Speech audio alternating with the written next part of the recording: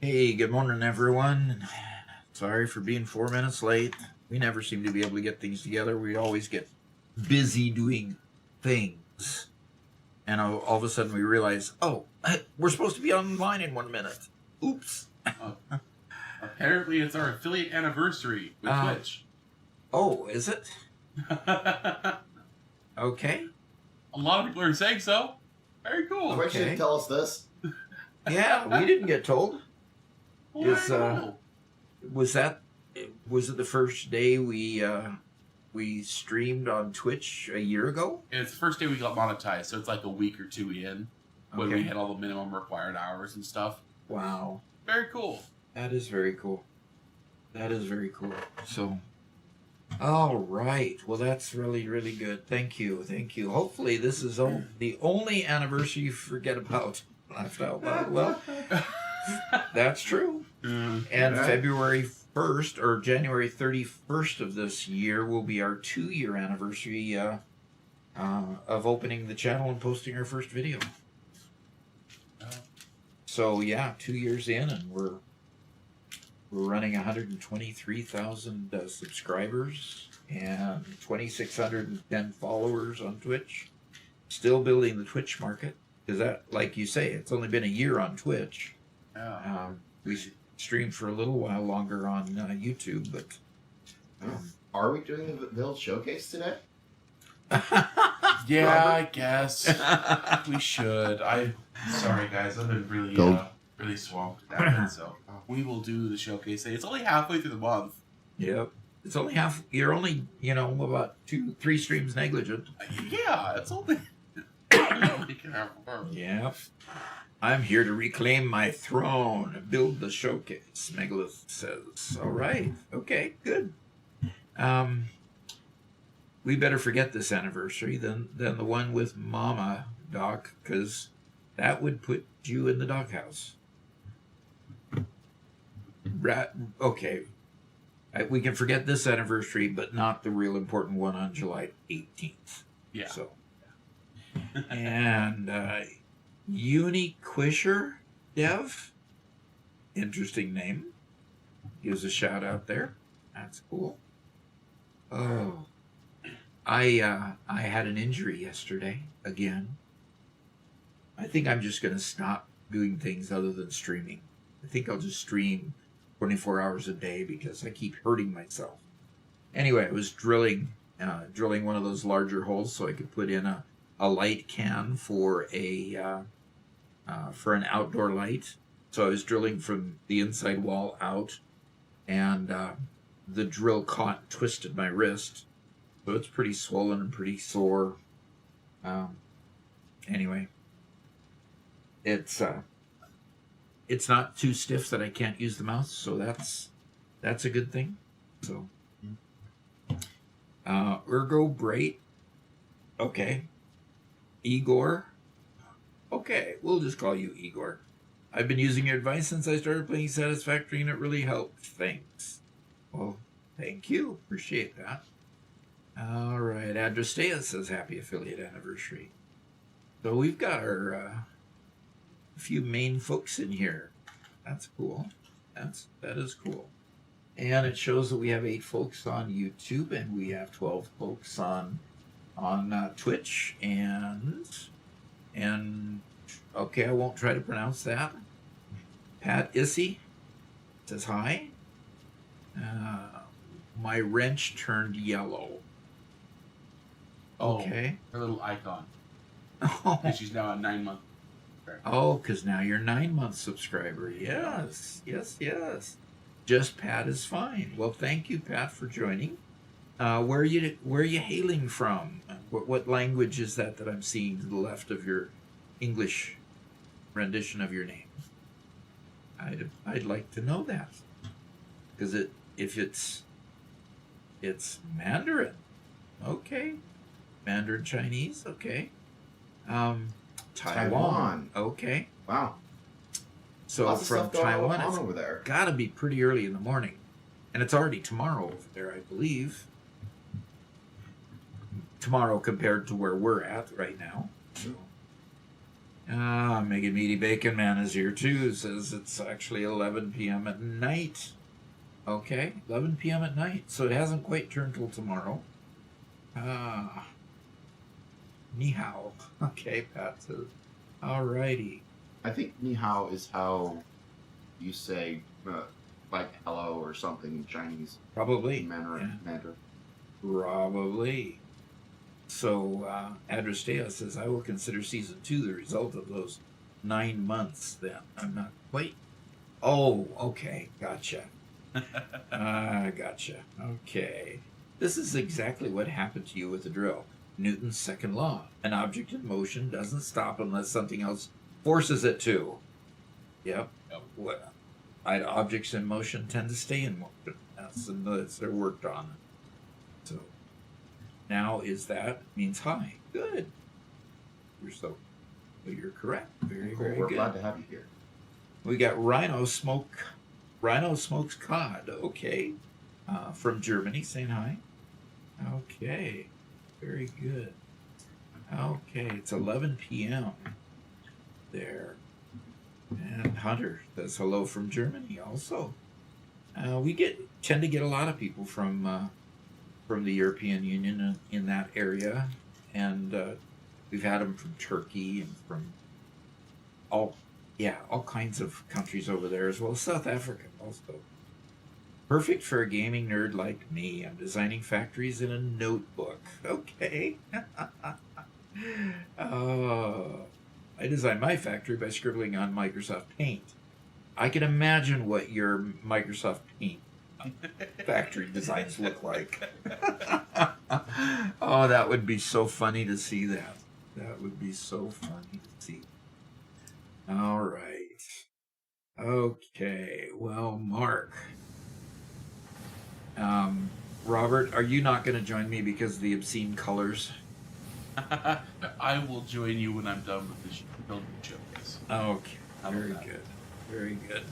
Okay, Picasso. Yes, Jay Fallen says, Mighty Mega Meaty Bacon Man's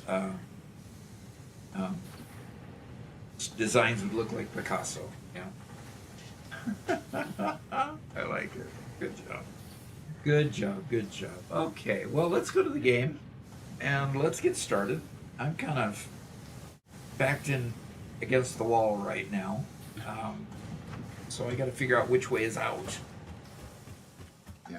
Oh, I had to. I'm against pull up that a wall. Time zone map because some of these time zones are really messing with my head. Uh-huh.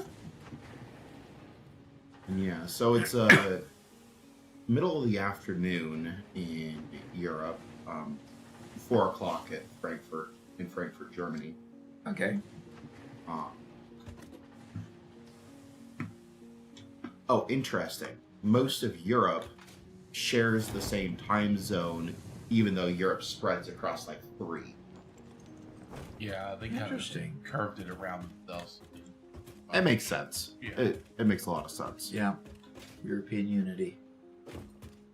All right. Well, I'm going to go see what it's going to take to make circuit boards up here, because I'm kind of lost as to where I'm at right now and what I'm doing, or what I was planning to do when I logged off last week, last Tuesday. So I'm going to run over here and go upstairs. And because the next objective is to make some computers, make 50 computers so I can get through phase 3. And so I'm doing that on the top floor. So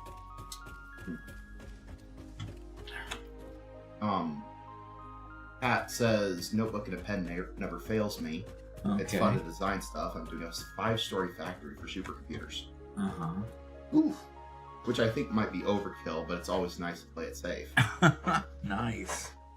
A 5-story factory for supercomputer. Fantastic. Mhm. We've got my multi-story factory going in over here. We want to glass the walls in so that I don't have to turn on lights. And I've got this factory that it's been building up, and it's 5 or 6 stories, something like that. And it's just going to slowly grow, because I'm only up to phase 3, and still working on getting my production up. So let's see if I can fly all the way over there. I'm not going to make it. Crash. Okay. I'm not going to make it. I'll just land on that. This over here. Oop, I missed it. Oops, missed it. Okay, there we go. Okay.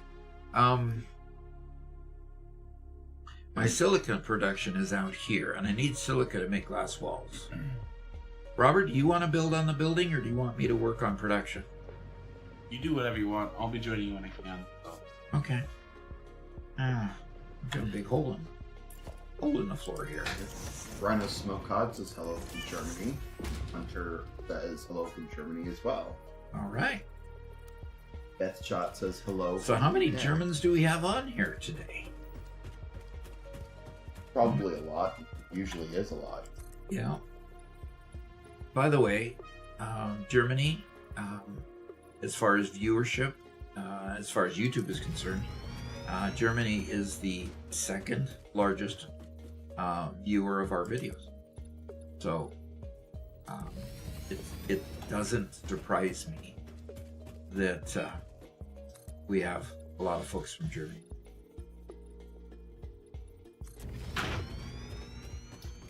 Callie has been released to the wild to continue her hunting trip. Loco, first time chat, asks, what's in your Fix-It mug? What's in my Fix-It mug? You mean this mug? That would be skateboard bearings. Skateboard bearings, yes.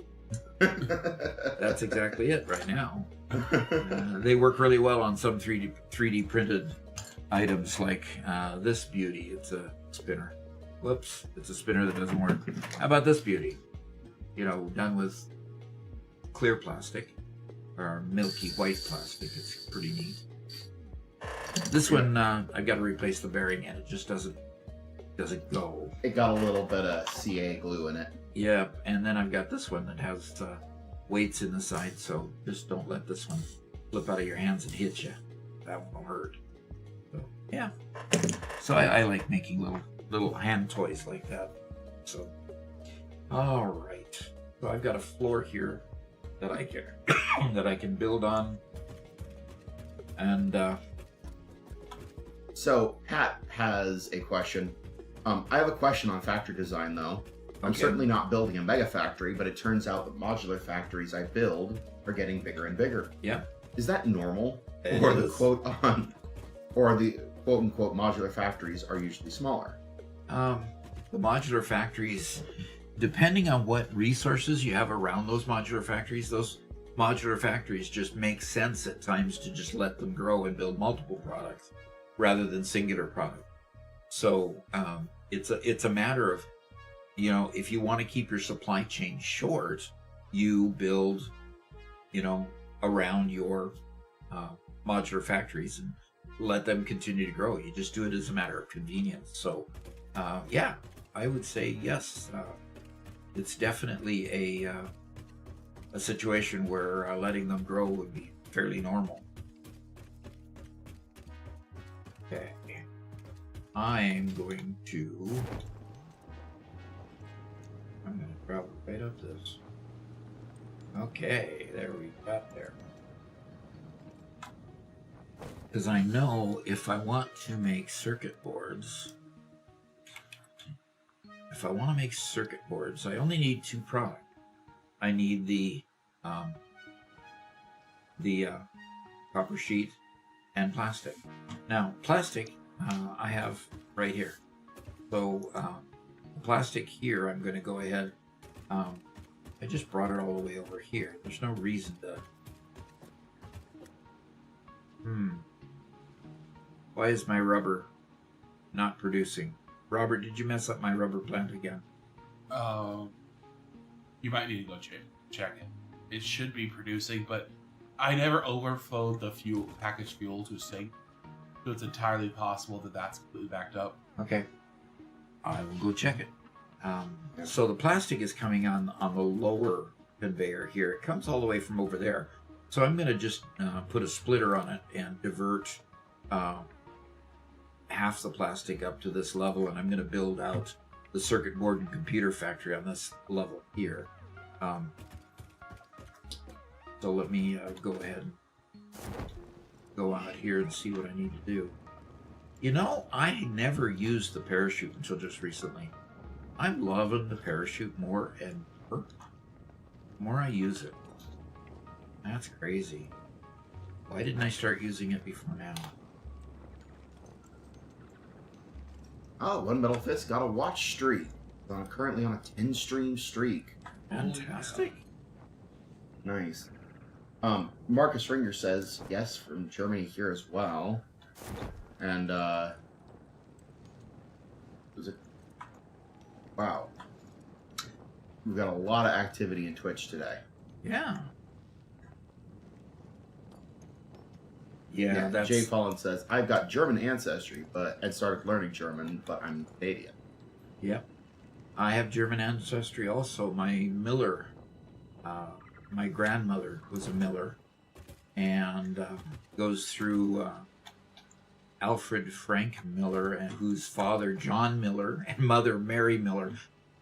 When you're doing genealogy, the last thing you want to hear is in the middle of Pennsylvania trying to find a John and Mary Miller among the hundreds of Johns married to Mary with last name Miller. It was awful. I finally did find them and found the right parents for my Alfred Frank Miller, who ended up fighting in the Civil War. That's the time frame we're talking about. So the 1860 time frame when he was an adult. Anyway, so that Miller clan eventually makes it to Germany, along with his wife, whose last name was a Hildebrandt, also makes it into Germany. So that's pretty cool. Is this through the Hanson or the Cobbler? Hanson. Okay. Yeah. Alfred. Yeah, Edith Miller, your grand. You met Edith, right? Before she passed? I met her once or twice. I have a hard time feeling all that connected to the Hanson line. Hey, wait a minute. You're a Hanson. You can't feel disconnected from that line. It's not possible. I will point out that it's an adopted line. Ah. There's no actual physical connection to that ancestry. There is no cares about that biological bloodline. connection, but heritage-wise, I was raised a Hanson all my life. Yeah. So, I was adopted by my father, who raised me, who was Robert Hanson, who's my grandfather's, the grandfather that Robert's named after, first name and middle name. So my grandfather, but he passed away in 1971, so nobody got to meet my grandfather. Both my grandfathers, in fact, my mother's dad also died in 1971, along with my great-grandfather, who also died in 1971. It was a pretty bad year. Pretty bad year. One died on January 2nd. The other one died, it's in May sometime. I can't remember the exact date. And then my Hanson grandfather died in December the 23rd. So beginning to end, 1971 was not a very favorable year for my family. So anyway. We have a live question. Oh, you do? Well, can I answer the genealogy question that I was going to go after? Sure. So, I was adopted by my dad. Okay, that's a given there. To add insult to injury, my mother was adopted by both her parents. And so, when I do my genealogy and I do my adopted lines, both for me and my mother, none of it's related biologically to me, except that my real father was really, his last name was Cobb, and it was very British, and his ancestry, goes through Britain and on. My mother's adopted family was Thrift, and that's very British as well. Thrift and Griffin were his two. So the only way I get Norwegian ancestry is through my adopted line. My German ancestry is through my adopted line. Otherwise, I'm a Brit, 90% it seems. So anyway, that's kind of where things are at. Okay, we've got a university question. It's the same for Mom. Her long line of tenant farmers straight from England. Yeah, exactly. Straight from England through Utah. Yep. Alrighty, we have a question from Bungus to Bungus. Okay. How do I determine the target items per minute when you're starting? Working on phase 2. Took 720 iron per minute, turned it into 30 smart plates per minute, but now I have nothing left for anything else. How do you set the target per minute for items at the beginning? Okay.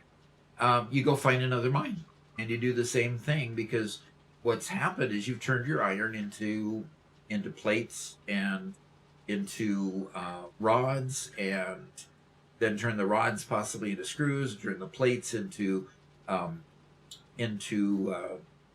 reinforced iron plates, and then you turn those reinforced iron plates into smart plating so that you can get into phase 2, working on phase 2. Yeah, there's not much left if you've only tapped one mine. So you go out and find other iron mines is what you end up having to do, because just 1 or 2 iron mines isn't going to carry you through very far. You're going to have to find multiples. Now, the place I settled in, the particular playthrough I'm using now, it had 3 pure iron mines right where I started. So I had a very, very good foundation to start from, because iron really is your base metal for propelling you forward for a long, long ways. And then you get copper, and then you get limestone to make concrete, and then you get the gold stuff. Help me, guys. Caterium? Caterium, thank you. And then you get caterium to continue that upward climb. But iron by far is the majority of what you'll need to propel forward for a long time. So, yeah, basically, you don't try to target how much you make per minute. What you do is you have to just get more, especially if you're talking about iron. So hopefully that helps. Then let's go back to the game. All right. And we got Philosopher making a comment. Why don't you read that, Garrett? Oh, yeah. Good morning. Love your content. Would love a deeper dive into trains, especially connecting lines, blocking, and pathing. New player. All rails are red when I try to attempt to place these. Here's back. Okay. We do a short on blocking and pathing. And we have... we don't have a long-form university video on trains yet, do we? No, but I think that's on the docket to come out next. Okay. Another train video. Well, next after Blueprints, which should be coming out either later this week or next. Okay. Anyway, I've got a lot of other comments that I'm trying to catch up with. Sure. I talked for a long time. Sorry about that. No, we just Here's also a streamer. skipped over several people. Also, Wilton asks, when making a factory, would you know which type of conveyor belt to use in order to keep production moving? The fastest one. Yeah. Yeah, that's all I ever do is just the fastest one. Unless you're coming up against material shortages, always use the fastest one. Yep. Marcus Rieger says, try to find a specific Schmidt, Muller, or Schneider in Germany. Yeah, that's probably true. Yep. Muller's Miller in the U.S., and there's tons and tons of Millers. Yep. Mm-hmm. Okay. And then back to Twitch, Stephen Majik says, I finished tier 8. Am I going to finish the game soon? Yes, you are. There's tier 8, there's tier 9, and then there's phase 5. So, at phase 5. Yeah, But like every tier is twice the size of the tier before, right? Effort-wise. Effort-wise, yes. Not necessarily in products, but effort-wise, yes. It's not giving me a... So There you're it close, is. but not that close. Yeah. Okay. Sounds like he's saying, am I ever going to finish this game? And that's probably a little bit true. Mega Meaty says, I hadn't used the parachute till I finished the game. It's incredible, especially the early game.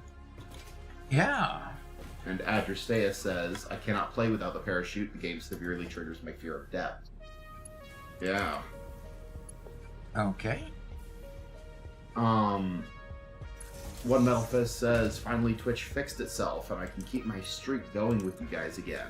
Huzzah! Okay, good. Oh, Savin Majik redeemed Hydrate, and we've also got a couple of redemptions from the very beginning that came before we started. Uh-oh. Lexi redeemed Butterfinger. Oh, she did already? Yeah, Okay. before we even started. Okay, well, I have some Butterfingers over here. Yeah, Adrastea says, or the first name Marie in my family. We had like 20, and then we go by John's Marie, Tall Marie, Bart's cousin Marie. It was ridiculous. Oh, I had that same situation in the Hanson family where we'd get together for a family reunion, and every other man there would seem to be named Robert. It's one reason why And I you was still named your son Robert. I named my son Robert, yes, because all of those relatives were dead. Basically. Wow. Okay. Well, you know, my dad was an only child. Yeah. And the only uncles I ever knew were my grandfather's age. Gotcha. And so by the time Robert comes along, they're all gone. You know, except my grandmother who lived to be 97. Oh my. Yeah. And I've got an aunt that lived to be 102. A lot of longevity in my Hanson side, except for Robert. So for some reason, he developed a heart problem early on, so he didn't make it. So, yes. And One Metal Fist says, trust me, my family's even more chaotic than that. I did a DNA test and found out my family comes from all over Europe and parts of Africa, especially Italy and North Africa. Apparently, we've been everywhere in the world except Asia. That part actually made me laugh. Okay. One That's Metal Fist, aren't you in Israel? If I remember correctly? No? And if your family is, well, if your family is Jewish, then that makes a lot of sense. Yeah. Jews have been all over the place.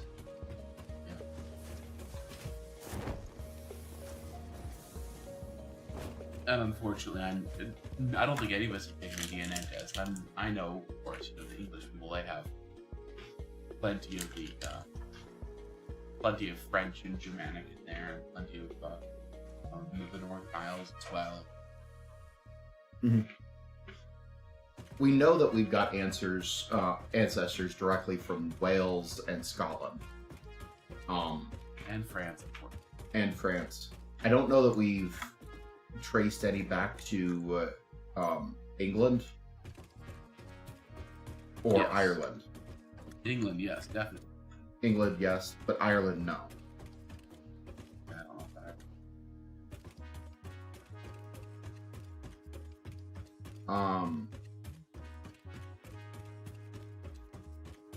White Zin says, hey Doc, I feel like I got a bit ahead of myself here. I've reached phase 2, tier 4, and I started building some modular vertical permanent factories.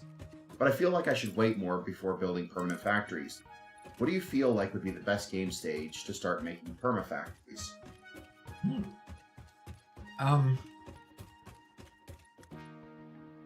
Are you basically saying that a permanent factory would be like your Megafactory?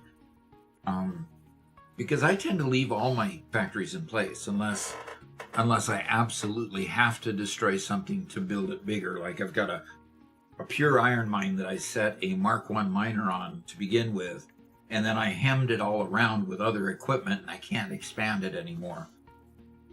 in that kind of case, I'll upgrade the miners and I'll upgrade the conveyor belts, and I might go ahead and take out the current factory that I've built there and conveyor the conveyor or lift the ore to a different floor or something and build it bigger.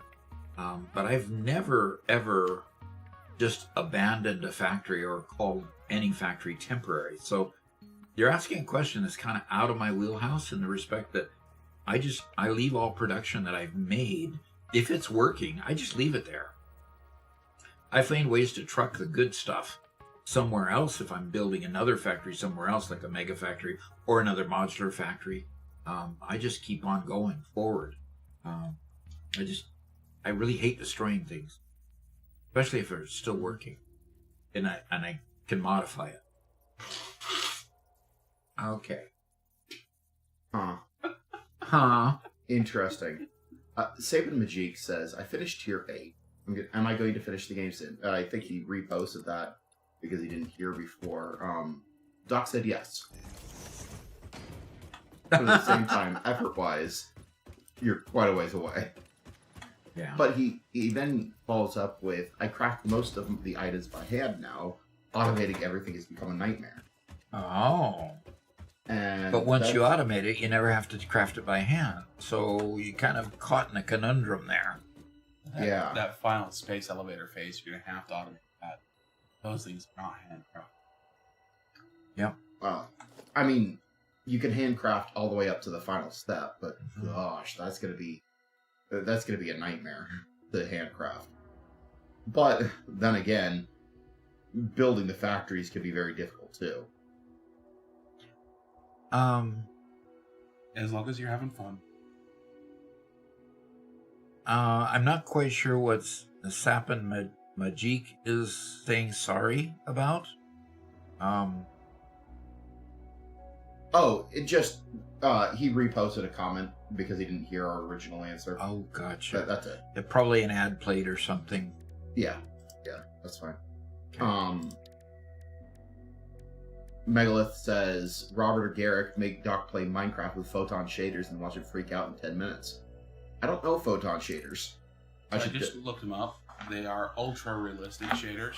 Oh, no. Something ultra-realistic in Minecraft? You've got to be kidding me. Doc. Really? Oh. And that's a Minecraft picture? Uh-huh. Oh, that'd be awesome. It looks really good when you're looking at, like, long-distance landscapes. Yeah. But, when you start looking a little bit closer up, that's not bad, but... Yeah, I can't do much with the close-up stuff. Sure. Yeah, and, like, here inside the cave, it's got a cool aura, but it's blocky. It's still Minecraft. It's still Minecraft. Okay. But, so... Yeah, I was just looking at it. There's a cool cityscape. Oh, no kidding. They're pairing photon shaders with some amazing builds. Yeah, exactly. So, what is this that is... Oh, hey, Garrett, could you do two things for me? What? I can't hydrate because I don't have any drink on my table. And the light is coming in from the door window because I opened it this morning because I got a shipment like at 6 o'clock this morning. It was crazy. An Amazon person was delivering. So if you could shut the shaders there, thank you. That'll take off the bright spot on my... Anyway, on my what's sitting back of me. Bacon as opposed to the circular And sun the other, please, Minecraft. could you get a... Oh, yeah. And I agree with that. Bacon is saying what? He says circular suns are forbidden in Minecraft. There are no circles in Minecraft. It's not allowed. That's terrible. I want my circles. Yeah. Lexi says, sadly it's Hanson, not handsome. Professor Handsome would be hilarious. Also, Doc, why not do a community game with harder space elevator phases times 1,000 items? Oh. Well, actually, I think that this suggestion actually has some merit because it's specifically a community game. A harder space elevator phases would help slow down the game by quite a bit and require everyone to build up more. So, I think that there's some merit there. You think so, huh? Yeah.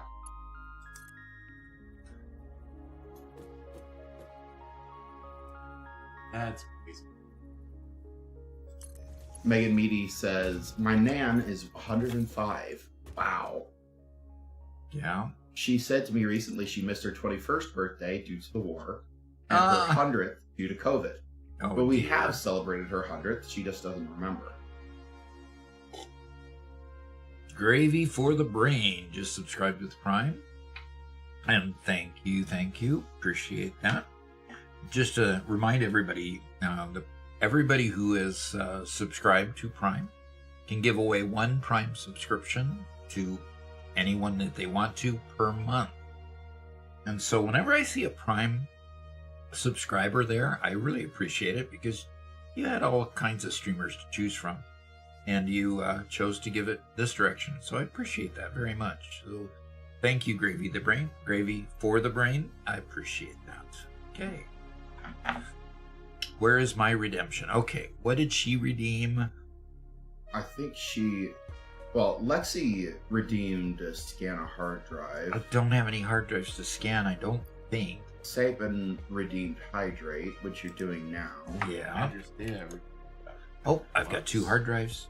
I think her redemption just didn't actually show up. No, it did. It's productive Packard Deluxe. It was a while. Oh Where? no, a Productive Packard Deluxe. I'm not seeing it. Oh, yep, there it is. So Garrett, since you're on pretty shit, I'll show you a trick I do. Make a little point.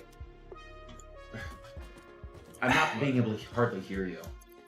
Okay. It also doesn't help when you're walking around. Right. Okay. Well, I was walking towards you. Great. Oh, now I'm here. Can you hear me now? Can you hear me now? Can you hear me now? I'm trying to manage the audio, Robert. Okay. Anyway, why are you always up? Where's your Twitch window? Right here. Cool. Where's your Twitch window? There we go. That whole panel is all your head. I didn't know that. What panel is that? Ooh, he's showing That is something And interesting. you can select to complete them all. Their new ones are always. There's a specific window for redemptions? apparently. Oof. It's the first I've heard of it. Okay. Yes, well, it's highly proprietary information. I didn't think I'd have to share it with you plebeians. You had your Butterfinger, right? I did get my Butterfinger. I just haven't done Productive Packard Deluxe yet. Or scan a hard drive yet. So how about if I go to those things? If I can figure out which side of the... Sapin Place Majik on. asks, in a Megafactory that's supposed to produce as much as possible, you don't build a conditioner, do you? I'm not sure what a conditioner is. Yeah, you're gonna have to explain that. Yeah. One Metal Fist says, I was thinking about a possible solution for the 4-input problem. I'm not sure if it'll work, but maybe building a double-deck setup could help. 2 floors stacked on top of each other just for item transport. One floor would supply one type of material, the second floor another, and everything would feed upward into the machines from there. Hey, I've seen that kind of design before, and that's really, really good. So, an electrode circuit board. I can make a circuit board out of rubber and coal. Petroleum coke. Okay. Tempered copper ingot lets you put copper ore together with petroleum coke again. What's the thing with petroleum coke in this scan? That hard drive must have come from a place that loved petroleum coke. Rescan. Yep. Yes. We probably found it Lexi. in oil fields. Probably. Okay. Pure Mega Meaty Bacon Man. Caterium ingot. Adding water to caterium gives you more ingots.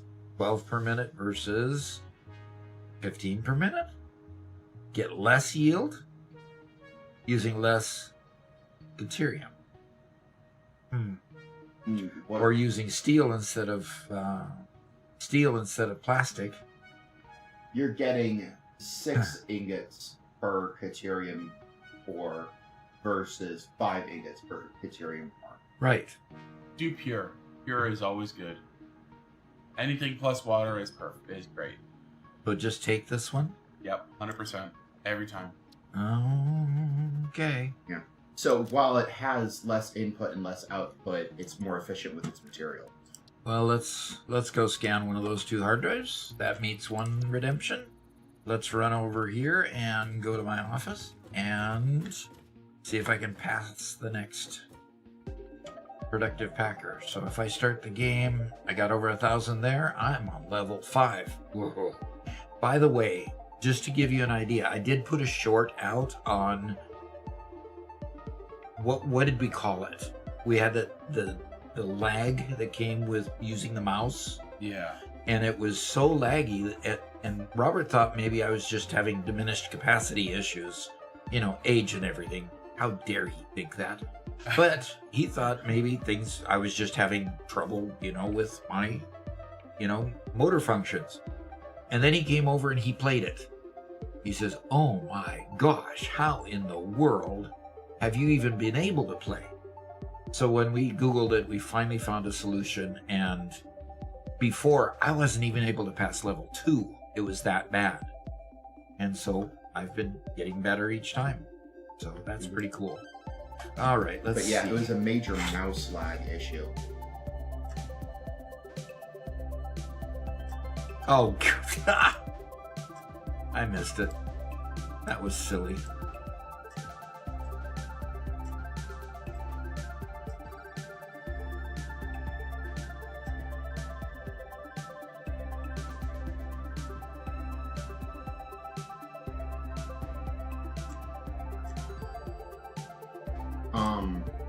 Mega Meaty Bacon Man says, "I once edited the game and put my friend's face on the sheep and the sun. It was too much." It was too much. Oh, that's funny. So, Garrett, this question's for you. One Metal Fist says, "How's it going with the second or third book? I remember you said you wanted to turn it into the third one about that space pizza delivery guy." I am currently writing the second book, because the second book that I already wrote, I'm going to push to the third book. So I'm currently writing the second book. I've got a good outline planned out, and I've started on the writing. I'm pretty excited about the concept. I think you did a great job with it. It's going to be a really fun book. Mm-hmm. Oh, 903 didn't quite make it. Pretty Okay. close, though. Yep, it's a high score anyway. Lights In right. says, "I play with Photon, but I also use a client-side mod called Distant Horizons that improves your render distance without compromising your FPS. Pretty good, I recommend it." Yeah, we use Bobby mod. Yep. I think Bobby is specifically for servers. Really? Yeah. Then I might need to look into Distant Horizon. Sorry for escaping. The reason is what just jumped on my desk. She was scratching at the door wanting to come in. Yes, I did say my cat was scratching at the door wanting to come in. That's usually dog behavior. But, She climbs up and will hang on your doorknob to get in. yeah, she lets you know. And I have to say, she's also housebroken. Because, She breaks into the house all the time. no, she doesn't break into the house. She will go to the door and meow and so forth at the door when she wants to go out. So, and we've never found a mess in the house. So it's really great. Really great. Okay, Productive Packer. Anything else that I've not done yet? Well, scan a hard drive, but I did scan a hard drive. You did? Yeah. Okay. I did that just before Productive Packer. We are all caught up in requests. So, are you reading more than paying attention to the stream? Good, probably. Stop. I'm reading comments. Oh, okay. that kind of reading I'll approve of, okay? Saban Majik says, I've always wondered, how do you feel about French people? I'm French, by the way. I love all people, period. So, if We you're- sometimes like to make fun of French people, but that's about it. yeah. Yeah, that's But then again, we're equal opportunity teasers. Teasers. We make fun of all people, so especially Garrett and Robert. And he goes on to say, a conditioner is the machine that puts fluid in plastic. That's what it's called in French. Interesting. So the packager? Yeah, the packager. Yeah, that would be a packager. Um, in this game, in the game parlance. Yeah. do you use that in the factory that's supposed to get resources the fastest possible? So is packaged fluid the best way to transport fluid a long distance? Yes. Hmm. And the reason I say that is simply because it just takes a lot. Like, for example, if you try to transport it in a tank, in a fluid container in your train, it actually takes less as far as quantity than if you package it and put it on a train. So I saw a video, and the commentator asked one of the developers, why can you put less in a tanker car on a train than you can put it in a freight car in a train packaged? And they said, well, when they modeled it, they saw that tankers only held so many gallons, but freight cars tended to be larger and could carry more containers. So they just tried to base it on reality, that the freight cars could actually carry more containers, thus more gallons or liters than the fluid car could. And so that's what we're stuck with. So yeah, we package it, send it off, and then unpackage it at the destination. Not convenient, not very efficient, but it would sure be nice if they fixed it and made it a little easier. But I don't know that they're going to. They had a specific logic reason why they made it the way it was, and I don't know if they're going to deviate from that. But we'll wait to be amazed. After all, they said they fixed fluids in version 1.2. We'll see. We shall see. Lane Dowling gifted a tier 1 sub to Imperial Jedi. All that was their right. first gift sub. Okay, cool. Thank you for the gifted sub. Especially for Imperial Jedi. Sorry. You I wanted would to- strongly recommend you go watch Doc's video on 10,000 Concrete, because in that Doc had to decide to package all the liquid for 10,000 concrete per minute and transport it halfway across the mountain, and that shows the difficulty of packaging fluid. I would say that if you have to get water long distance, don't. Just don't. Yeah. Use Just it. don't. Use it where you extract it. That's the best solution. Always use it where you extract it. Trying to bring it long distance is no fun. Because what I did with that video is I made a specific challenge for myself. First off, I wanted to get water from the Rocky Desert. And I wanted to make the concrete in the Dune Desert, which doesn't have a whole lot of water unless you go out to the ocean. And then you have to, pump it up the cliff in order to get it. So I said, I'll just take it from the Rocky Desert and I'll bring it over here. It'll be fine, right? What could go wrong? Man, was that a poor choice. Definitely a poor choice. And yes, if you watch that video on the 10,000, making 10,000 concrete, you'll see all the efforts that went into that with the massive train line situation and the massive amount of transporting I did. And the biggest trains were transporting the water, which was really interesting in the respect that I had a whole manufacturing plant making containers and a whole lake being drained with it was like 40 pipes coming out of that lake to put water in packages. That place was stuffed. Yeah, and loading them up on a train that was 17 freight cars long in order to get it up over to the main factory so that I could make concrete with the wet concrete recipe. Wow. That was a job. Robert said I could never be allowed to do that again. So then we did Christmas. That was supposed to be an easier video.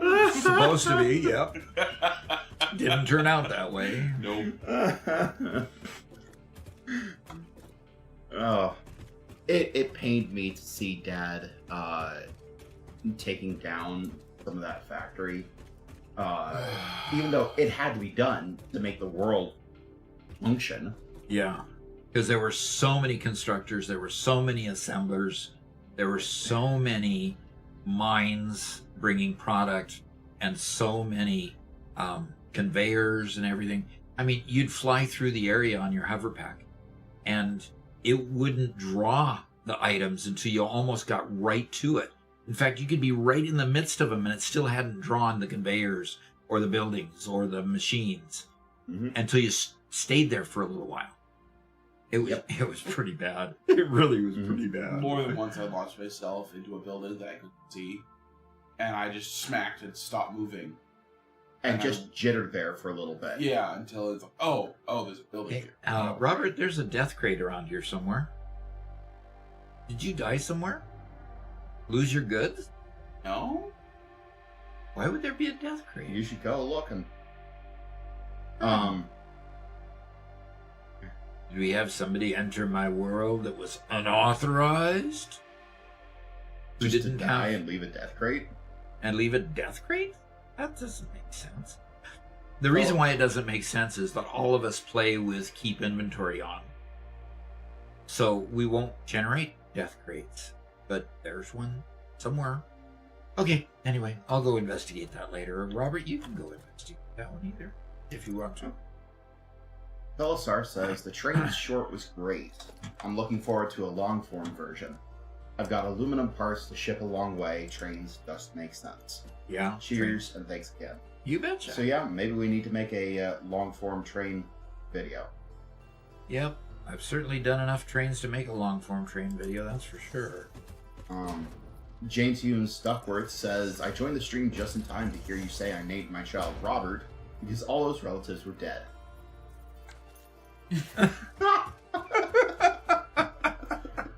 Well, now.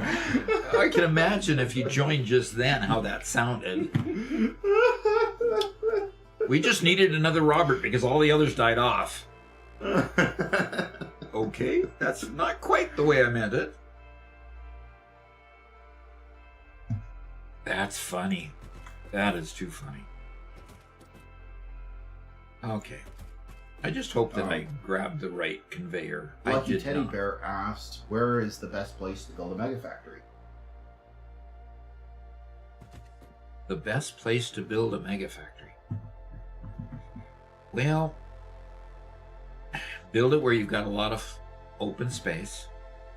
Let me pull open a map and I'll tell you my favorites. I don't advertise them as the best, but I'll tell you my favorites. So let's pull a map on over here. And by the way, I'm not building my Megafactory here in a place that I would call a favorite because I'm building it where Mark paid to have it built. So I'm building right in here now. So let me, I'll pull open a save just to show you where I am today. And it's not necessarily ideal. All right, so I'm sitting up here at kind of the northern part of the map. I mean, the northern oil fields are there. The Rocky Desert is over in this direction. So I'm just basically over this lake here where I built all my coal power plants. But by far my favorites, and I'm going to have to get rid of the fog so you can see it. My favorite areas to build a Megafactory are literally over this ocean right here. I've got oil here. I've got a fairly rich bunch of other materials over here, especially just taking them from this area over here. Now, I built a Megafactory over this lake one time, and there were just too many rocks around that restricted my growth. So I've rejected that since then. I also built one over this part of the ocean. And this happens to be one of my favorites. My Gigafactory build for my 1.0 series is right here. And this is what we call affectionately the swamp over there. So that's a favorite place of mine. Over this big lake would be a favorite. The unique part of this lake is it has sulfur right in this area. And if I turned on sulfur, you'd be able to see that. So it has sulfur over here, but not a lot of the other resources too much. And then another place for a good megafactory would be out here over this water area. Now, you'll notice that I'm emphasizing water areas. This is a fairly large lake also that you could build a good gigafactory or a megafactory over as well. But you notice I'm emphasizing water areas simply because eventually your factory is going to want to have water. And so build your megafactory over water. So later on when you want water for an alternate recipe or whatever, you've got water closely available. If you decide to build a nuclear plant, you want to build your nuclear plant where there's abundant water. But yeah, my three favorite places are out over here and up here and maybe this lake. I haven't tried that over there. And then out over here in this ocean area over there. So that's where I would go. And I hope that answers the question. Oh, because I love building big factories. Van Geese says, I've heard some people will put all of the same type of building in one floor, and then another type in another floor, and then connect vertically. Yep. And the Monkey with Drip says, what good, cuh? How we feeling, cuh? I just came by to say hi, because I don't really have time for watching anything American anymore. I need to go to school. Oh, I just terrible. want to be fat and lay in bed and do nothing. Came by. I just want. Thanks for stopping by. Well, thank you for stopping by, the Monkey. And too bad you have to go to school. Appreciate it. I'm sure you'll appreciate the school after you're done. Probably won't appreciate it too much while you're in it. Yep. Anyway, fantastic. First time chat from Noswolf says, happy affiliate anniversary. Thank you. Everybody's getting that message except us. We never saw it until somebody says happy affiliate anniversary. I thought that was interesting. It might be on a dashboard somewhere else. Page. Yep. Meech says, in Satisfactory, I don't think the game gets enough credit for world design and exploration. Exploring the maps equally rewarding as the building. I stumbled across pure nitrogen node, and the local fauna was not that happy with it. Yeah. And Megan Meaty says, huge factories are okay on single player, but multiplayer you get loads of desync issues in areas that are busy. For me, it was around 20 megabytes. I'm currently pushing towards 90 megabytes, and the save is unplayable in multiplayer. Yeah. Crazy. On the world building thing, you have to give Coffee Stain some real credit because they started building this game at the peak of the open world craze, when everybody was building. The peak of the procedural generation phase, where everybody was building procedurally generated maps, where everything was randomly placed, and instead they decided to craft this world. And they did an incredibly good job of crafting high quality. Yep. And when talked about, when they had an interview with, that I watched with the person who makes the maps, she basically disavowed any, she said, if anybody decides they want to increase the size of the map, add a new biome or anything, they'll do it without me because she'll quit. It was that difficult to make this, but they did it anyway. And I think it's, like Robert said, kudos to them for doing so. Honestly, that makes me feel more like they're going to just add a new biome. Probably. And she'll probably stick around to do it because she's an expert at it. If she cares that much for the map, yeah. Yeah. For her to care that much and be that proud of what she created means they're not going to throw it away to get a new map. They're Right. not going to throw it away to whatever. Yep. Yeah.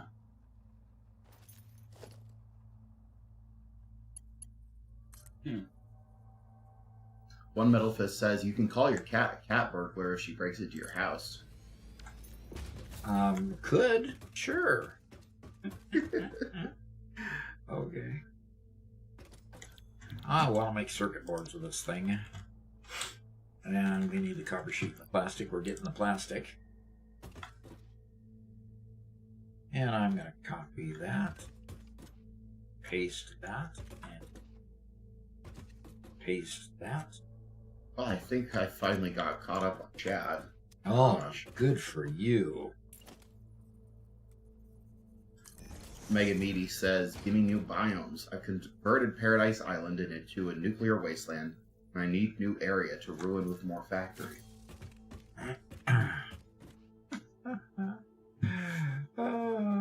Paradise Island into a nuclear wasteland. You just running them over there into massive numbers of containers, industrial containers. I mean, that is one way to deal with your waste, but probably a whole lot easier than building what it takes to make them into rods and sink them. Plutonium rods and sink them. Hanky Panky says, I love this game. It's really a gem. And I agree. It is a gem. I can't get enough of this game. I just can't get enough of this game. All right. I need to find my reinforced iron plate to build. Please. Mega Meaty says, all the nuclear generators and wastes are there. It's near water too. The only resource Paradise Island has. Now, what's Paradise Island? That's the island that we built the Gigafactory on when we had the playthrough that we went all the way to Phase 5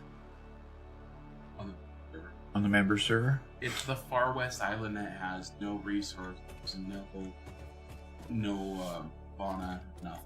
It's just an empty little island. Can you map it? All right, I'll bring a map over here and show you where it is. Okay. So if you go down to the southwest corner, it's this island right here. Okay. Yeah. And notice there's no man's land here. You fall in here and you just die. Mm-hmm. Okay. Yeah, so the island that's not really a part of the map, but they finished out anyway. Right. In other words, they haven't populated it with any resources or anything there yet.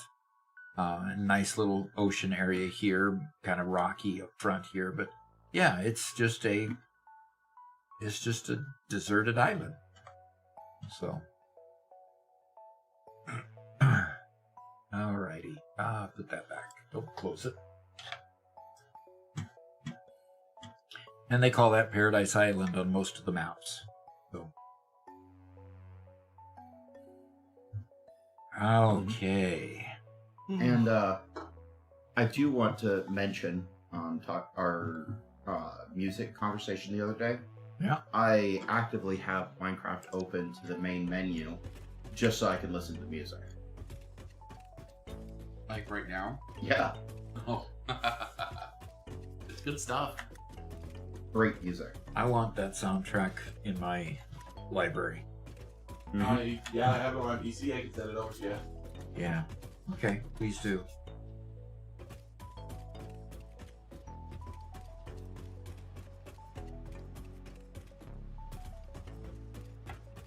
Okay, Doc, I'm ready to wake up. I'm cracking Are a you? monster finally.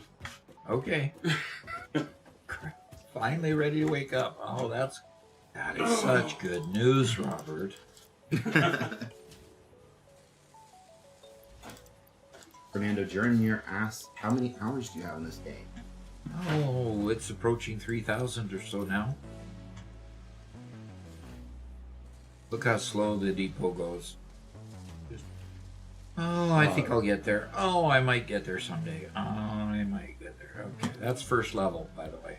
And it Ron only Corgi, contains one stack. Go ahead. sorry, Garrett. Ron Corgi says, hello, pleasure to meet you, Doc, and thank you for the many tips I've gotten from your videos. You're very welcome.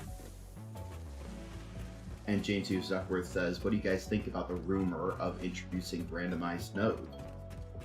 You know, I think they've pretty much rejected doing randomized nodes in several other videos. So I think it is just an unverified rumor. I'd be really surprised if they did it.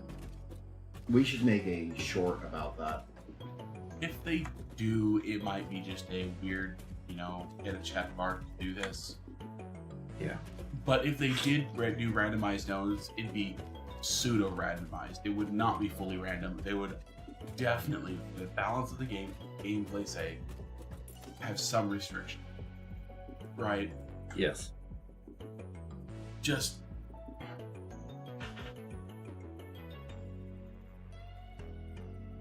all right. I'm done fiddling. There it goes. And Stephen Machik says, is there a way to throw away water or any liquid? I wish. I mean, that would make life so much easier. Like, I've got an aluminum factory that when you do the math, the water inputs to the refinery that needed water to add to the next process needed X amount, okay?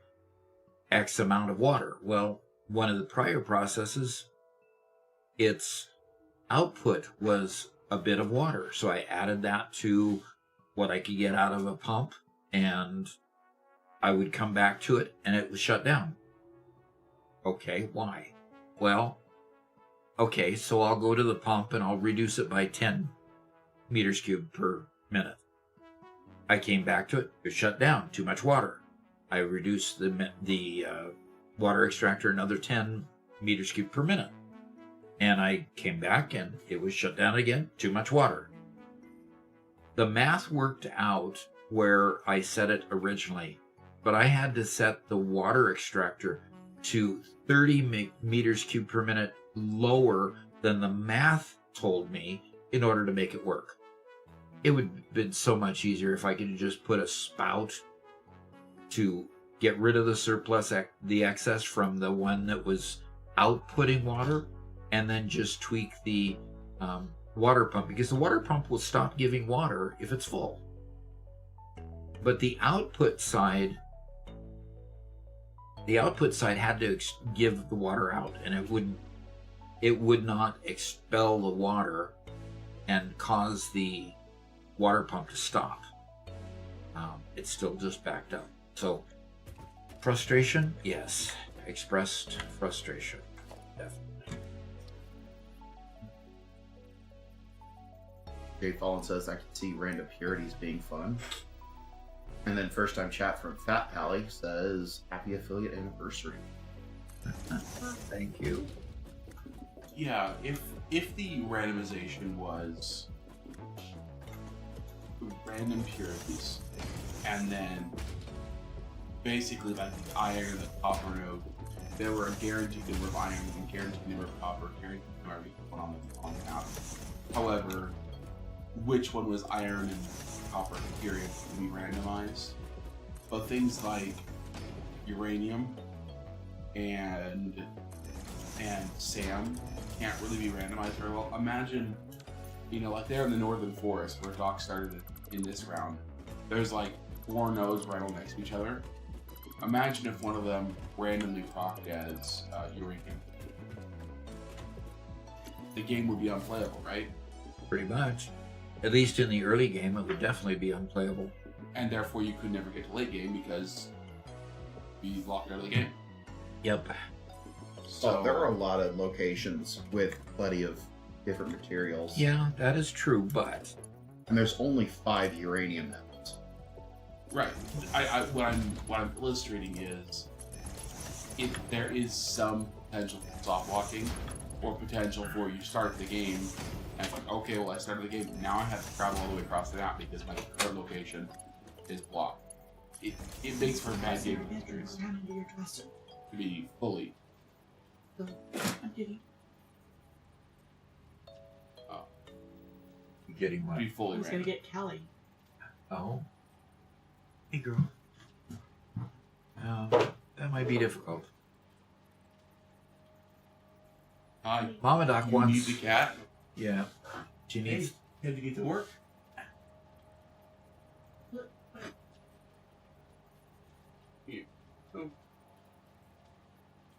She's going to resist you.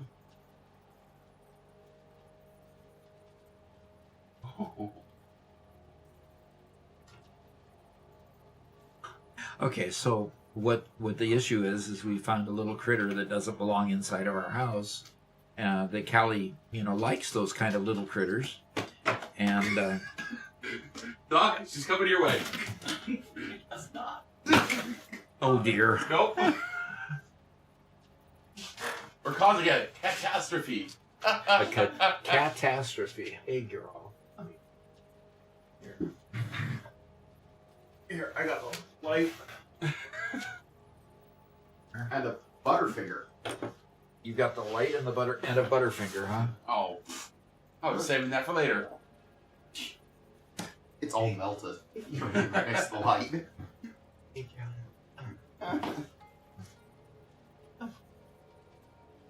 So did we successfully grab the cat? Not yet.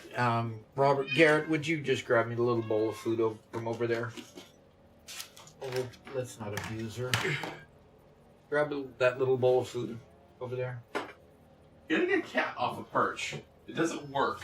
Nope, it doesn't. They're very... Oh. There she went. Rattling a bowl of food.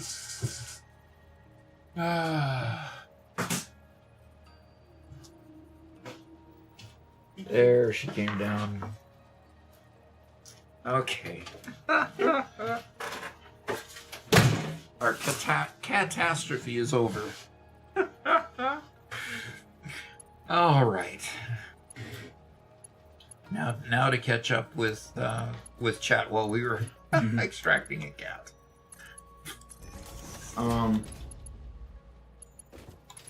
James Hughes Duckworth has a few comments.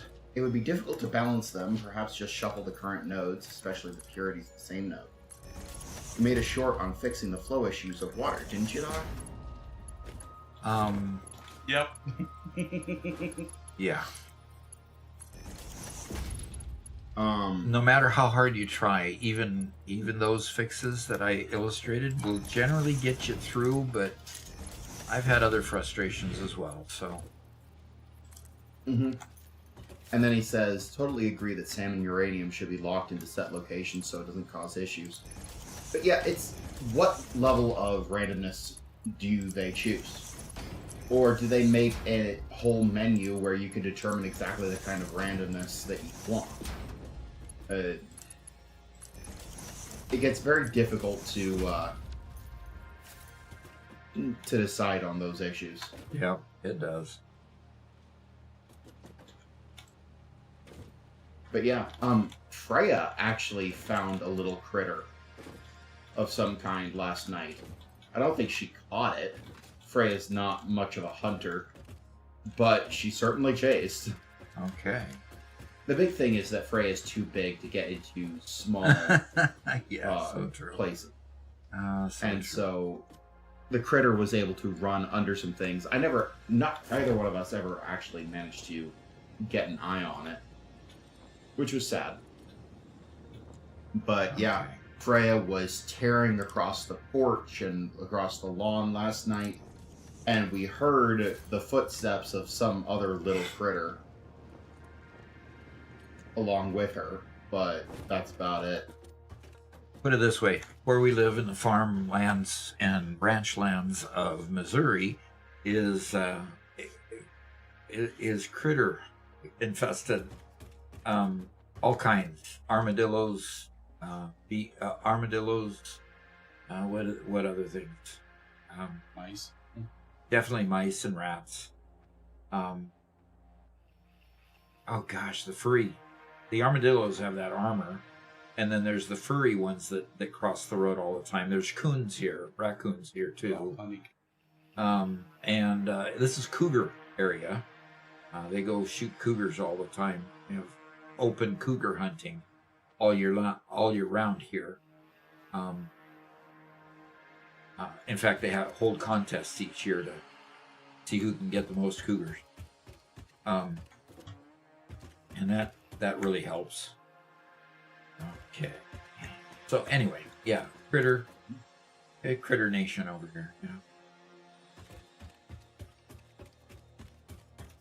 That's a couple of interesting pictures wandering around our property a while back. Yeah. I'm going to see if I can upload them to the showcase, I think, and show some of the things that we got on our property. Okay.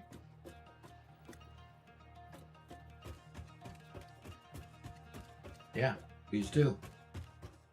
You gonna show a picture of something long and black and slithery? No, I never got a picture of the snake. That was sad.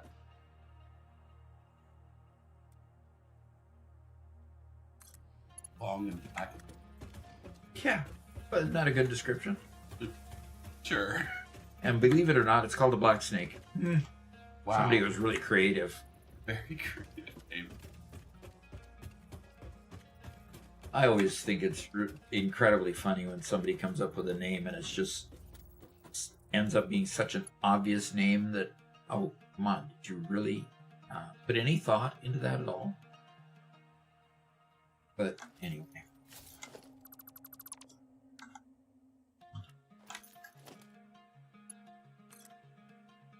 Okay.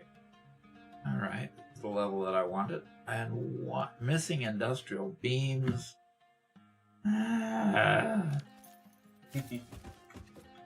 What happened to the depot? Why don't we have any industrial being put in the depot?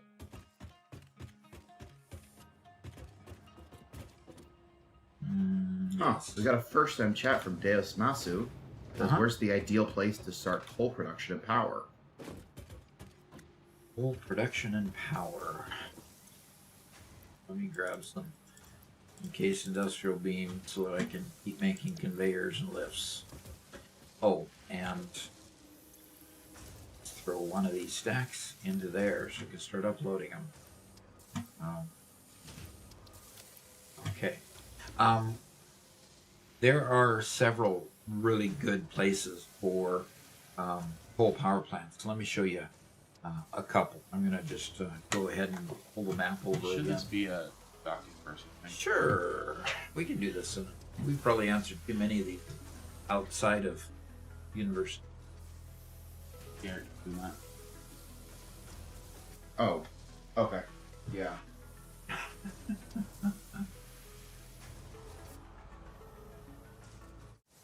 All right. So Diamasu, okay. Asks, where's the ideal place to start coal production and power? Well, yeah, there's a couple very good places on the map. So I'm going to go ahead and pull over the interactive map. This map is found at satisfactory-calculator.com. And if I scroll down here and I say, let's look at resource nodes, and I'm going to turn off the items that I had on here before and just put coal on the map. You can see that coal is kind of clustered in places, okay? There's a really, really good cluster of pure nodes, and I think one impure node, one normal node. So 3 pure coal nodes and normal. You have to build over some water so you can easily get water. So even though these are here, there's not much water around. I would check out this body of water here, but making your coal power plant in this area or pulling it even to this area would be an excellent place to start. Now, over here, I've tapped into 4 coal nodes right here. Okay, so that's copper, but these are coal nodes over here. So lots of coal. Several coal nodes here, and this is where I have my current coal power plant. Okay, there's 2 impure and 2 normal coal nodes over here. So if you started in the Rocky Desert, here's a place to go to build your coal factory. Build it out here over the ocean, and you got plenty of water here. You got coal right there. You can do that. Okay. I've built a coal power plant over this lake here. Got 4 normal nodes that I can work with here. Okay. But you can build a coal plant over here where you can go get several impure nodes, but a couple normal nodes and a couple pure nodes here. Probably not the most convenient place to build it because you want water, but at the same time you've got to go a little bit away to get your coal. So my favorite spots is this lake right here. That's by far my favorite. I found that the easiest one to build out of any place that I've gone. You even have several nodes in the Dune Desert that you could use. These are right along the coast, so you can build your power plant just out here off the ocean and get plenty of water. These are kind of difficult because this river isn't necessarily the best place to get water. It's just too shallow all along this river. So that's not too good. Even though you've got good coal nodes, you don't have good water extraction. I did put a coal factory here and use this lake, but it didn't take very long to put as many extractors on this lake as what the lake could handle because it's just a small lake. So that kind of gives you the tour of the map, lets you know kind of how I think about where to put things. So hope that helps, and let's go back to the game. Okay. Okie dokie. Okay. Van D says, I just finished tier 7, so I'm working on making aluminum. I've been planning my factory. It'll be a big one. 1,200 bauxites a minute, using refineries and smelters with alt recipe. Should finish tonight. Oh, cool. You've put yourself on a schedule. Should finish tonight. He says one of the sections will cycle water back into the previous refineries using downward pipes and then back up to previous refs using water pumps. You can force priority flow against water extraction from the top. Okay. Interesting.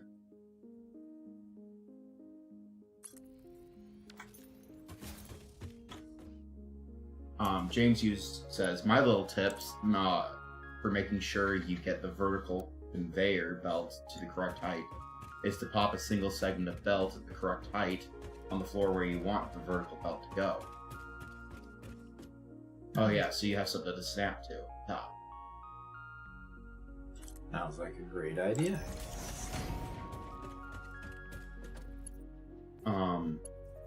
And Nicole says the crater lake is a must for when you get the fuel generators. Yep.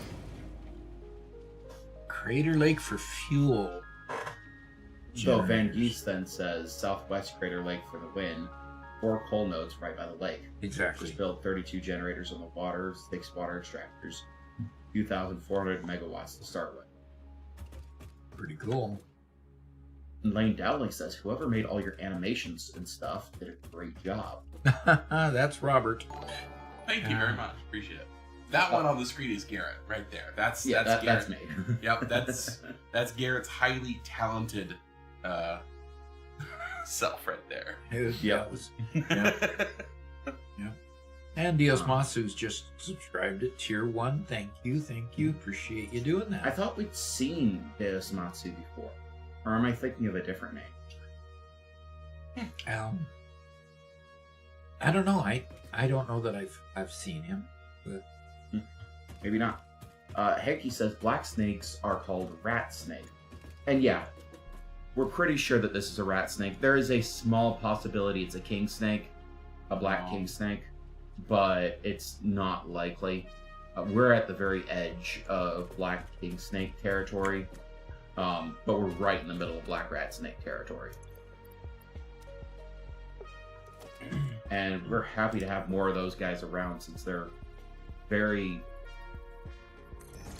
they're unbothered as far as snakes go, and they eat rats every time. Problem is they eat chicken eggs too.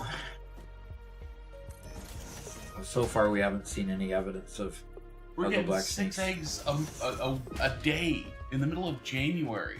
Yeah, that's pretty cool. It's supposed to slow down during the winter. We're also Just don't tell the chickens that. We're happy to get the eggs, obviously. Yep. And Sapin Majik says, I heard that if you put an inlet on a vertical conveyor and then make the vertical conveyor go up, it could reach the conveyor inlet regardless of its length. Is that true? Sorry, I'm so bad to write English. Okay. If you do put a floor hole here, I'll show you an example. I'm just going to place this this merger right here, and I'll show you an example. Over here, I have these vertical lifts. Okay. They are going all the way to the top floor. And you'll notice that all they do is, I'll get a little closer here. All they do is go up to a little bit of floor up there and a floor hole in the floor. And if we look down, they go to a floor hole down there. So yes, exactly what you said is true. You can go from floor hole all the way up to the next floor hole, and without a limit as far as how long you can stretch it. Now, I didn't want to take the time to do that in the last two that you've seen me do for this one and that one over there. But yes, if you put a floor hole and you match up the floor hole so that they're, right in the same space on the floor, and I've got mine all gridded out so I know exactly where to put a floor hole up there. Yes, it'll stretch all the way. So you can see that there's product on all of these. That was going up to the upper floor and building space elevator parts, which I will soon be doing because I'll be looking to create the motor here pretty soon. Now, I've got to get power and I've got to get conveyor belts to these things.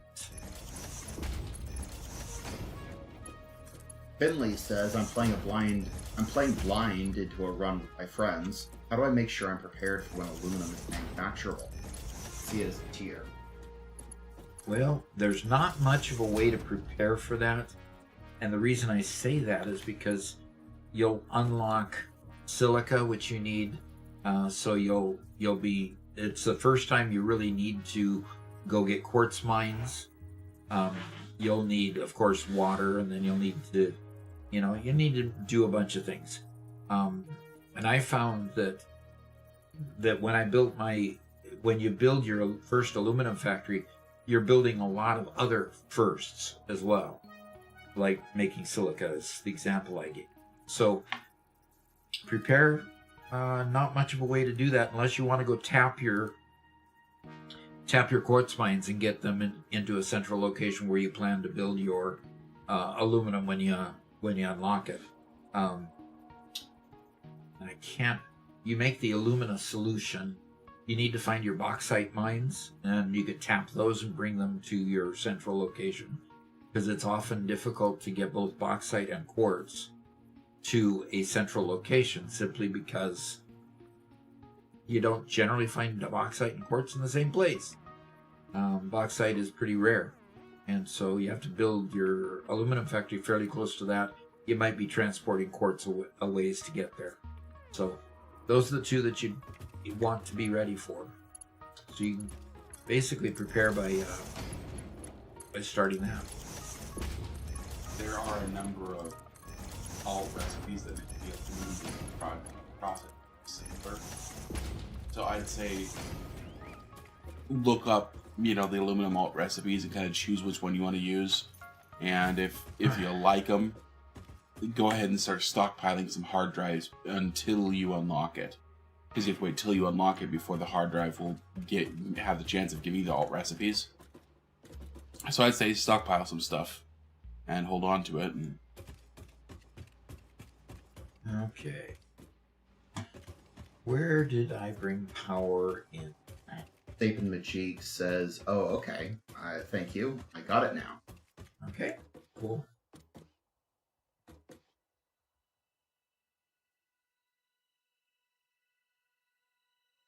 All right, I've got to figure out where my power came in. So see if I can bring the power up. Oh, there it is. There it is. And that was brought all the way to the top. Okay. It's along that wall. Am I going to stay on? Okay.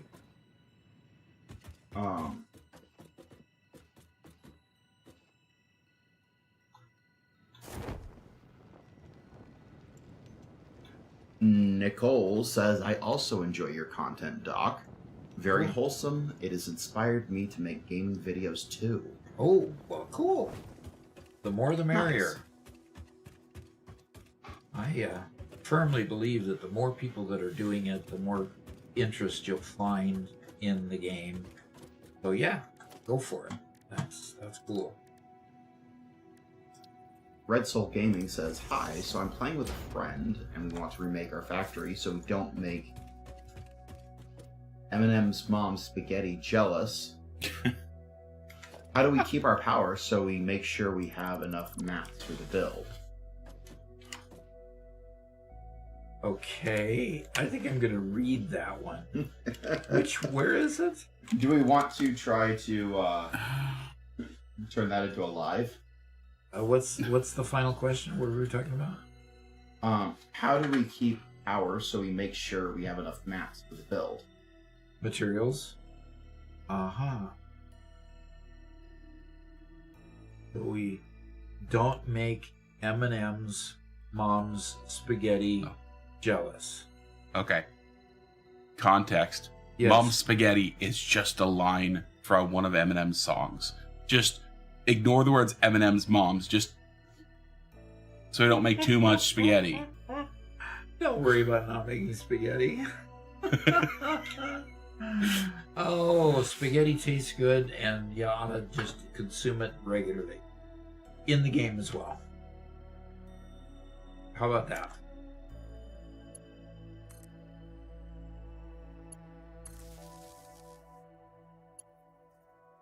So do we want to take that to university? No, let's not.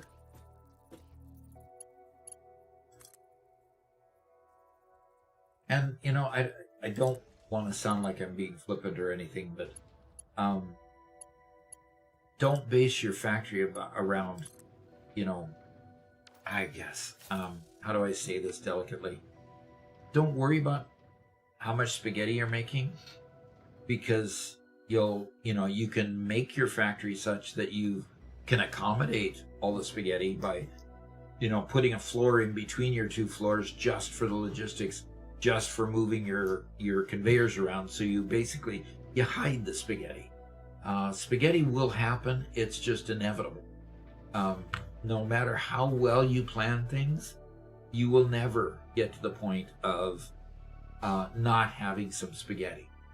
So put it where you can't see it, and then just say, whenever you show in your videos, everything looks nice and pristine. You just never show them the clutter underneath. You just kind of, there's nothing here. Just don't look, that kind of thing.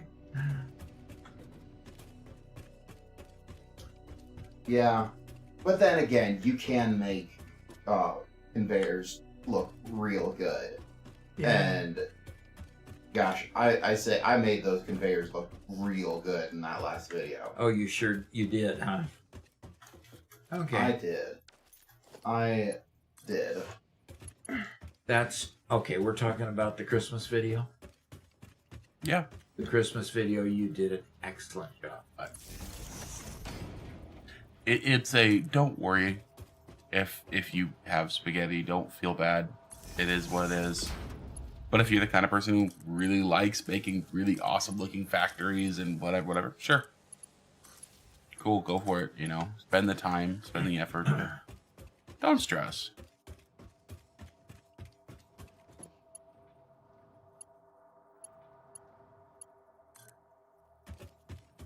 All righty.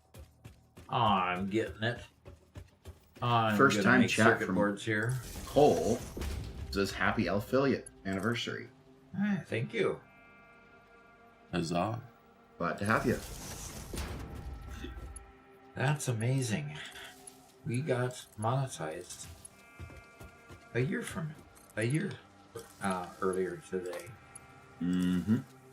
That's pretty cool to think that we have been a year doing this now. That's pretty cool.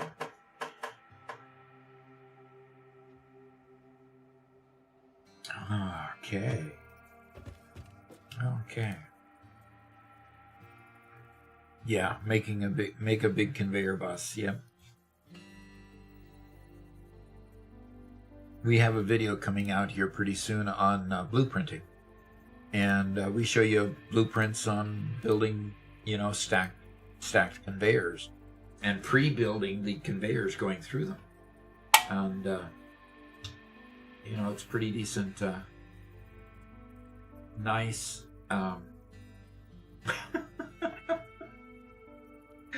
Making your conveyors look nice is some builders' goals. Mega Meaty Bacon Man is defending his desire to have more and more spaghetti. So, Garrett, why don't you read those out? Mega Meaty says they need to add spaghetti as a food item. Or hidden spaghetti. Conveyors on curved mode are a nice addition. Poor hidden spaghetti. Yep. All right, I need to figure out now how to make computers. Computers. Okay, I need a manufacturer. I need plastic. Okay, I've still got more plastic coming. I need cable. And I need the circuit boards that I'm just making. So, go ahead, Garrett. No, I'm trying to share a few pictures in the showcase. I think I got it in the wrong showcase, but I can't actually find the showcase on my list of servers to go remove them and put them on the right one. On my Mega Meaty Bacon Man says, I'll give 1 point to hiding it. It does help with FPS. Yeah. To a point. Yeah. Okay, now I'm building circuit boards. Gunna MCD says, have you saved the day already, Doc? Yeah, once in our one of our community builds. I've never done it on my own yet, on a personal build where I haven't had a bunch of friends helping. But I was able to see the end fulfilling Phase 5. And got to see all the end credits and all the fun stuff that happens at the end. So it's a good thing to do at the end. Now, why am I not getting plastic? I need to go check and see why my plastic production is down.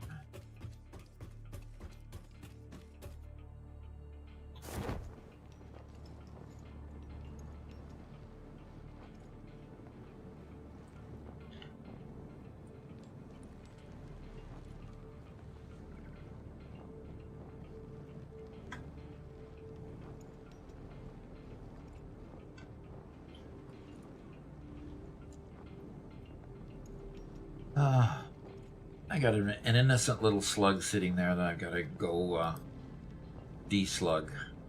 We grew up in the Pacific Northwest, and slugs were a common thing. Slugs were not your friends. They were slimy. They, Mm-hmm.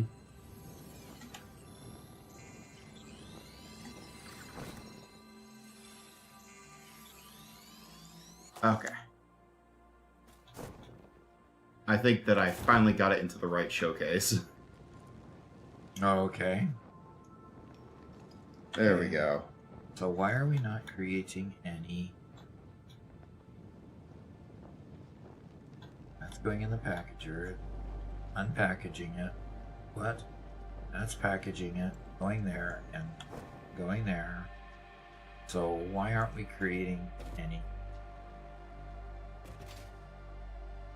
Don't you love the purple pipes, everyone? We can always change the colors back to normal, and then put it on this back right when Mark comes back. We could do that. My heavy oil How long did he buy the color change for? The next 3 2 streams. Yeah.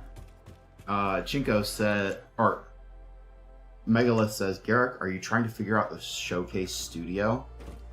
No, I'm just trying to get a couple of pictures into our showcase today. And He's just Chico trying to post says, it on Discord. You don't have an overflow, Robert. but I got all the pictures into the correct showcase, so.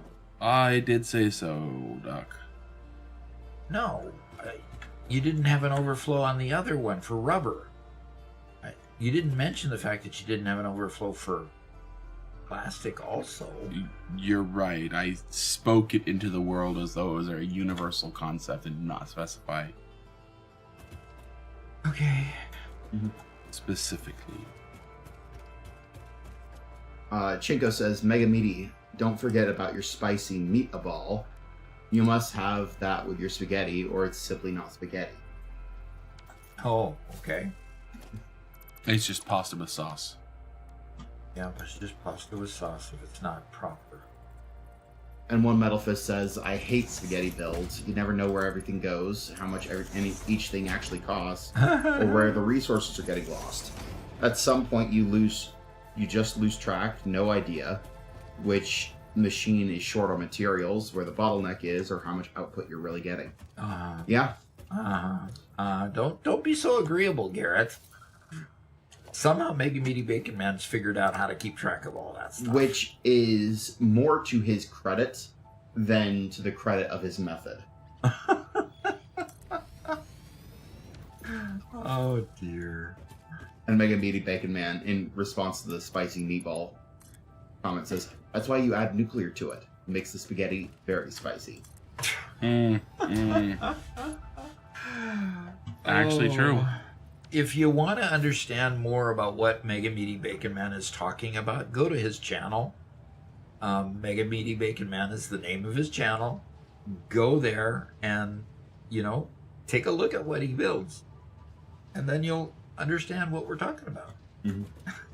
And Mega Meaty says, you'll see on the showcase, I've uploaded my world map with annotations. Oh dear. One thing I'd like to note for people, the showcase software can only take one image from any given post. So if you want to show multiple pictures, please post multiple times. I try to select the best, but like Bacon with your post, I think you posted 3 images. I selected one of them. Okay, to try to exemplify what you were saying the best, but just be forewarned. Yeah, just do multiple posts if you want multiple pictures in the showcase.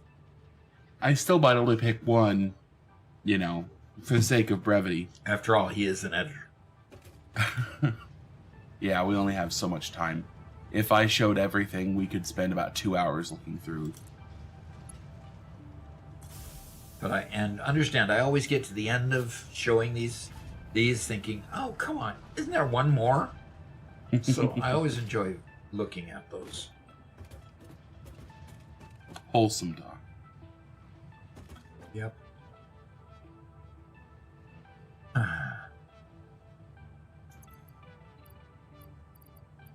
I just say, I think I'm showing all of yours. I think you had like one in progress shot and then you had a completed shot afterwards. I think I skipped like the in progress one, but I'll be showing nearly everything you posted.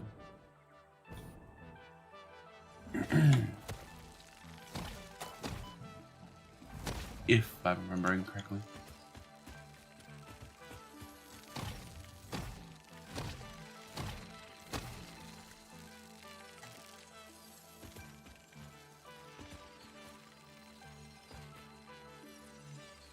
And again, we show as much as we possibly can.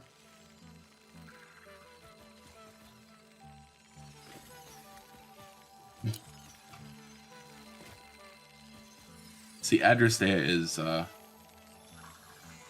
quite invested in Season 2. Yeah.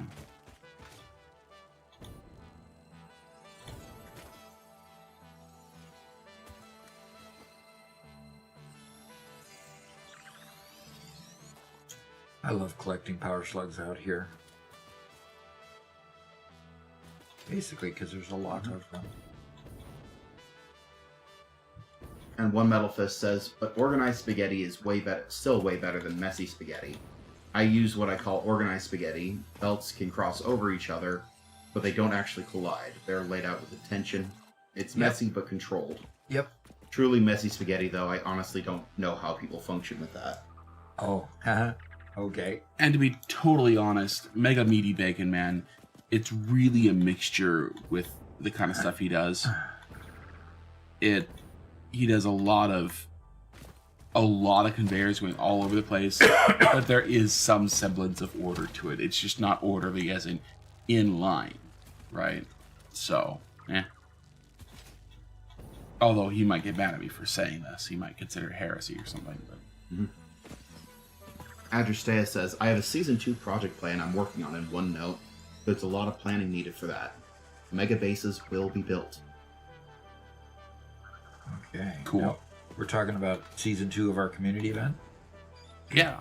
So, everybody, if you are a member, either a member on YouTube or a subscriber on Twitch, that includes Prime subscriptions, Season 2 of our Minecraft server for members only will be coming out in the next couple weeks, probably starting at the beginning of February, and we have some fun new ideas for it. It's a mostly vanilla experience, which means you will be able to connect with vanilla client, but we'll have some mods in the back end. If you'd like to join, we'd love to have you there, love to have you participate.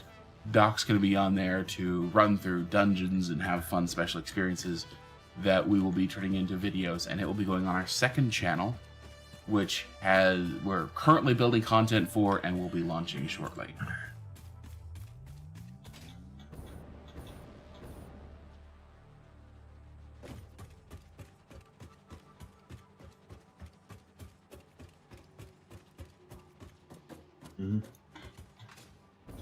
Adristea says, I have a Season 2 project I'm working on in OneNote. There's a lot of planning needed for that. Mega bases will be built. Cool. Nice. Very excited about that. Good luck. I'm not to the point with my building yet that I can come up with a coherent image of what I want to build and plan it out.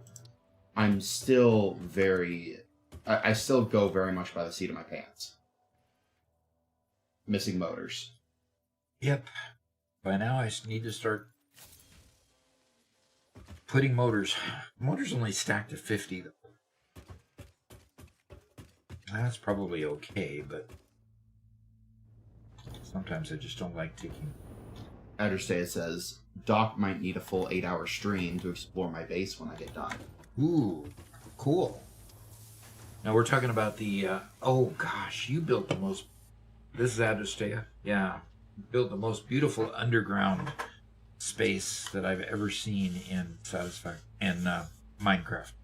That'll be cool to explore. Okay.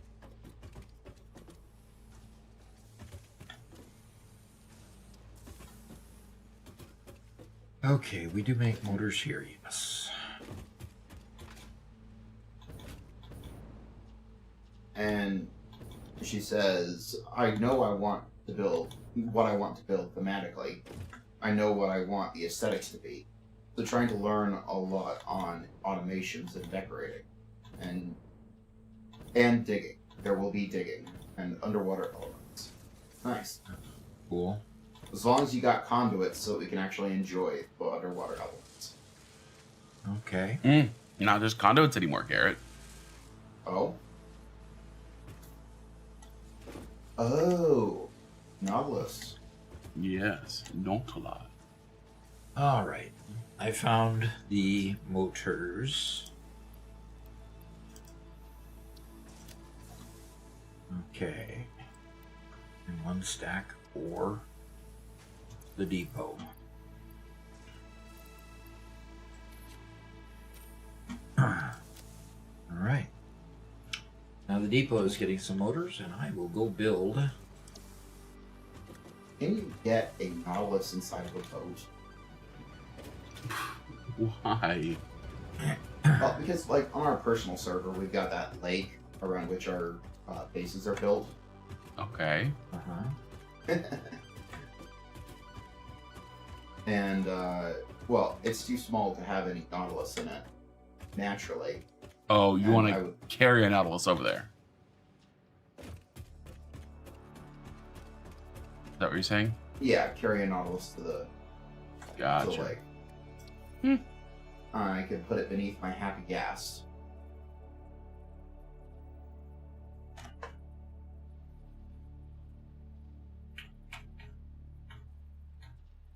Adderstay says, I think they reversed round vote. That would be unfortunate.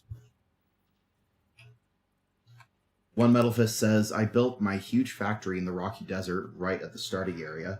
There's this big hole in the ground there, so I filled it with foundations and built upward from it. From there, I expanded over the sea towards the oil and built oil factories on those 4 islands. It's actually a great spot. There are 4 iron nodes there, at least 1 copper node, maybe even 2. Huh. Oh. Cornman's over on YouTube. Interesting. Aha. Cornman says, Doc, you should bring back the factory cart in. It makes you more distinguished. Bring back the factory cart. What? Pin. Oh. I should. And he says, we need the create mod. Nope. Sorry. And if y'all added the Origins mod, that would also be really cool. Maybe in the future when we can hold up multiple, when we could do multiple servers, we can have a create mod. But I know I'm personally not interested in the create mod. I am. But Yeah, my but you're vote not doesn't gonna be count for some playing on reason. it. Are you interested in Minecraft? Stop it. Okay then. Now I'm missing modular frames. Depot. Yeah, We no need a kidding. depot. And then he says, if y'all added the Origins mod, that would also be really cool. I don't know the Origins mod.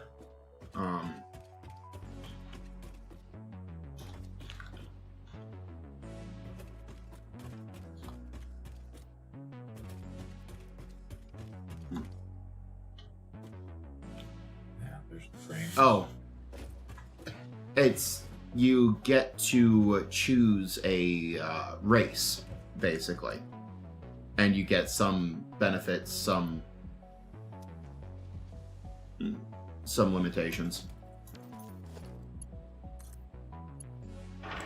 Yeah, I think create would be great if Doc were playing it, 10 to 20 hours a week, and really getting into it. But First time chat from Whistlemon says, hello, good sir. I just wanted to say thank you. I recently started playing Satisfactory, and your videos helped me to understand a lot about the game. Keep it up. You're a bet. I will keep it up. Most assuredly.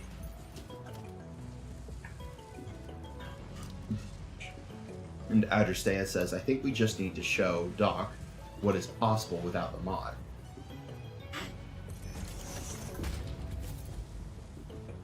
Sure.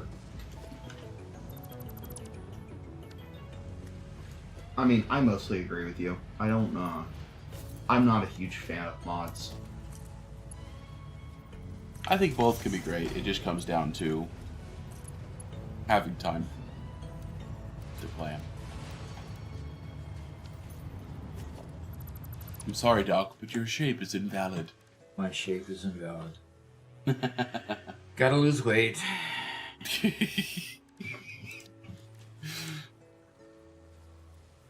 And then Cornman is back over to the Twitch.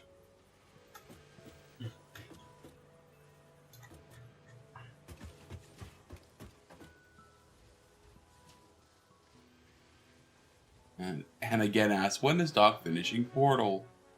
Doc actually did some work diving into some backlogged games. He did try, what was the game you tried, Doc? Will. Huh? I tried Will. Will, what, Enigma Machine? You gave that one a shot? I gave Enigma Machine a try, yes. Then I uninstalled it.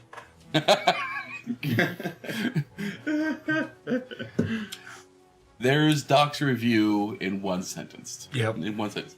I uninstalled it. I tried Will gosh, what was the name of Will? It's in pre-release. So it was offered to me because they're wanting advertisement revenue. The lady responded. They gave me the key for it, and I responded to her that I found it rather boring, couldn't get to land, and deleted it after 20 minutes. Oof. What were you saying about they wanted ad money? Oh, they wanted this. They were following up to see if we made a video on it, like we said we would. Okay. And I didn't make a video on it, and she basically came back and asked, I didn't see a video. Was I missing something? And I said, no, you weren't actually missing something. I just don't give poor reviews in videos. Okay. And so I didn't make a video of it because I didn't appreciate the game. Didn't enjoy it. Gotcha.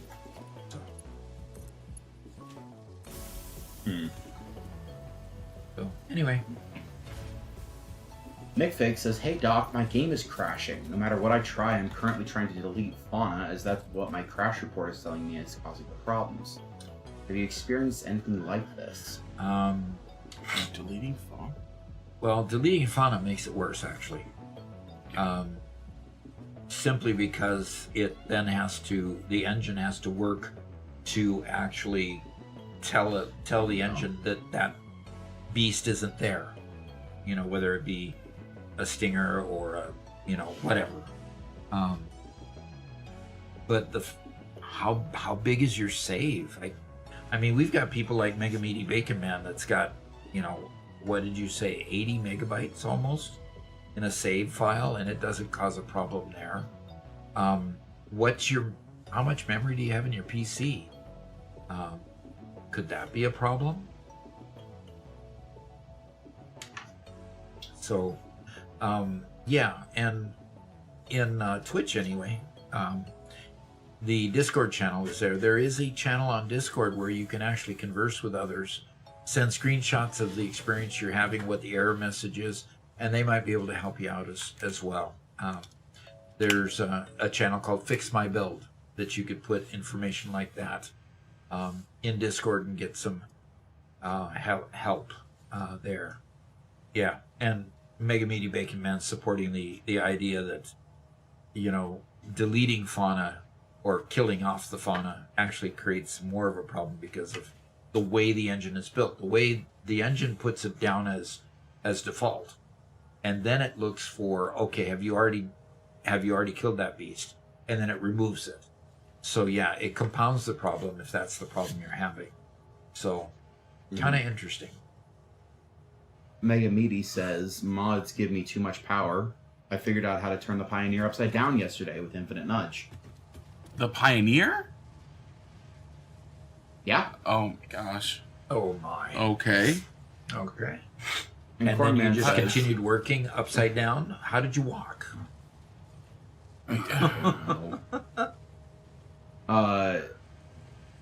Cornman says, "I found a way to make chunk bands with the Create mod on accident. I had to make a border around it on the server I was on. Before we added a guns mode, and then I was able to delete it with a missile launcher." Okay. So he used Create to make it so that a chunk would ban anybody who got onto it, make it impossible for them to load in. Yeah. Not actually physically ban, Ooh. it's just there's so much lag in that area trying to log in. Oof. Oof. Doc, what'd you do? I put a sink down there, and it's poking. It's poking through my floor. Not supposed to do that. And Mega Meaty Bacon Man says, "Yes, you can float upside down. Once I'm done cooking, I'll send instructions. If not today, then you'll learn Tuesday." When he's done cooking. Okay. That's fine. Look, that's the only thing that Mega Meaty Bacon Man never does. He's either cooking spaghetti for dinner, or he's cooking spaghetti on his computer. That's it. He is the spaghetti master. After all, yes. Named Bacon. Oh, I'm sure he puts bacon in his spaghetti sauce. Wouldn't you think? Garrett, what do you think? Sorry, what? I'm sure Bacon puts bacon. Mega Meaty Bacon Man puts bacon in his spaghetti sauce. Oh, of course. It's the only. It's the only proper thing to do. All right. One Metal Fist says, if you think that's bad, my game keeps making the walls of my plastic factory disappear and reappear. One moment I can see inside the factory, the next moment everything is blocked again. The walls are flickering nonstop, and it's honestly driving me crazy. Yep. Did you accidentally create 2 walls there? One on top of another? Well, then you'll get Z fighting. But Generally, they won't turn opaque at that point. I have that on Turn, multiplayer fairly frequently. turn we clear. were having this problem with our Gigafactory quite a bit. Mm-hmm.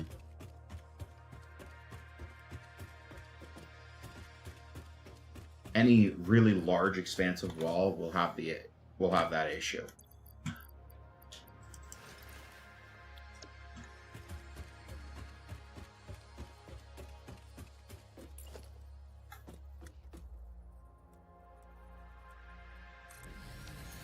Okay. We are ready to rock.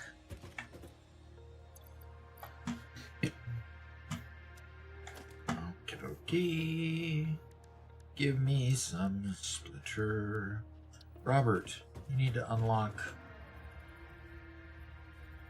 Need me to upgrade your depots? Not just that. You need to unlock smart splitters. Oh, okay.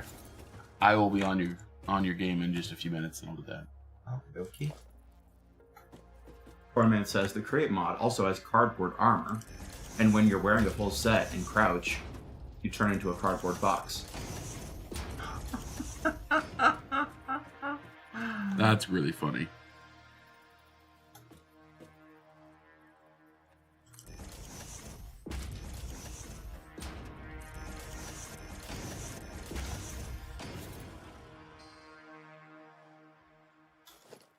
I'm actually looking over these Origins mod. The things. Origin mod? Okay. Yeah, it's a mod for Minecraft that basically gives you a player race that you can mess around with. And it's just like Endarian. You can teleport anytime you want. You can reach further. But if you touch water, you take damage. And you're afraid of pumpkins. I don't know what being afraid of pumpkins means in this context, but... It's Minecraft. Do things have to make sense? Blazeborn is immune to fire and lava, deals more damage while burning, is immune to poison and hunger, status effects, but starts the game in the nether and takes damage while in contact with the water. Okay. Okay. Some of those are highly restrictive in gameplay. The Merling can breathe underwater, see underwater, and break blocks underwater. Has increased swim speed and does not sink, but can only hold their breath for a limited time while out of water.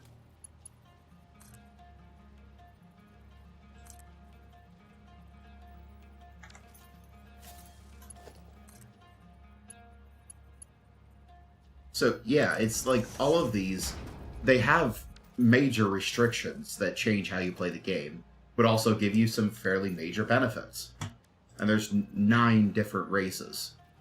That'd be cool to try to play with for a little bit. I don't know that I'd want it for permanent gameplay, but... It sounds great for a limited series. Yeah.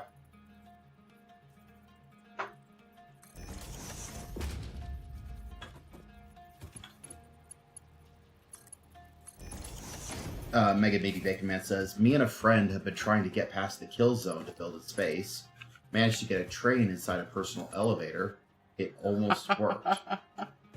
A train inside a personal elevator? Wow. If there's anybody in the world who could figure out those kind of things, it would be you. Well, Mark figured out how to get past the kill zone. That's right, he did. in space. What, did he? Yeah, he did. He's been playing at 1,600 meters. Okay. I didn't know if that was specifically past the kill zone or not. Nick Fig asks, I was wondering if you still have the first thing you built on the save that you're playing on right now. It'd be cool to take a look at it. The first thing I built. My first world? What video is it that shows my first world? Oh, it's the what I would have done better video that we co-sponsored with Ping Players. So if you go to the Ping Players server, Ping Players for their channel, it's just Ping Players YouTube channel.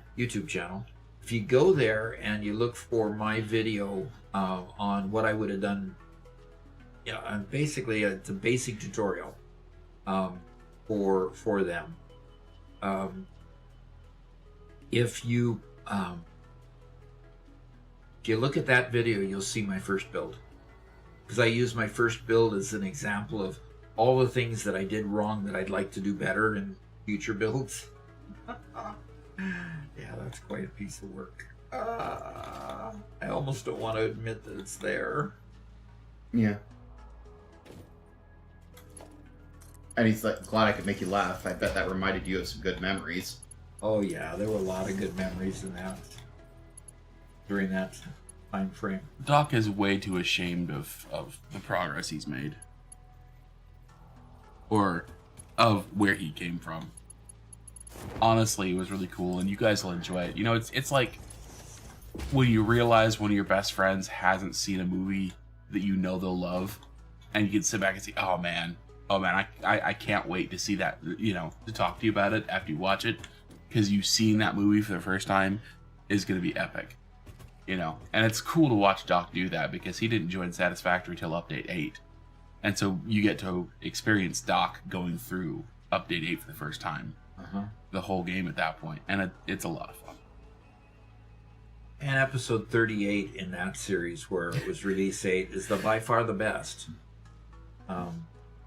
That was my editor's gonna kill me, or what was it? What was it named? I think it was titled something my else. editor's mad at me. There you go. Something like that. That was the funniest build, because I had gotten obsessed with playing, and I kept playing without turning on the camera and giving him the videos, because back then I just turned on the camera, played, and gave him the videos. Then he edited it into some crazy edit where he made fun of everything I did wrong. And then we went from there. So it was I had gone a month without giving him a video. If we could production is so much faster now, where we don't go a month without Robert editing a video, that's for sure. Mm-hmm. And so that episode 38 is by far the best. Well, you had gotten a bee in your bonnet like the month previous of, oh, I always want to make sure you have a backlog. And so over the course of a week, you recorded like 3 episodes. And so I'm like, okay. And I started working on those 3 episodes. And then I got to that 3rd one and realized how long it had been. I'm like, oh my gosh, Doc. Really? Yeah, that's the hard part with videos. You can't just... you unfortunately can't just film everything. Because every minute of film takes a minute or longer to go to edit. Yeah. And so... yeah, it's just... And Chico says, Doc, we all had to start from somewhere. It's okay to suck at first and later know that... no. And you can actually compare yourself to that you yourself have grown in comparison since then. Yeah. Elspiro says, happy affiliate birthday. Thank you. Batbug says, happy affiliate birthday. All right. And Elspiro says, what color code is on the concrete floor? Oh, gosh. A That terrible awful one. color. One of our benefactors, of course, that contributes a lot to the channel is His name, what is his name in chat? Danum. Danum. He's down Danum here. XY or something like SY or something. Anyway, he made a donation and said, what I want for my donation is for you to use these colors. And so what is this color swatch? Well, let's go look here. For this one, it is that. Matte, and these are the numbers. And this one, he had me change to a mustard yellow and white. That's the same as that one. Okay. So the... Oh, and the pipeline swatch. Oh. The deep purple pipes. That's crazy. And they're shiny. So if we look at the pipes... Well, the pipes look Spyro like has that. the color code now. Oh. He says thanks. Oh gosh. Oof. Easy J says, I keep forgetting to make blueprints for some of my more common machines. I find myself a bit overwhelmed when it comes to scaling up. Make blueprints, new players. Yes. Good timing on that advice. Yeah. Wait till Saturday's video comes out and you'll see why that comment makes sense. Yeah. Limp Noodle says, DEA and CDC in the color code.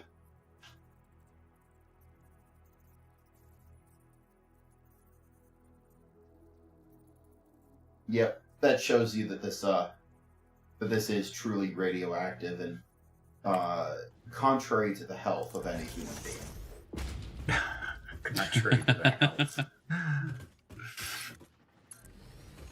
And One Metal Fist says, if we fail to learn from past mistakes, we're doomed to repeat them in the future. Absolutely. But I keep repeating all my mistakes. Nick Fake says, everyone starts somewhere. I recently started and only played for roughly 50 hours. Hence why I'm frustrated with my world save acting up already. Okay, so my plastic is not coming through again. What is going on with that plastic line? Let me go see. Poor man asks, who sings Radioactive? I don't know. Who sings it? Well, you know, there's another thing I wanted to visit over here. Needs J says, understandable. I've had the game for less than 2 Come months on, and have draw, at least 80 draw, hours in. draw, I'm draw. still I want to learning. know where I'm going to. I'm sorry, Garrett. There's a wreck over here, but I can't remember where. There it is. Lexi says Mega Meaty Bacon Man is the one who sings Radioactive. Yes. Can we get a music video from you, Mega Meaty Bacon Man? Singing Radioactive.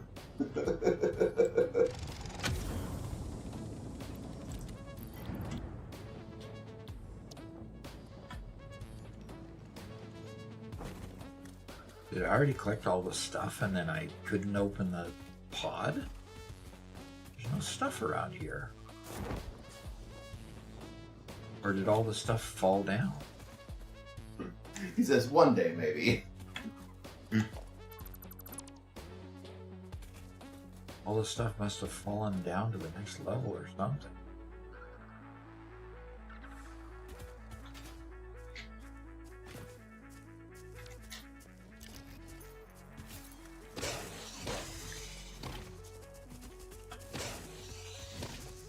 And he says, I have my train song video in the works currently. Your I train am song. looking forward to it.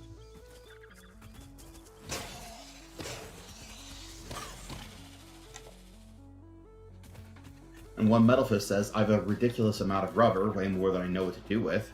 Right now, the recipes I have don't really use it, so it's just sitting in storage, or I end up turning it into points. Oh, Is there anything later in the game that actually needs this much rubber, or am I overproducing?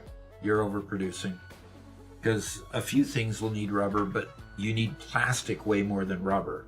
So try converting some of your power plants to making plastic with residual fuel instead of rubber. Because when you get to circuit boards and computers and the supercomputers, you're going to need a lot of rubber to propel, a lot of plastic to propel that forward. So, yeah. 666 Lucky says, I'm just on my first run of the game now, and I'm around 200 hours. Yeah. Yeah. And that was in the last 3 days, right? In other words, you didn't eat or sleep. That's still only 72 hours. I know. I can't find any of the stuff that went with that freighter trashing. Really weird. Yeah, if he neither ate nor slept, he could do 200 hours in a little over a week. Okay. Okay, I gotta figure out why my plastic isn't performing. 200 hours since the beginning of December. That's still a lot of time since the beginning of December. Yeah, no kidding. Okay, so nothing in here?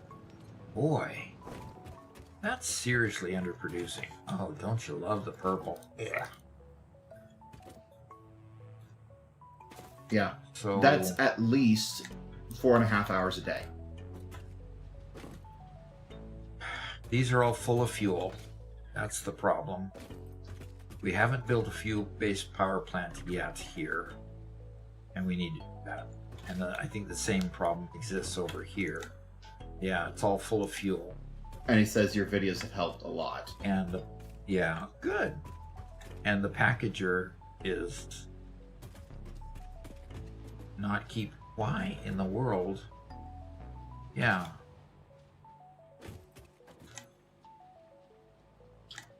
Okay. The heavy oil residue is backed up. Mega Meaty Bacon The Man fuel says the is orange backed up, and purple in the pipes are a nice secondary color contrast. aren't they? Yeah, right.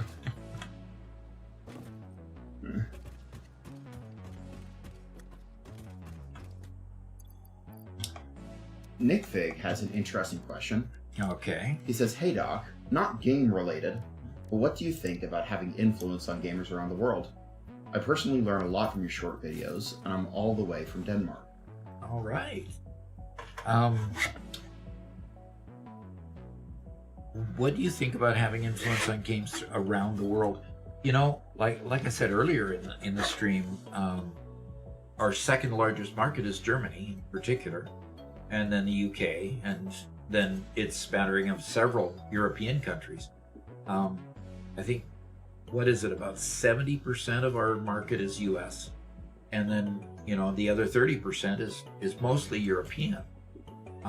So yeah, this channel does have its reach, and of course us doing our streams in the morning tends to bring a lot of the Europeans in, simply because the time frame works out for the Europeans to come join us. So yeah, it is a reach around the world, and I've had people from Russia and Turkey and South Africa and all kinds of different countries over in that kind of time zone area. So yeah, it's pretty cool. It is pretty cool. And lots from Denmark and Norway. And we have a lot of people telling us that they're from Denmark and Norway and so forth. Okay. Mm-hmm. So let's figure out where I want to put... see, right here I've got way too much fuel. And for some reason, these aren't packaging it. Not enough empty canisters. So why aren't they? Oh, because they're not producing plastic. Because they can't get rid of the fuel. They're not producing. Okay, the whole system is backed up, Robert. I just gotta, no, I don't want to dump all the fuel. I think I want to just use all the fuel. So I'm going to go over here, figure out how to pipe the fuel over here and make this platform out over the no man's land out here. Mm-hmm. Sneaky Squid says, is there a way to change the color of stuff that you've already placed? Oh, yeah. Oh, yeah. If you just go here and go to the customizer, any one of these up here you can change, and it changes the entire world. Okay?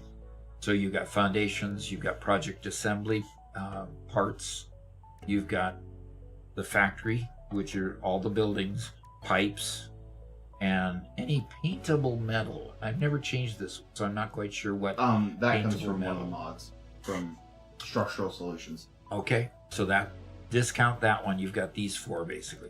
You've got the pipes, the foundations, the project assembly, and your factory. Now, project assembly swatch, that changes the space elevator. Okay, those colors appear on the space elevator, and then the the rest are explanatory. If I can add a little bit, this game works based on swatches. When you change a swatch, the color of a swatch, it changes everything that is using that swatch. The default swatches are the ones that are automatically used in the game, but you can use any of the swatches available to color anything. You just have to go back afterwards to do it.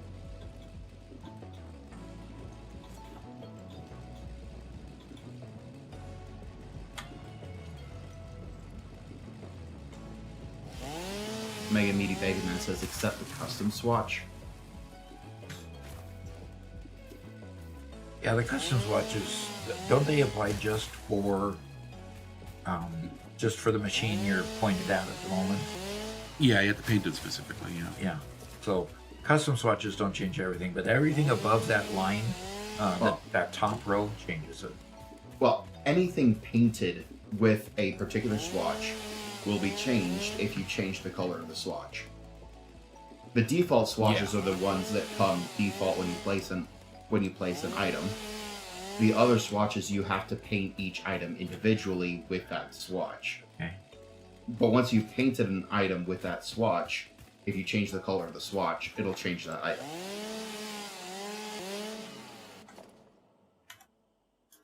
I am the physicist says, good evening. All right. And you probably get the question, are you really a physicist? And I get the question, are you really a doc? Yes, I am.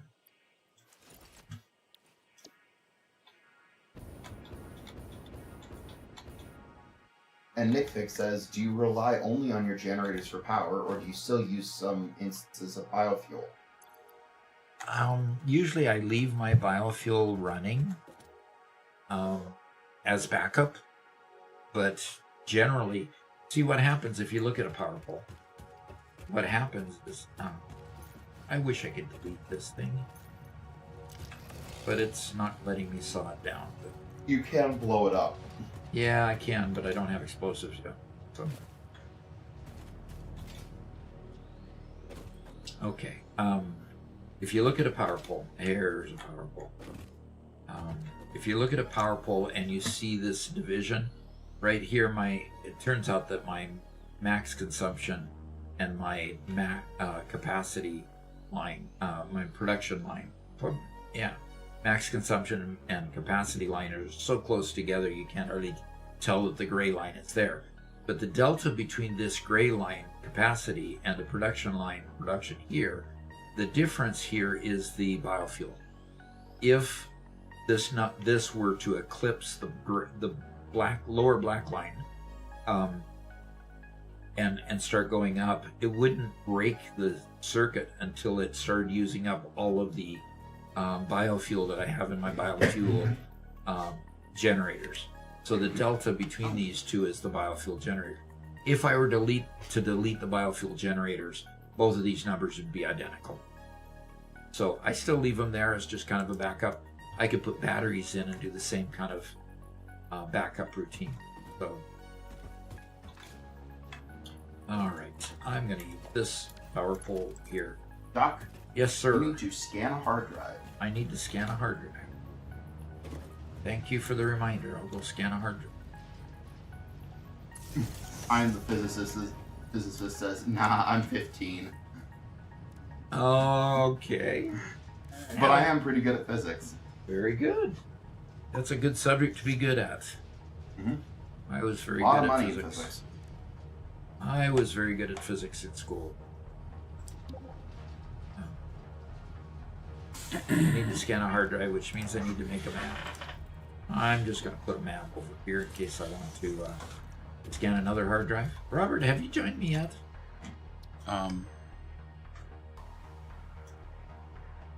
Got a first-time chat from It Just Works, Uh-huh. who says, I just started Phase 5, but I still feel like a new player.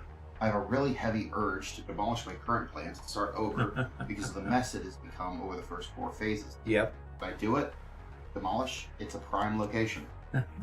I would not demolish. I would just, I would rework a lot of it. There's going to be some that's going to be still good. Build a new one in a new spot. Good Nick, no good Nick says. And that's kind of what I would do is I would just build it up more in another spot. And then I would go back and optimize the stuff in your old factory. But yeah, we outgrew our Megafactory in our 1.0 build. And so we just went to another side of the map and built a Gigafactory. In other words, we just had to come up with another name that was bigger than the other one. So we built a bigger factory. So that's kind of where we went from there. So pure quartz, add water to quartz, and go from 22 per minute to 52 per minute. Woohoo! Just adding a bit of water. Wow.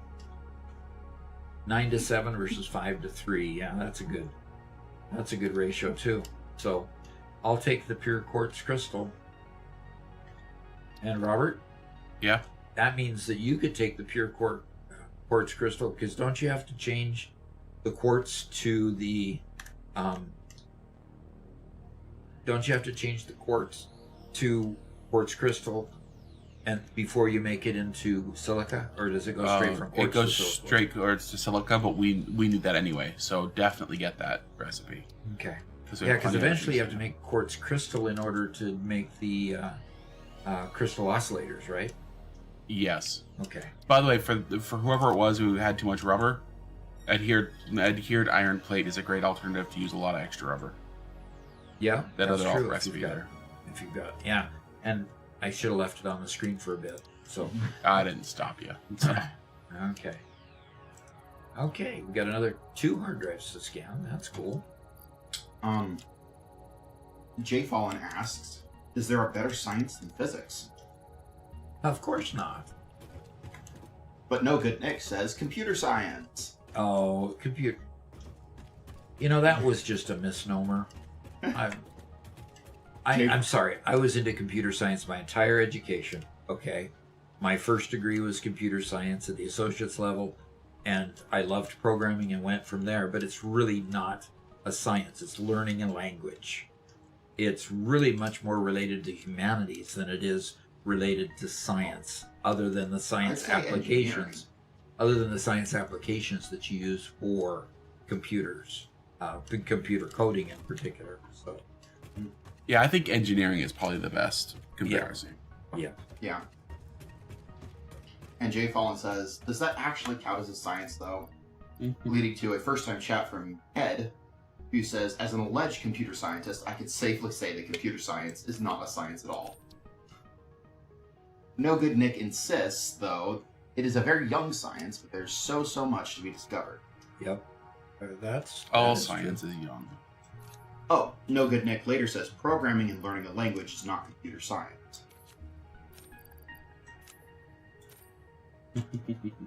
So I think he's talking more about hardware Uh-huh. and software, and still I'd put that in engineering rather than science.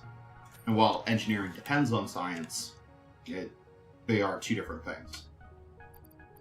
Mhm. We got a first-time chat from Rindiz, who says happy affiliate anniversary. Yep. Yeah, Thank you. anniversary. Happy anniversary. Happy anniversary. Okay. Doc, Power. the entire world Fuel. is yellow. The entire world is yellow. Yeah. Is your world yellow and mine's not? I have a lot of other colors here, see?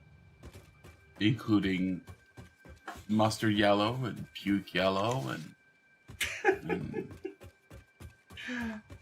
puce. No, puce is purple. Yeah, well, that could almost describe the pipes. There you go. Mark better, Mark pays for it, and then he doesn't come and enjoy it with us. Yeah.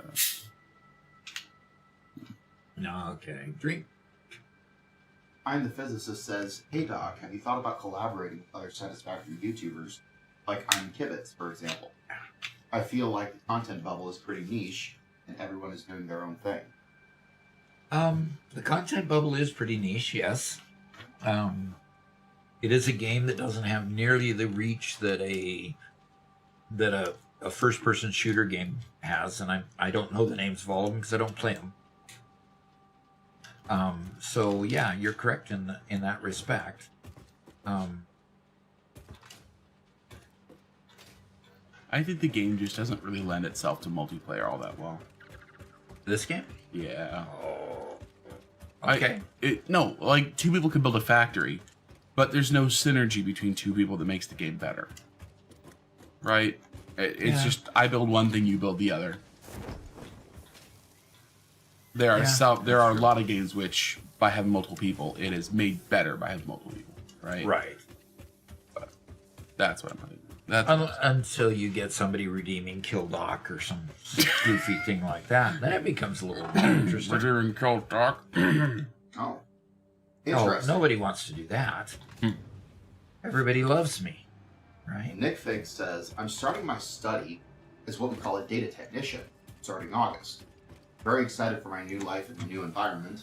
I was a heavy-duty diesel mechanic before. Ooh, that's quite a change in occupation. Yeah.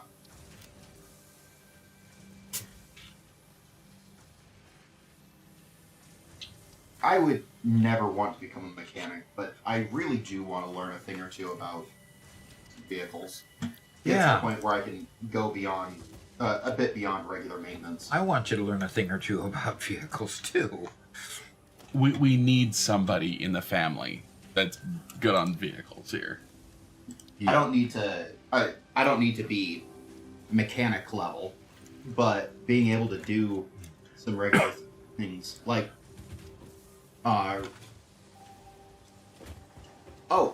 Like changing oil? hey Robert, take a look at that redemption. Oh, okay. Oh. Robert, please. Doc, this is not me. This is You your audience. advertised it. This is what they want. Beaten to a bloody pulp. This will make them happy. Okay, who redeemed Limp Noodle? Like the other day, my younger brother, he came to Missouri for a visit, and we were all very happy to see him. But when he was going back up, a wheel bearing went bad on his vehicle and left him stranded. The hard part is that wheel bearings aren't all that difficult to fix. And if I had been there with a few relevant tools, I could have replaced it. Yep. Could have popped it off. Gone to the hardware store, not a hardware store, but gone to an auto parts store, got the bearing, come back, put it back on. Mm-hmm. Lexi, the previous hard drive is not quite ready. Yep, not but quite as soon done. as it is, we'll do it. Sure, as soon as it does. Da-dum-dum. Oh, here we go again.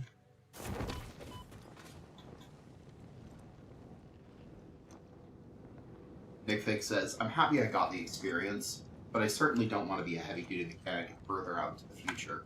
Computers suit me, luckily. Yeah, good. Yeah. Good.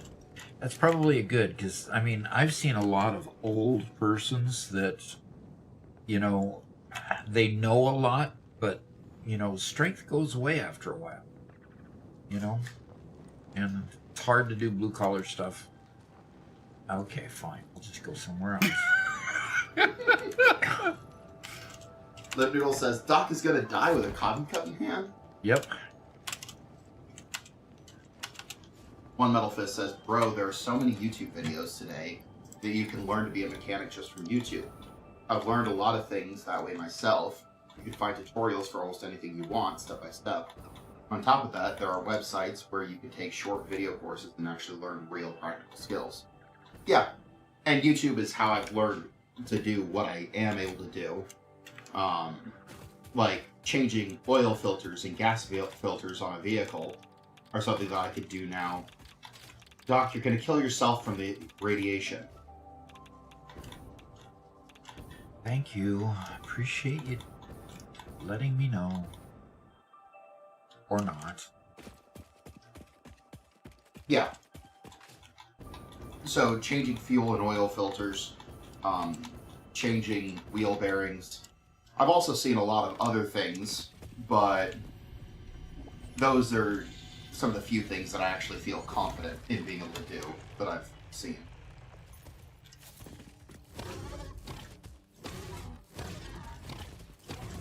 Mega Meaty Bacon Man says, he may die with that cup, but not a single drop will be spilled. Yep. It's a special cup.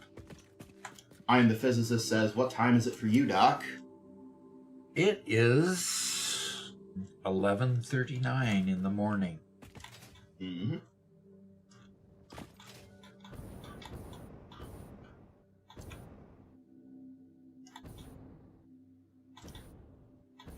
I'm doing a little globe hopping here. Jay I already Fall found a says, summer slope, so I know me personally, I could do it myself, but I don't want to. I'd rather pay not to do it. Yeah, I totally get that. But I've had enough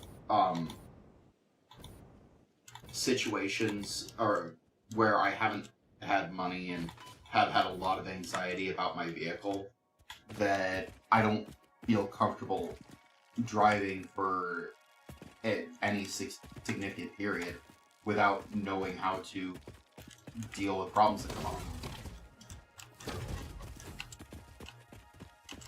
One Metal Fist says you can also go to a junkyard and practice there. Cars are already written off, you pay a small fee, and you can take them apart freely. It's great hands-on training, and you don't risk damaging your own car. Interesting. I might give that a try at some point.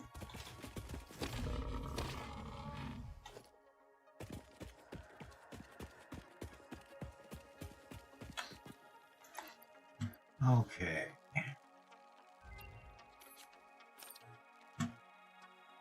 Okay, Doc, go ahead and scan another hard drive. Yeah, right. What? It's like I'm not exactly in a place where I can scan a hard drive. Put down a MAM and scan a hard drive.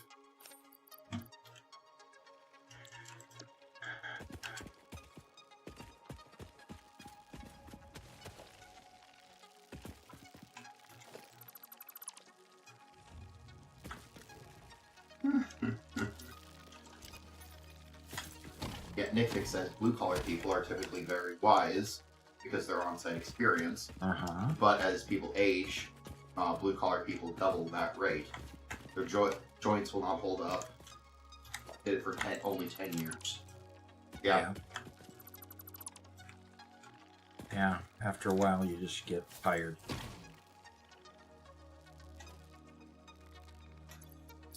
Wow. And when you get unlucky, the drill spins in your hand and causes an injury. Doc. Yes. Did you have the handle attached? Yes, I did. Really?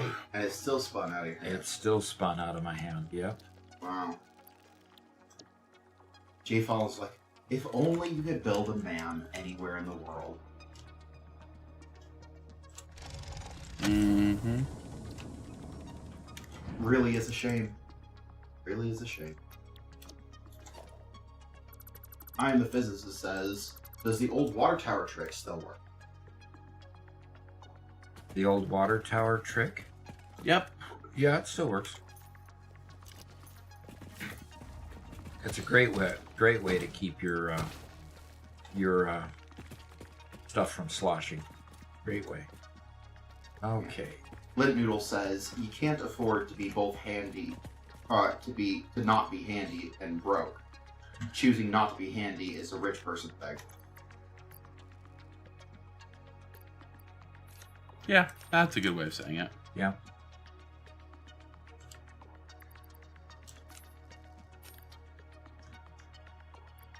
Okay. Yeah, and it's like, if I have a little bit more understanding of mechanics than I do now, then I can save a lot of the family a lot of money on basic repairs and maintenance. Yeah, definitely.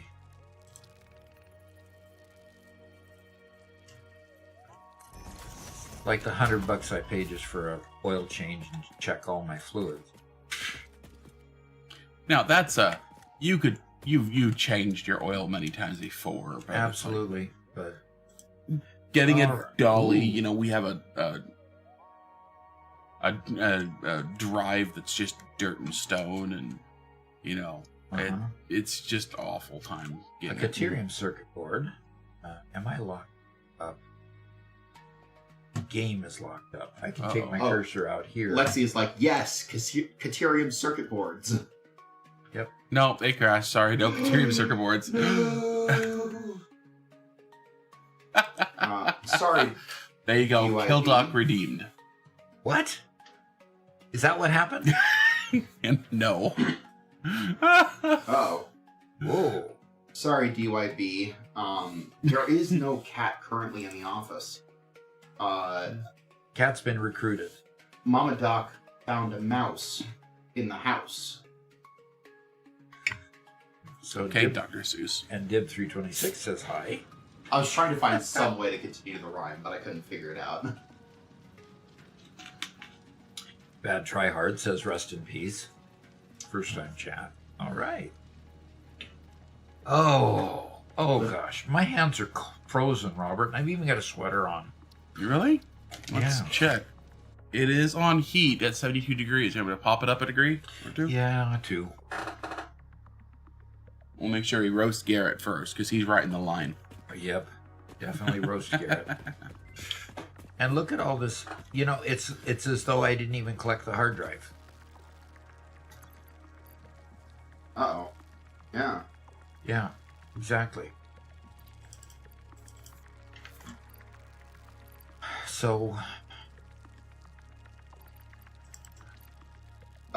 Nick Fig, Doc definitely knows how to do some bolt turning. He did plenty of work with his own father. oh yeah, I've completely torn down an engine before, rebuilt it, replaced the rings, replaced the valves. I mean, yeah, I was much a grease monkey as I could be as a teenager, but beyond teenage years, when I got married, I developed into more of a computer geek.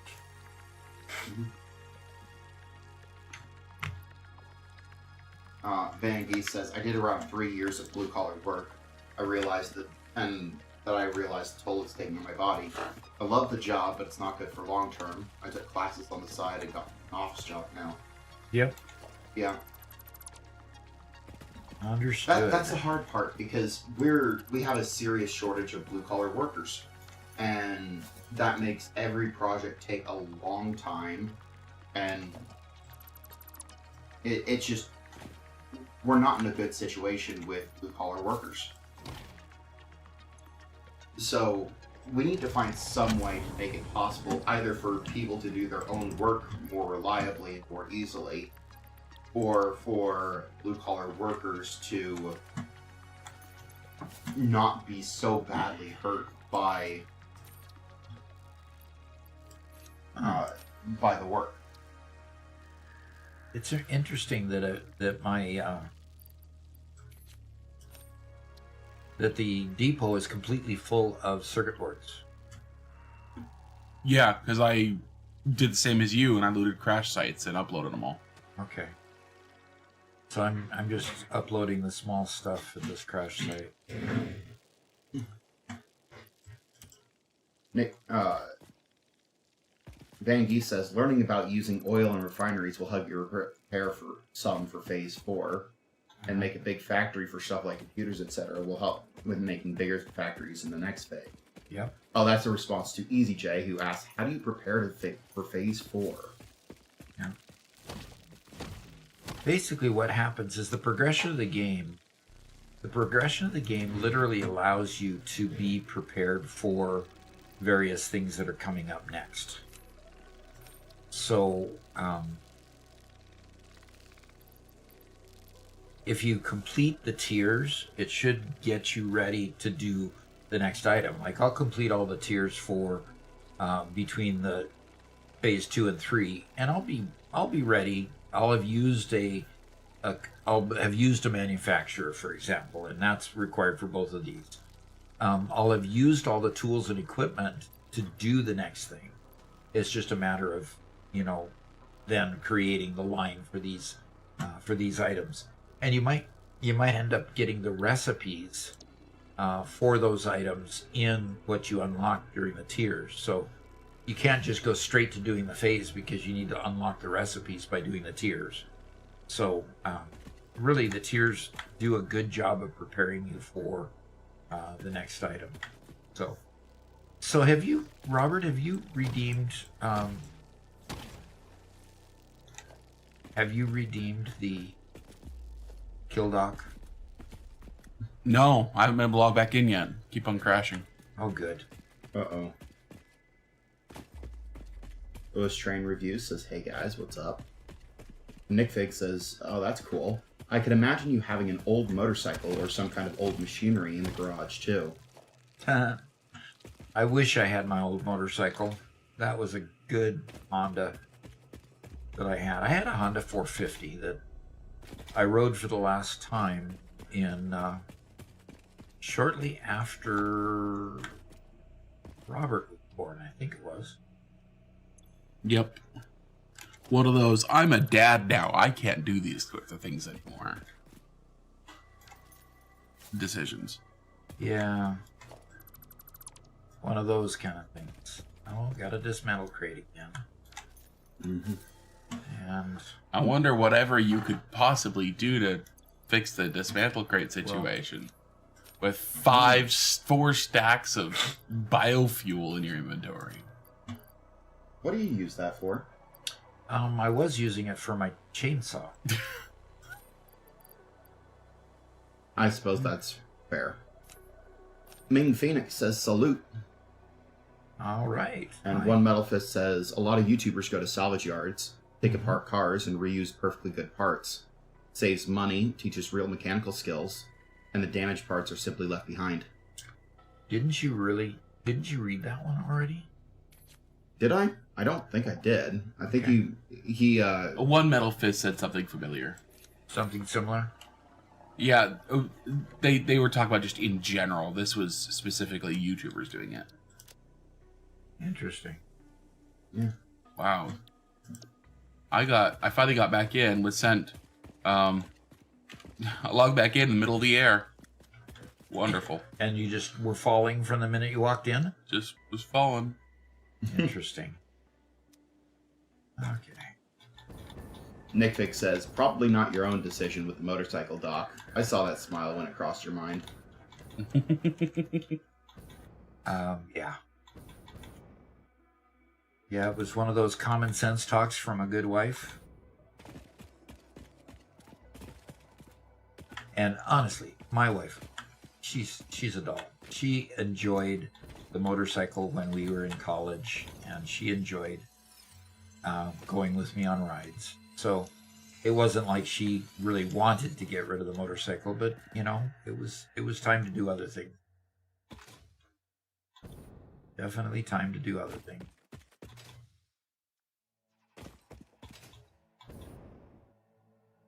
Look at this nice little jumping puzzle here, Robert. Yep. All the way around.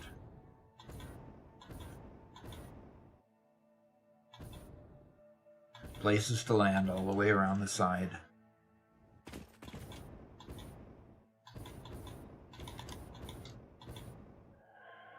Oh, because there's one of our wonderful uranium mines.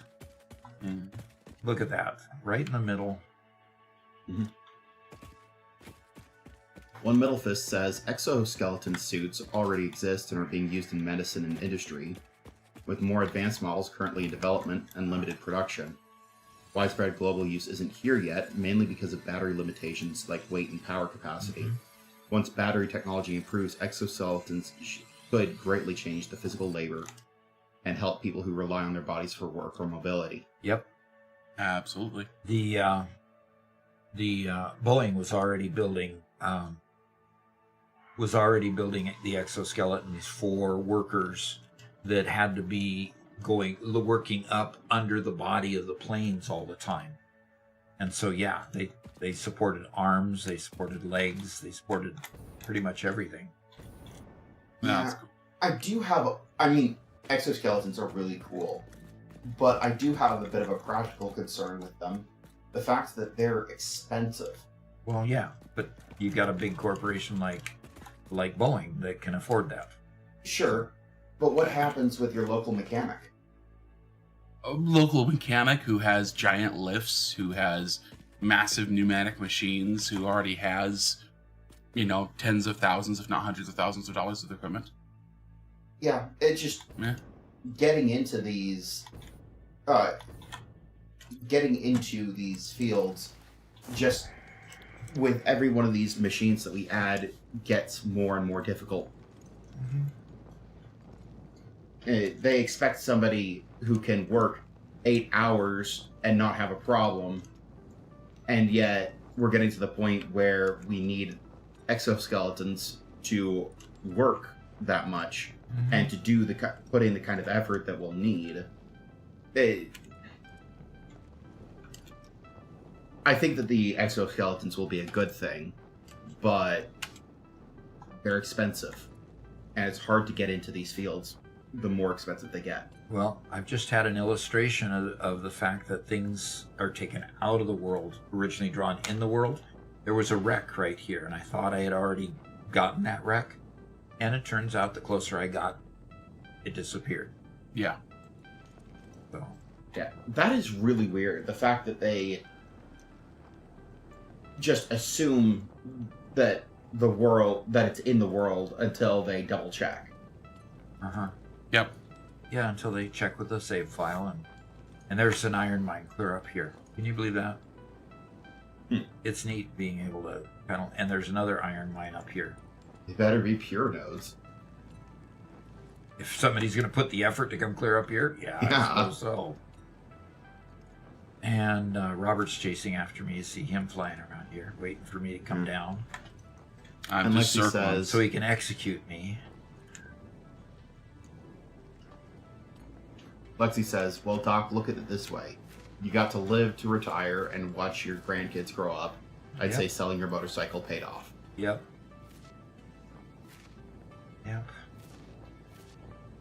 Yep, he also stopped driving a car because car wrecks also cause deaths, and doesn't drink caffeine. Let's not get ridiculous about it. I stopped drinking caffeine. Where did you hear that? Sorry, I was... I Am the Physicist says, is there a way to change the color of everything I've built? Yes. Go to customize and change your swatch colors. Yep. Especially the swatches across the top.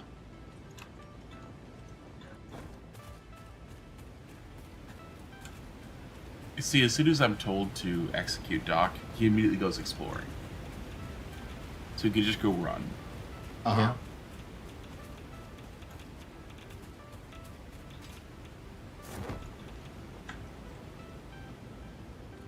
Doc, submit yourself to I found a summer sloop to your death, Robert. So I'm doing good.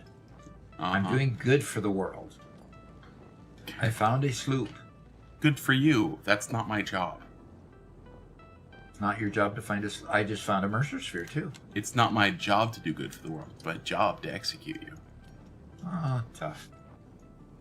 It wouldn't be good unless I made it hard for you. Yeah. I Am the Physicist.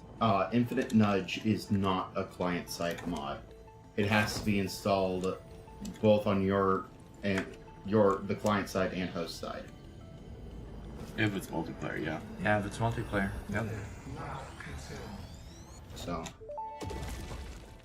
sorry if you want it in somebody else's world. The effigies and the shallows passing through the windows, and they're all the same.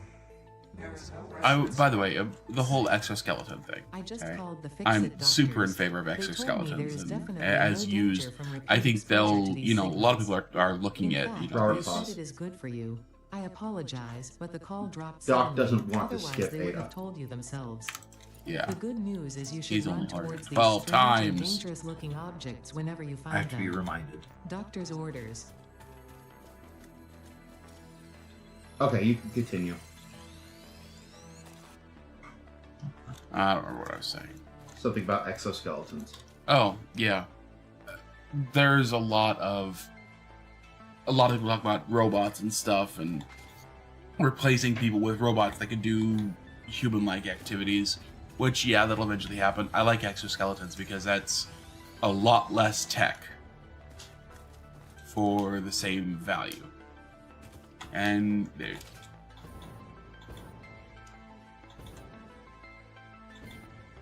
but I also believe you talk about like a machine shop, it doesn't have to be an exoskeleton suit. There's a lot of automation for a lot of stuff that they can continue to implement more and more of that take a lot of the effort from the human. So, anyway, automates a lot of things. One Metal Fist says exoskeleton suits are expensive mainly because of their batteries and specialized parts. Right now, only a few companies manufacture them, which keep prices high. Once production scales globally, more factories making components and cheaper, improved batteries replacing current ones, the cost will drop. When that happens, exoskeletons won't be limited to big industries, but will become accessible to regular workers and mechanics too. There is a copper mine clear up here too. Can you please check if it's a pure copper mine? Sure, just for you. And see, you see these two creatures fighting? I'm gonna go break them up. Impure. An impure copper mine. No It's reason. not even a normal copper mine. No reason to go up here to get it, huh? Yeah.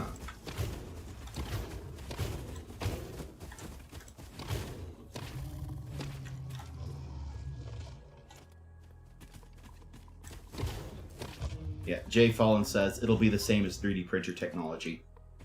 And fair enough. Fair enough. Especially if we're able to get to the point where we can manufacture exoskeletons at home.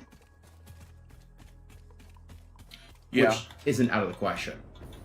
But yeah, the battery thing is absolutely an issue. The need for power has always been an issue, always will be an issue. And unfortunately, even as we, quote, solve it, immediately we consume more power and need more power, right? Yeah. We continue to add more. We have a major need for new batteries. For better batteries. I've seen a few different options over the years, but none that really promise to solve the problem yet. Yep. Exoskeleton is the next fine car, says the Noodle. They quite likely could be, yeah. So, when we're talking about exoskeletons, we're not talking about things like an Iron Man suit. Simple exoskeletons already exist. You can get a hold of them. They're just kind of expensive. And as soon as we have decent batteries, they'll be viable. Well, Elon Musk is developing a new form of battery that doesn't even rely on lithium anymore. So I'm hoping that he's successful in it. And one Metal Fist, Adrestea says, soon battery will not be an issue as we already have wireless charging of phones. Why not have a floor mod for charging other items? No. Priority merger People will just unlocked. consume more power. Useful for prioritizing between inputs to avoid eventual stoppage. If you have an Unfortunately, issue with stopping wireless somewhere else, charging consult a is physician instead. rather inefficient. Right now it is. And even as they improve it, people will then just need more power. Every time, it doesn't matter, we just need more power afterwards. That's always been the story.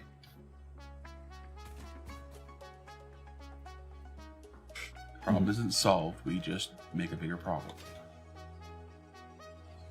One Metal Fist says, because of military needs and future warfare, exoskeletons are being developed with cost and speed in mind. Armies want these suits to be as cheap and fast and reduced as possible so they can equip more soldiers. The lower the cost per suit, the more troops can be outfitted, which is why large-scale efficient production is such a priority. Yeah, I don't think that exoskeletons, at least the simple ones, will take that long for us to get. You know, in some ways, as much as I like the cool tech we have, especially military and weapons and stuff, in some ways, I still love like the old grease gun. You know, back in the early world wars, when it's just like, we need millions of these and they need to cost $10 each. And they invent the cheapest ever weapons that just work. They just work and they have no extra functionality. Here you go.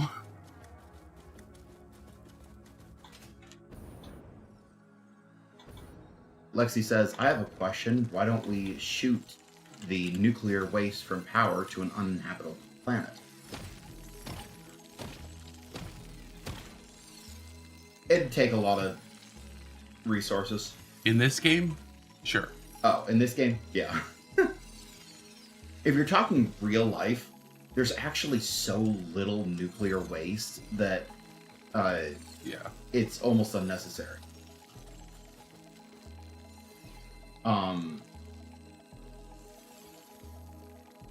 Where is it? It's right under me. It's right under the... which means that I can't really... Let's see where it is. Is it inside the tube? It's inside the tube. There we That's got cool. it. And it's a purple one, so I really wanted the purple one. Megan Meaty really wants Robert to show Doc what he sent. What? Who sent to where? I guess he sent me something over Discord.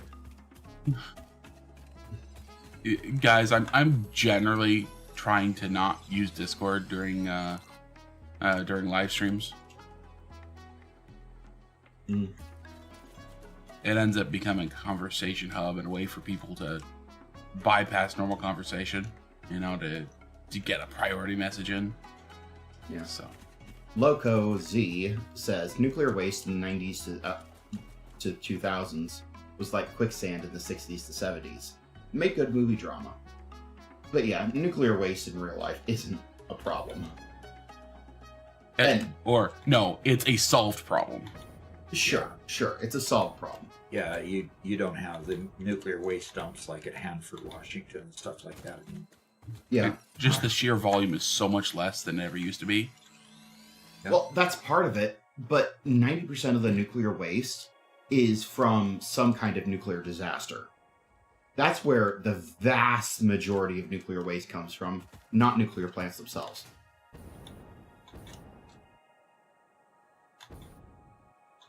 And from what I understand, even like the spent nuclear rods and whatnot are now being reused in. Mm-hmm. Yeah, I was getting to saying that. I just hadn't gotten around to saying that. Yeah, our reactors are so efficient. Excuse me. I'm already dead now. Come on. No, you're not. I am too already dead. You've got most of your health left. How you took no damage on that fall? What's happening? Oh, this is a good one. What are you doing? How are you doing that? I was just ready to loot that wreck up there. Yeah? Oh. You should go back up and loot it then. Maybe I'll take a detour or two. And Lexi redeemed scan a hard drive again. Doc. How are you doing this? What are you doing to me? Oh, this is fun.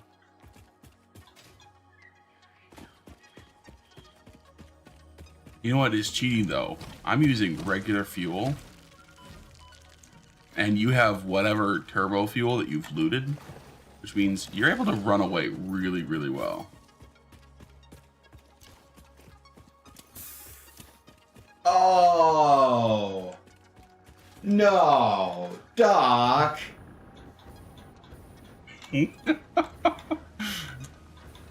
Oh, and then you fly way up there. See, that's the reason why it's taking so long to get to you, because I have the regular level 1 fuel, and he flies up there and I can't catch him.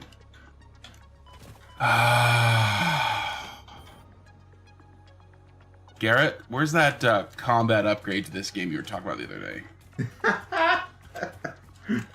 Better weapons. Limp Noodle says, Doc doesn't know the definition of die. I hit him 3 You times. entered the fairy circle, Doc. Oh, I'm not going up there. So what's wrong with the fairy circle? I went in and out just fine. You're lucky. You're lucky. It went all right for you this time, but gotta be careful. He's just cursed now. That's the problem. He's just cursed. Uh-huh. Something bad's gonna happen to him in a few minutes. Put down a MAM and scan a hard drive, Doc. All right.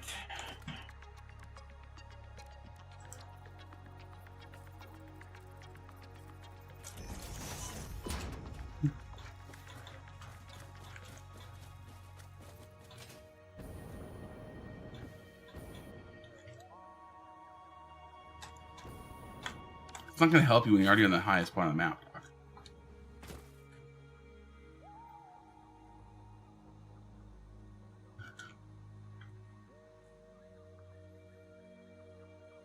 Wasteland Caravaneer says, we need Doc plays D&D.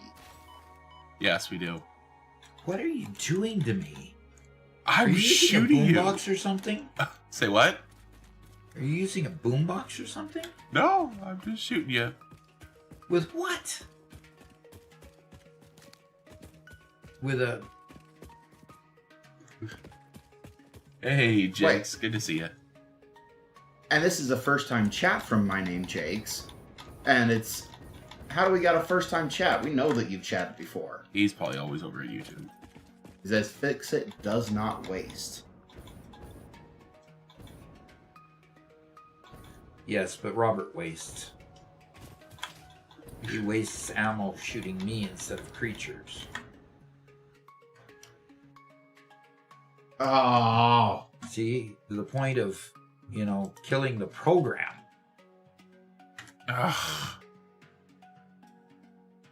Gosh darn it.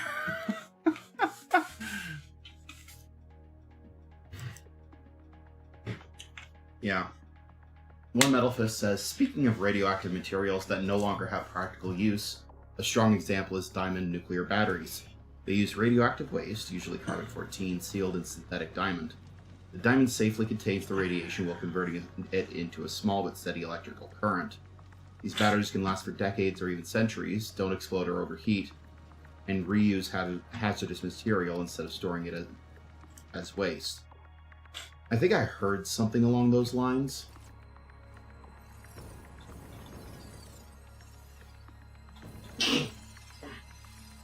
I do have to wonder why nobody's used it. Why nobody uses it. Though. And...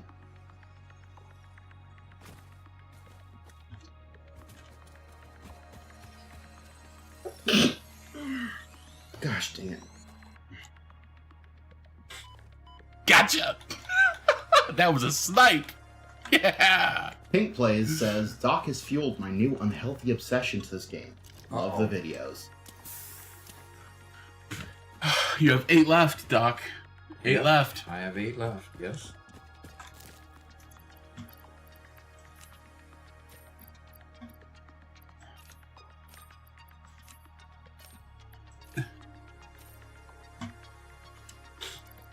Loco Z says explosive. No, he's probably just using a rebar gun. Wasteland Caravaneer says, Robert, stop abusing your dad or we'll call EPS, Elderly Protective Services.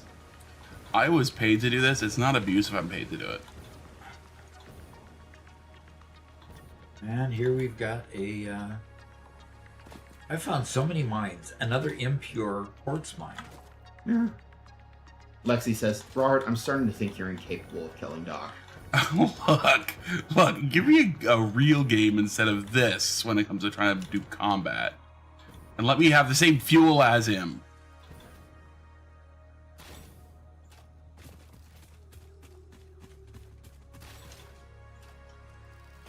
Jay Fallon says, it was technically a free redemption.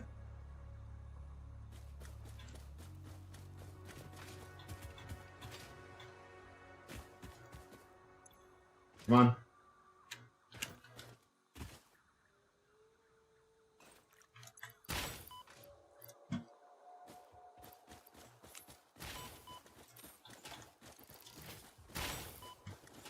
Oh no, desync. Why can't I hit you again? You're hitting him. Oh, okay. Oh, do I have these stun locked? Oh no. Come on, hit him. Come on, one more time. Oh, come on! I hesitated because he was stun locked. I didn't want to kill him like that. Oh, you didn't want Come on. to kill him when I was stunned, huh? You gotta get higher. Higher, Doc. He'll reach you. Come on, higher. Ah. It would have been so funny if you'd fall into your death.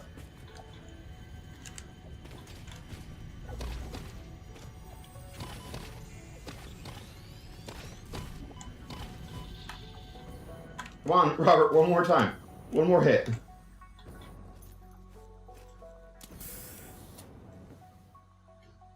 Hitting him from the ground. This is not. Come on. Not working, huh? Lip Noodle says, I bought Kill Doc to punish Doc. Feels like I punished Robert. Logan Lackey says, no way I finally caught a Doc live stream. Am I allowed to ask Satisfactory questions? Yes, Yes, you are. absolutely. One Metal Fist says, these batteries could realistically replace AA batteries and small phone batteries for low-power devices. I don't understand why we're still relying on disposable AA's or phone batteries that degrade. Die already! A nuclear diamond battery wouldn't power a car or anything large, but for phones, sensors, remotes, or medical devices where you want a battery that lasts for decades and never needs charging, it makes perfect sense. Limitation isn't usefulness, it's scale and cost.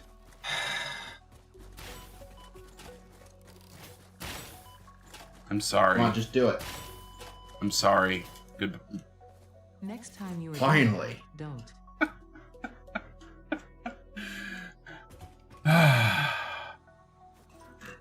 Yeah. And One Metal Fist, you're right that the limitation is the economic cost. Making diamonds, I'm scanning a hard especially drive. radioactive diamonds, is not something that is feasible large scale. At least not yet. Making radioactive diamonds is not feasible by scale. Wasteland Caravaneer says, Logan Lackey, you're welcome. Yes, you can ask Doc anything you want. Just don't ask Doc what he was doing for Boeing during March 2024. Bringing back that. I had retired by then, by the way. In quotation marks? Retired. Wink. That was also around the time he bought his first handgun. We'll just say that Doc and Liam Neeson are friends.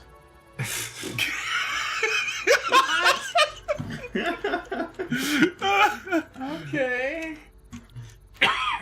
I have a He ain't certain as set of wholesome as you might skills. think. Can I get on with making my computer factory now? Yes, sir. I have redeemed as And you're going to say, as promised? redeemed as was instructed, as I'm supposed to. These crashes are magically creating some things in my inventory, though. Are magically creating things in your inventory? Yep. Somehow have a full stack of 500 plastic, which I didn't have before.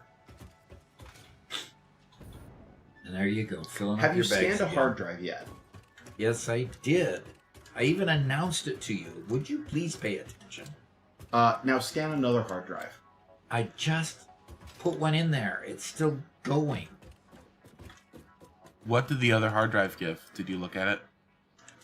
I did not. Okay. Didn't get a chance to. God.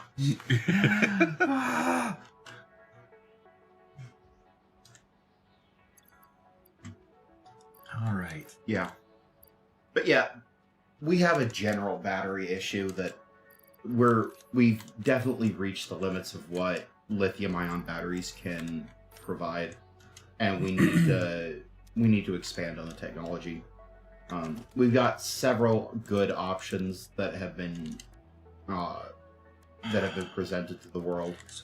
So, Robert, how did we get a priority merger before we got a smart splitter? Because they're unlockable in different trees. And I just unlocked it. Okay.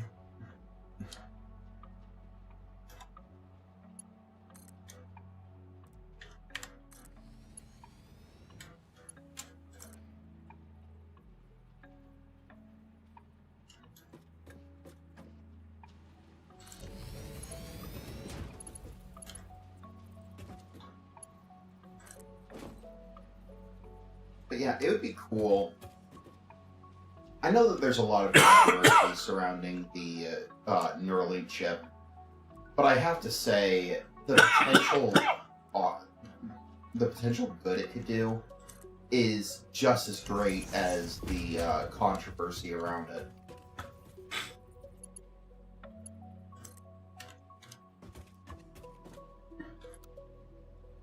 And it's just like when it comes to exoskeletons, it would be amazing to be able to hook up your exoskeleton to your Neuralink chip and have a fully controllable exoskeleton that moves as you do, rather than just have the passive exoskeletons that we have today. Uh-oh. Missing what? You're not missing anything, it's just going the wrong way. You should. Why is that going in? Because you used a merger on the belt down below rather than the splitter. Did I really? At least that's what I assume.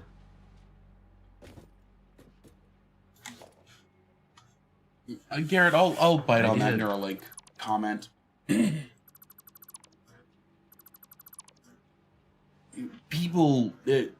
Bodies are highly adaptive, just like brains are. Mhm. And the idea of we're going to take our portion of our brain and train our brain to control the exoskeleton in a way that it currently doesn't function, but you can train your brain like any other muscle to move your exoskeleton, right? Yeah. Totally possible. Yeah. But people have been doing that for 20 years with some forms of prosthetics, where this is a new muscle you now must move or twitch to cause your prosthetic to move in a certain way that you haven't been able to move before, right? So you can retrain your brain to use certain muscles for things, okay, already. I would imagine that we don't need Neuralink to tell your exoskeleton how to work. The exoskeleton could already be made to sense your own muscle usage and amplify your own current muscle usage. I don't think you need to have something drilled into your skull in order to sense he's lifting with his legs right now.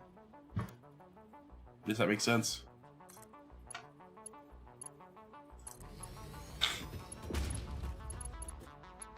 I mean, I see. That would work as long as somebody wasn't totally paralyzed. Yeah, I mean, Definitely. Yeah. I agree with you 90%. But even when somebody has a high-tech prosthesis, those prosthetics don't actually actually function like a real human limb. The functionality is still less than what we might like.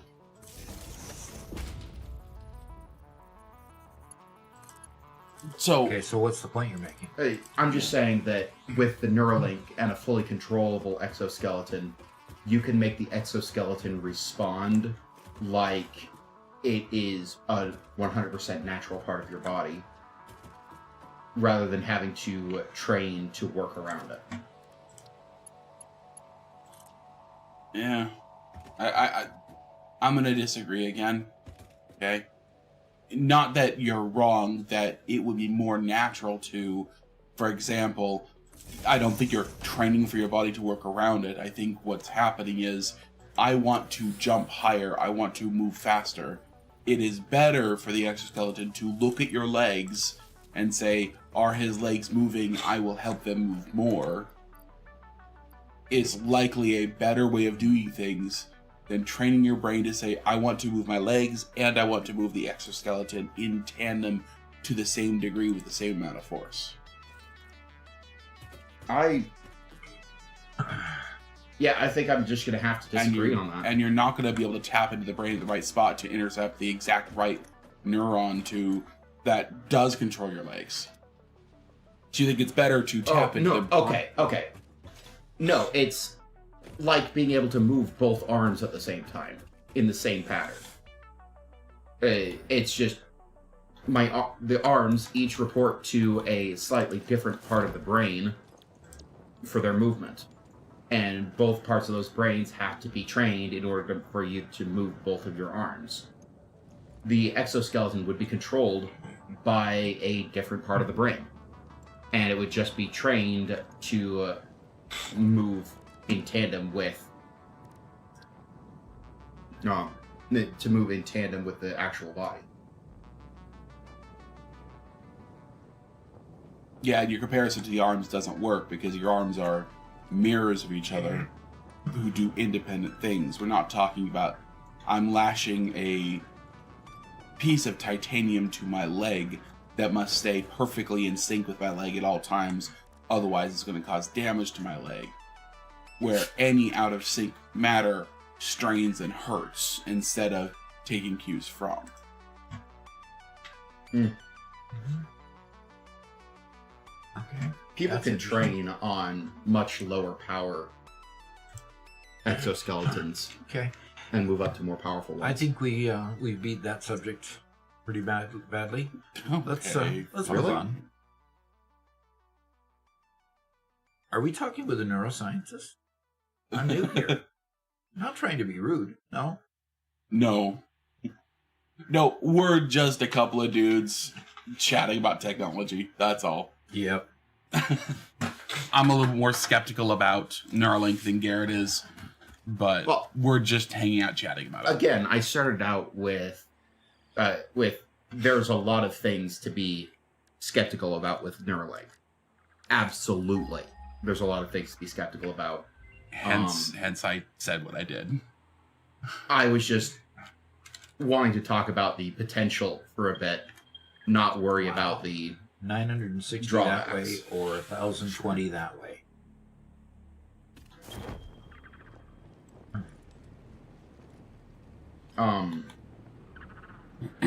One Metaphys says, even when a person is paralyzed, the brain often still works normally. The problem is usually damage to the spinal cord. Exoskeletons can bypass this by using brain signals to control movement.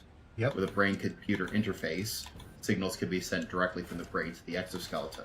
After a lot of training. Yeah. This technology has already been tested, allowing some paralyzed patients to stand or move using their thoughts. Absolutely. Mm-hmm. And it is a matter of training. You've got to train the brain to move a physical item. Yep. Or to link with. And I think it's a great technology. They need to make it probably a bit more sensitive to certain mental work. I'm not sure what to call it. But yeah, I'm excited for the technology. I think it's going to greatly benefit the handicapped in a lot of ways. Yeah, and the question here between mine and Robert's point of view, if I understand it correctly, is I say that you can take that exact technology, put it on a healthy person, and allow the healthy person to coordinate between the actual use of the muscles in their legs or arms and the actual and the use of the exoskeleton. Huh. Perfectly fine. And Robert thinks it'd be better to have a sensor on the skeleton that senses the neurons firing in your back and legs for it to work. Okay. Oh, Mhm. he's back. He is Hey, back. Mark. Danum. Good. Welcome, Mark. Good to see you. Yeah, good to see you, I think. We'll see how good it is to see him in a moment. Yeah. Okay, so we're going and are we talking factory, foundation, both of those? I think we just default to factory foundation. Yeah. Yeah. Okay. So we're going F now. F 6-3. And Mark says, EA. ooh, can I get a set of working legs so I can go back to driving a manual vehicle and save having to operate Oh, everything no. by hand control? Look what he's changing it to. That's fine. I'm logging off anyway.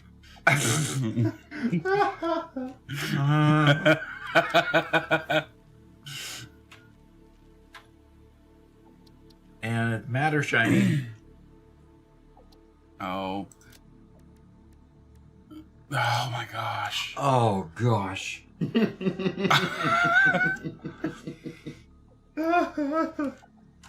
Where have you been hiding? Everything, he says.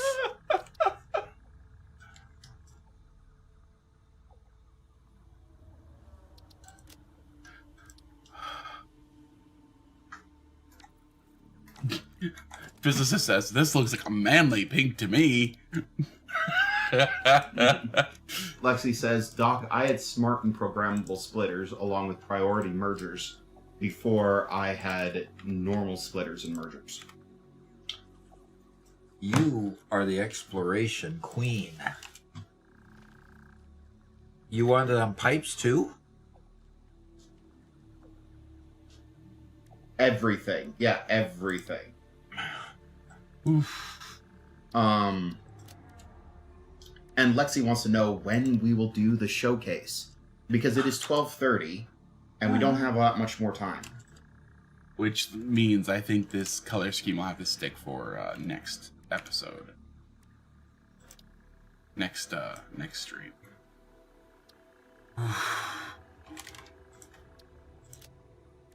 Ew.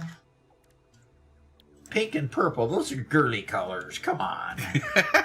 My granddaughters would love this. Do we have anything explosive that can deal with this rock? No. We don't have any Oh, look at the explosives. factory. Yeah, I see it off in the distance. A pink monstrosity.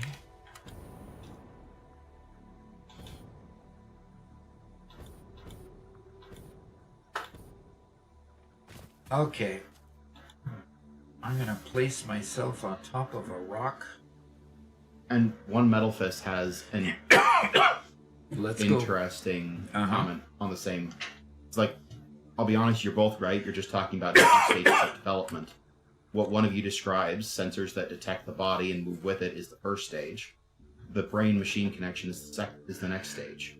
It's the same technology, just at different points in its evolution. Okay. One is an early implementation, the other is a more advanced step forward. Think of it like evolution, but technological evolution instead of biological. Yeah. And along with that, they've obviously got to find ways to teach the connection, the machine-body connection, as well. Because as the technology evolves, I'm sure you've got to evolve how you teach the body to recognize it and use it to a certain degree. So, Yeah, I'm still skeptical about the one that senses your movement. yeah. Just because if it senses actual physical movement, it's always going to be behind. Well, you know, the exoskeletons we started this whole conversation with senses your movement and then accentuates that movement. Yeah, like they're raising your arm. It just helps you raise your arm. there are No, it's- retail products that have been out for a decade. Retail products that do that. Yeah, exactly. 90% of the time, And they do that no. they do They're that just- without having a neural sensor or anything. They're All right. no, I they think- don't do that typically. I think it's time to go to What the, do they It's just passive pressure for the most part. no. Why do I feel like I've lost control of my live stream? Let's do the showcase. Yes. We need to get that done. Thank you. Yeah, let's do the showcase. It's on the Z drive. I think a few nobelisks will kill that rock. Do I have any nobelisks? No, because he hasn't researched sulfur. I haven't found a sulfur node yet. I'm sitting on a Caterium mine over here. It's just got a rock on it. And so I've got to research sulfur so I can have explosives so I can break the rock. So anyway, as soon as you're ready to It's on the Z drive. oh, you want me to go get it? Okay. I'm going to go get it. It's on what we affectionately call our Z drive. It's one of the few connections we've been able to make. Is in the Satisfactory folder, work folder, root of what? It's on the root of I don't know. I think it's in the root of Z, but I'm not sure. And what did you call it this time? Yeah, January 2026, root of Z. There it is. And it is a PowerPoint.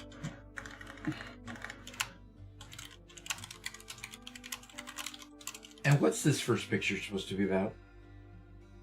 I can't see it. I don't know.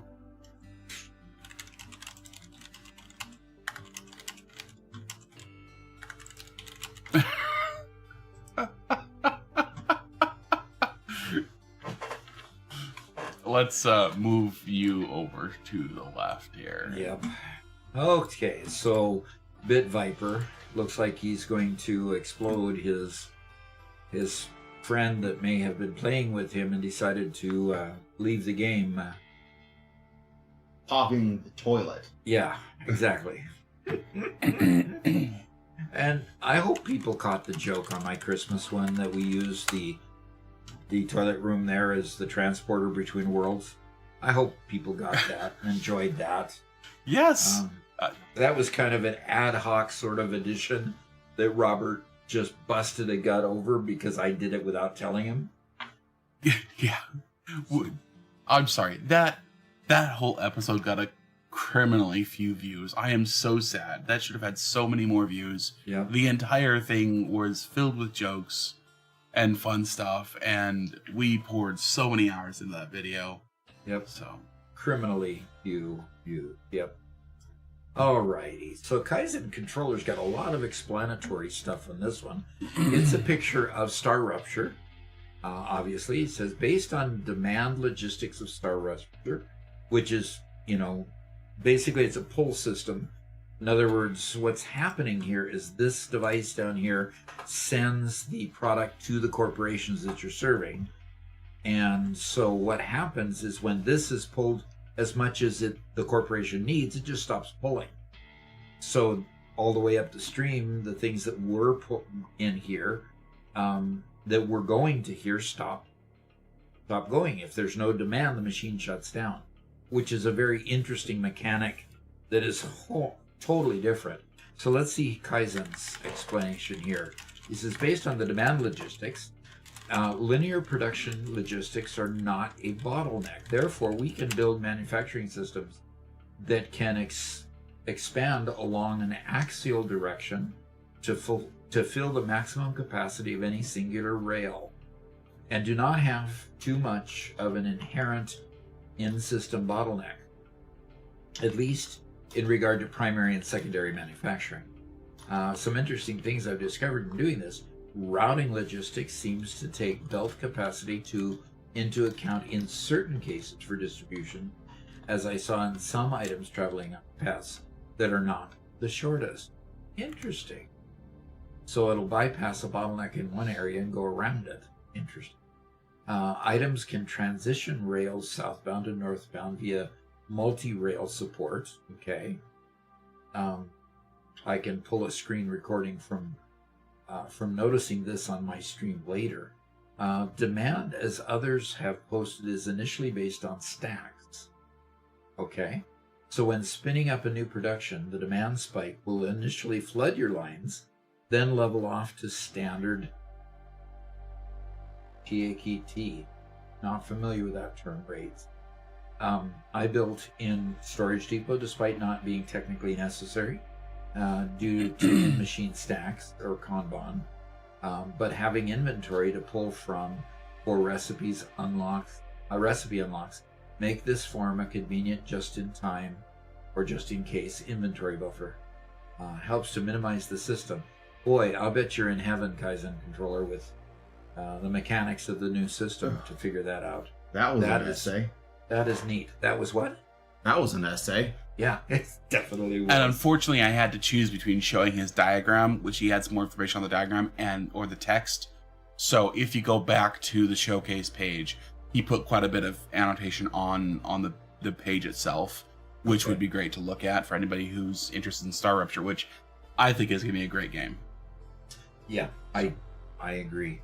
I think I'm going to enjoy playing it. And here's Jake's iron ingots, 1,000 iron ingots per tower.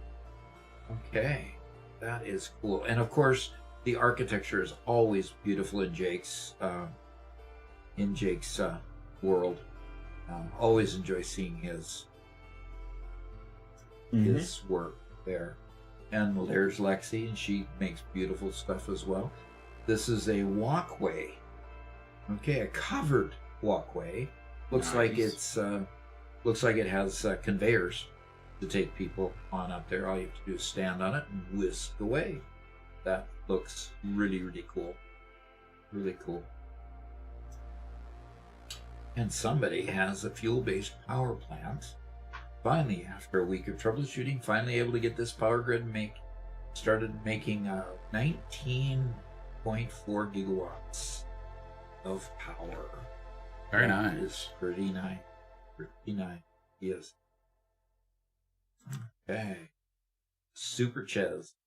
Bunches of blenders. Okay. And the lighting is spectacular. Takes a nighttime shot in its photo mode. That's really, really cool. That's the one thing I like about Satisfactory right now, is being able to get into the photo mode and see some and work it so you can build some very beautiful landscapes. Bit Viper, okay. Custom sky rail supports. So you got train lines going up on either side, as well as the hypertubes, and you probably got there and back type of hypertubes there, and built it all into one support. Now this is an excellent example of the blueprinting that you can do and be able to just lay these out, pull the individual items between each other. This is really, really a good illustration of an effective use of blueprint, and I love it. He's got the small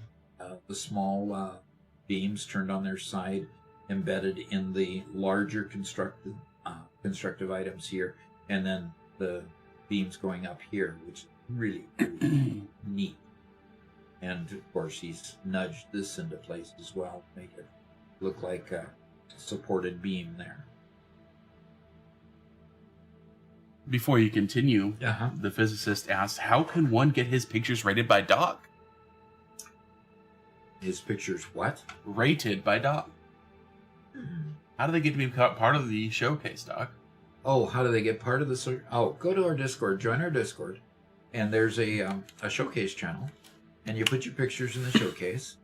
And if you want all of your pictures shown, make sure you post once for each picture, and don't put multiple pictures in the same post. And then put your explanation there, because what it does is it picks up the explanation about it. The software we use picks up the explanation along with the name of the poster. So, yeah, that's the way you do it. Wow. Not even half finished. I don't know. Is that spaghetti or not? It's not. Oh, it's like I love it. Yeah, no kidding. Interesting. He's got a train line over here that's obviously providing some supply chain stuff. Everything's it very looks like a circuit board. Yeah. It's very small scale modular. Uh-huh. Like no factory is larger than a single manifold. Yeah. That's pretty neat. Yeah. That is really, really neat. And then in the Dune Desert, where I've built my multi-level one, and he's got stuff in the area over here as well. But obviously, it's a very mature build. Here's a train station in the middle of stuff, looping into this main train line, and this one loops into that main train, and you've got this intersection here in the middle that allows it to split off and go to various places. That's way cool. He's probably taken some classes from Whitestone Industries, who loves to do his railways similar to this. That's great. That is really, really great. A lot of blueprinting going on. I'm seeing a lot of identical stuff in through here. That's really cool. I mean, you could stare at this forever and see various things. It's like looking at an exotic puzzle. Mm-hmm. This is great. I like that. Not even half finished. Let us see it when it's finished. Yeah. I'd love to see it when it's finished. Okay. Crackhead Man. We're seeing a lot of different names that I don't see very often, but obviously have some raw material conveyors coming in here and into there. And it says, when I came back to the game, I completely redid everything. This was my first time doing proper builds and proper roads. I think they look pretty good for the main base. I based the design on how my dad designs buildings. Very cool. Nice. And I love the use of glass roofing material here. I do that to avoid putting lighting under my buildings, and build a lot of side windows as well. That's really cool. And here's his hub over here. And is this a what is that a geothermal power plant up there, or what? What is this circular thing? I think that's a power augmenter. Ah, yes, a power augmenter. There we go. Okay, I did, by the way, pick up two summer sloops. Nice. When I was running away from you. That ultimately. Good. I'm glad. Okay, Keysman, first coal plant up and running, and he built it where I built my first coal plant too, where you've got these coal mines over here and back in here that can bring the coal in here. So he's got 2 coal mines there and a coal mine there, and probably back up further here there's other coal mines. But yes, I built my first coal mine down here in over this particular lake. And a great source of water and a great place to put your coal plants, because the abundant number of mines out here. Problem is, I really didn't think of building my coal plant over the water, so I had my coal plant here, and it got all cramped up because of the cliffs here and there. So yeah, much better build here than what I initially built on mine too. So kudos, this is good. This is really good. And you got your hypertube going up and down there too. So before you move on, I asked AI about the topic, and AI agrees with Robert. Sensing powered suits, or exoskeletons, sensing movement or electrical signals in the legs is absolutely viable. Well, you don't have to prove yourself right. I mean, if the AI says it. Exactly. Well, it's you only need Neuralink if you need A news sense, where right? milliseconds matter, Yeah. or with cases of severe paralysis. Uh-huh. But Where you- it where you also just don't have- said that the vast majority of exoskeletons on the market today are passive units. Oh, okay. The powered units are restricted to medical use, just because the cheapest of them are $30,000, and they go all the way up to Okay. $150,000 per unit. I would have to differ with that because Boeing was using powered units to keep people working all day long when they had to keep lifting arms and lifting heavy items to the belly of planes and such. And when was this? And that was when I was working. When I was working in St. Louis, they had them. Because they'd advertise them in the Boeing News all the time. Well, Are you sure they were powered units? if not we're passive? if we're talking just quantity, sure, the vast quantity could easily be passive. Just giant springs loaded into metal machines, right? More or less, yeah. Yeah. Sure, if you're just talking quantity, it could be. Okay. But So anyway, also wanted to point out, I love his icon for his name here. Is the F-35 yeah. flying there? Nice. Got a chance to see an F-35 in action at an air show when we were down in Cabot. Gosh, those things are loud. Just incredibly loud. There was only one of them flying, just showing what it could do. You know, showing a tail stand and showing it go vertical and all kinds of stuff.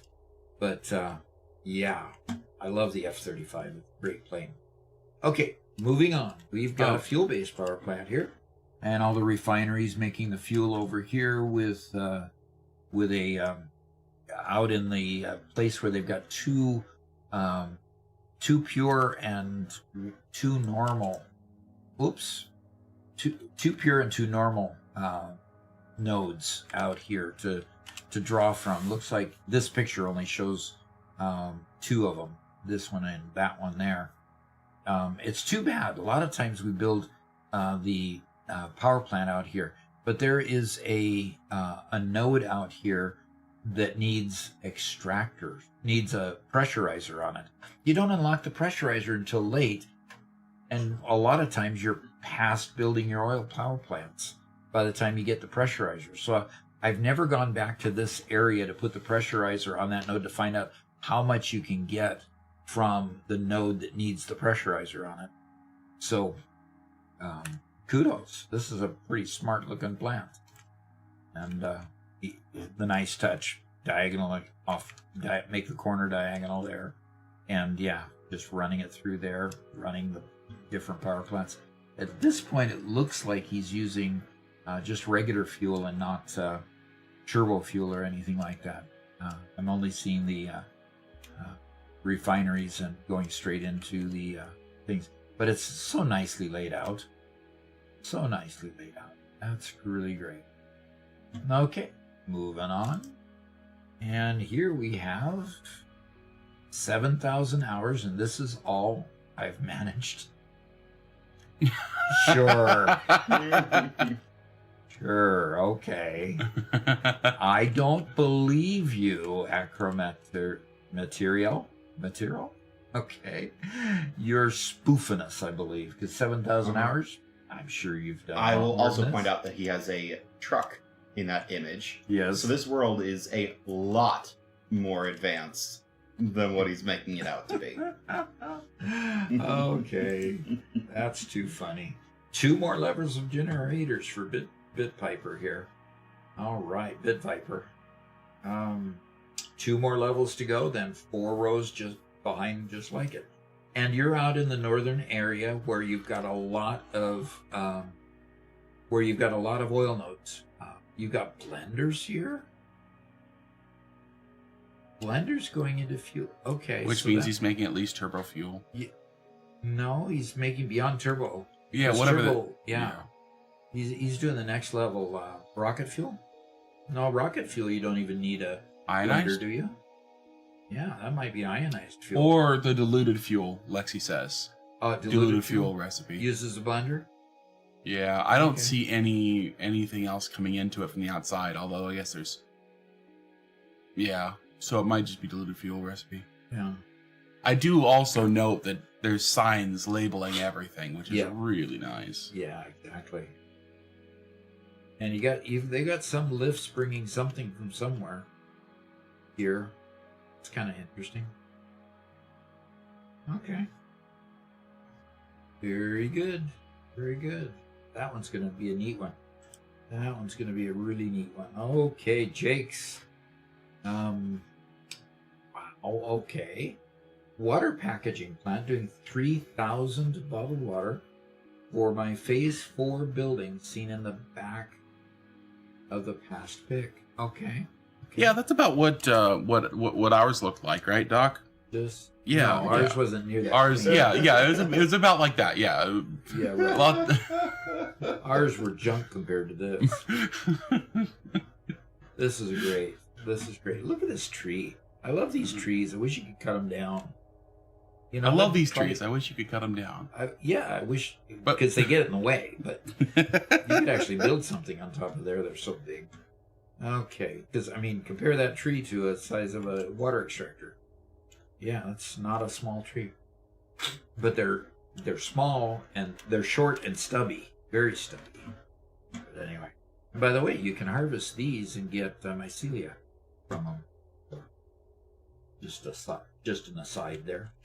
Okay, very cool. But why would you put a water extracting and bottling plant over such a small lake in the middle of the dune desert? I guess I wonder about that. But, he did it. He made it work. That's pretty good. And a sign up here, this is H2O. He is very specifically going small scale, Uh-huh. since he knew that if he didn't go small scale with this world, he would Destroy it. absolutely with lag. Yeah. Yeah. And it makes the scale of the buildings perfect by instead of doing what we do, which is trying to maximize our belts, maximize our output, he makes the buildings look great for what they produce. Uh-huh. And yeah, there's really something there. Yeah. Oh, Jake, you're so good. Okay, Bit Viper again. Mega Motor Factory. One part, one or two floors. Okay. Oh, look at all these over here too. All the augmenters working there. I'm wondering what are these just power? Okay. These are power towers. Interesting. What for? Oh, for effect, I bet. And I don't know what the red on top of them is. That's interesting. And he's using all alien power augmenters with all his summer subs, so it looks like he's fully explored the map, or he's done some duping. Uh-huh. He's got a great train line here too, coming around. Interesting. Neat motor factory. Okay. Mega motor factory, one part, one or two floors. Interesting. Legalogian says, "Love this tree. Too bad we can't blow it up." That's kind of how I was feeling. Like, Doc. Yes, okay. Okay. Hey, we've got a spaghetti network here. Main base for a 2-week start to finish world with a friend over the holidays. Included in the image is everything but power, concrete, deuterium, aluminum, explosives, and nuclear pasta. yeah, if you want to beat the game in 2 weeks, that kind of happens, doesn't it? Yeah, it does. It does. You just kind of lay things down, get what you need for the next phase, next tier, next phase, and you just move on. It really shows how much you can accomplish in a short amount of time Uh-huh. if you sacrifice everything for speed. 2 weeks start to finish. Doc, I was actually That's thinking cool. earlier today, if we do another subathon, Uh-huh. maybe the next subathon should be just a full run, beginning to end, the entire game. Uh-huh. There we go. With you, me, and Garrett, all three of us, Sure. just blitzing through it. That would be cool. I've never tried. tried a beginning to end sort of thing. I wonder where this is. Trying to picture where this is. Is this grassy fields or is this... He turned off the fog. But you see in the top right, the waterfalls? Yes. That's Paradise Island at the very top. Oh, it is? Okay. Yeah, and then all the waterfalls are on the corner. So yeah, we're looking west. Okay. In grassy fields. Okay. I need to go look at that area. That's pretty. This whole area is pretty. Alrighty, let's move. Oh gosh. Acromaterial. Realize it's not fancy, but it's one of my more neat factors. You and Mega Meaty Bacon Man would get along just fine. Yep. Look at all these bendy sort of, conveyors all around. That's so good. That's too good. So Mega Meaty says, that's actually neat, though, for spaghetti. Yeah, it is actually neat for the kind of spaghetti that Mega Meaty Bacon Man makes. It's not dense enough spaghetti to hold your sauce. I mean, you got to be more dense to hold your sauce. And look at this. He's got, fuel containers here and, kind of just winding around, just miscellaneous on the floor there. That's cool. Bacon is our resident food tester for spaghetti. Yep. Taste tester, All right. So here we've got this. It's going up a water tower and coming down and serving more things. Okay, not a water tower, but a conveyor up there. This is that the coal mine over there that I plagiarized the first time and had to go over this gap? Yes. Okay. I think so. Okay. Pretty cool. Pretty cool. Realize it's not fancy. It's one of his more neat factories. Well, if it works, good for you. Can you imagine somebody else coming in to take control of that spaghetti factory, though? Suddenly somebody has to come in and run this place. Nope. Can't Lost. imagine it. Completely lost. Oh, look at all of this. This is pretty cool. Making, looks like copper ingots and iron ingots and sending them off. Very nice looking little conveyor belt there. And it's here we got the lifts in a row, bringing them up here and onward still. Okay.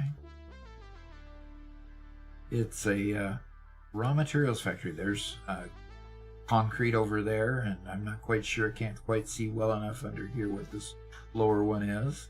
Coming into this guy's conveyor line. Pretty cool.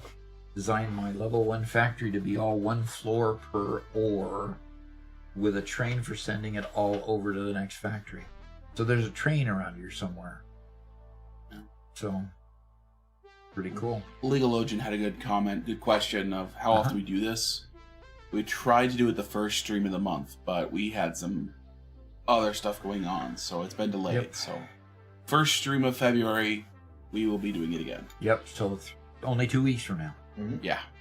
Okay. And we like to usually do it on the first stream of the week, so we have more time. So. Yep. Okay. Oh, Lexi. Beautiful build again from Lexi.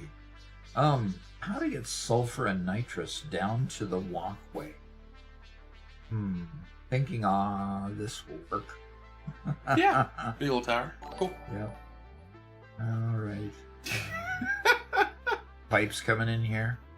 Captain Break and Win just subscribed. All right. Thank you.